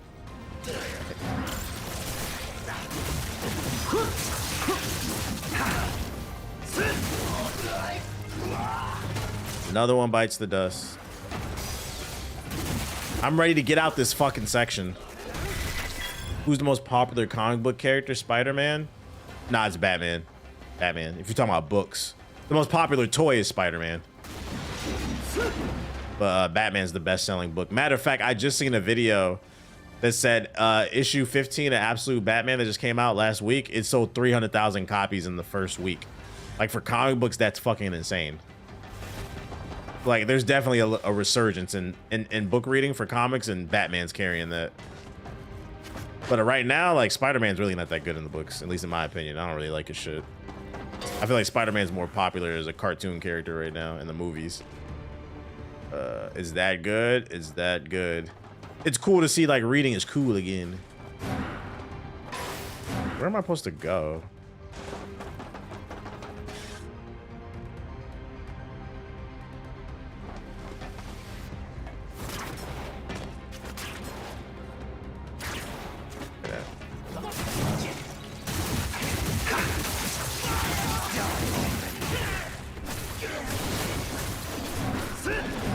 Itch.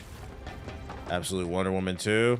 Yeah, there's a big issue coming out. I think the next one, she meets Absolute Batman for the first time in the next issue. I'm definitely copping that one.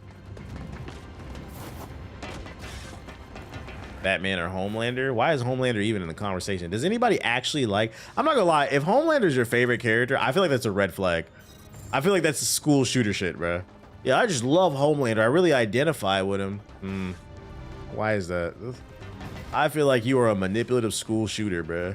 Yeah, I'm definitely side-eyeing you. That's a psychopath character. He's great. He's a great villain, and he's great for moving the story forward, but if that's your favorite character, that's a red flag to me.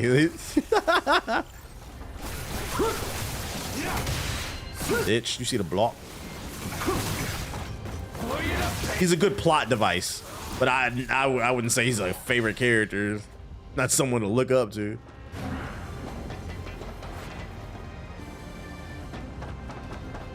You say someone like, but if you say someone like, oh, but my favorite villain is, you know, Killmonger, I'd be like, oh, I understand, you know, you didn't agree with the methods, but you understood it. But like Homelander, like that.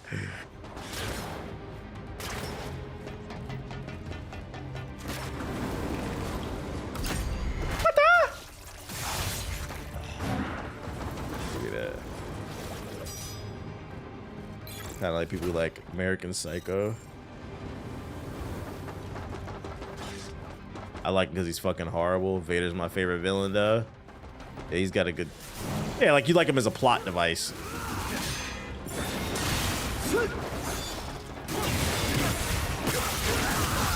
Ow. I couldn't turn the damn camera fast enough. I'm tired of your bullshit.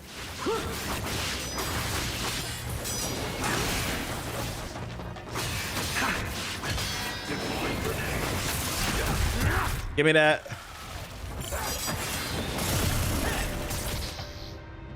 Fucking shit, man. I can get the heal.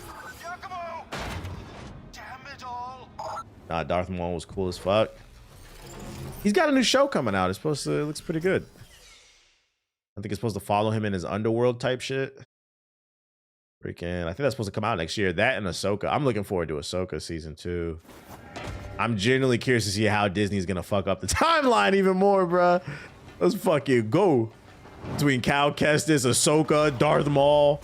They are really fucking up that timeline. Mandalorian. You tried it.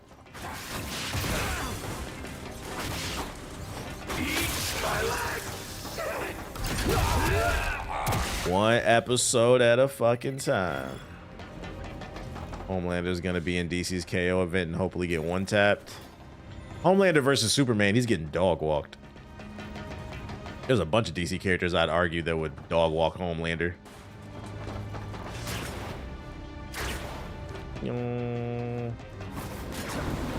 Oh, for real? I didn't know Darth Maul. Yeah, he's getting his own show.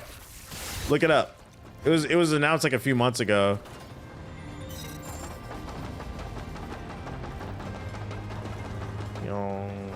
Deku's beating Homelander. I mean, Deku's pretty OP. Not to mention, Homelander's a bitch.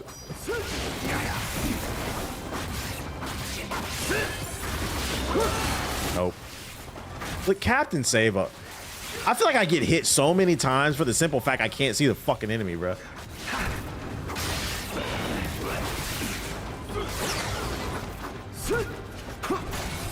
I saw a TikTok on Thor or Hulk can beat Superman. Is that true? Are you saying Thor and Hulk can beat Superman? I don't know. I'm not gonna lie. I'm not too well read on Thor power scaling, so I can't speak on Thor. But I feel like the Hulk would beat Superman just because he keeps getting stronger. He's also got that new Inferno form. He said either one can beat him. I don't know about Thor. I feel like Hulk probably could. Because Hulk is just a broken character. If Superman beats Hulk, it's because he outsmarts him, basically. But off of raw power, I feel like I would give it to Hulk.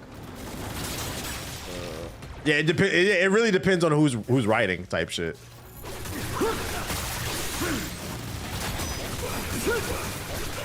Oh, there's a new book coming out this week. It's the only book I'm getting this week. Black Panther Intergalactic. It's a book following Black Panther and because the Wakanda has moved to space. The Intergalactic Empire of Wakanda. They've been framed in Imperial for some shit. And it's like following that storyline. It looked pretty cool. Adding to the pile. Superman is killing them both. Superman can sneeze and blow a solar system away. Depends on how the fight is going, though, right? Where's the fight at? Because if you keep him away from the sun, For some sparring. he's hella weak. Whereas the Hulk just keeps getting stronger. I gotta bring comics back to Am I Valid? Nah, because people weren't watching that shit. One combos.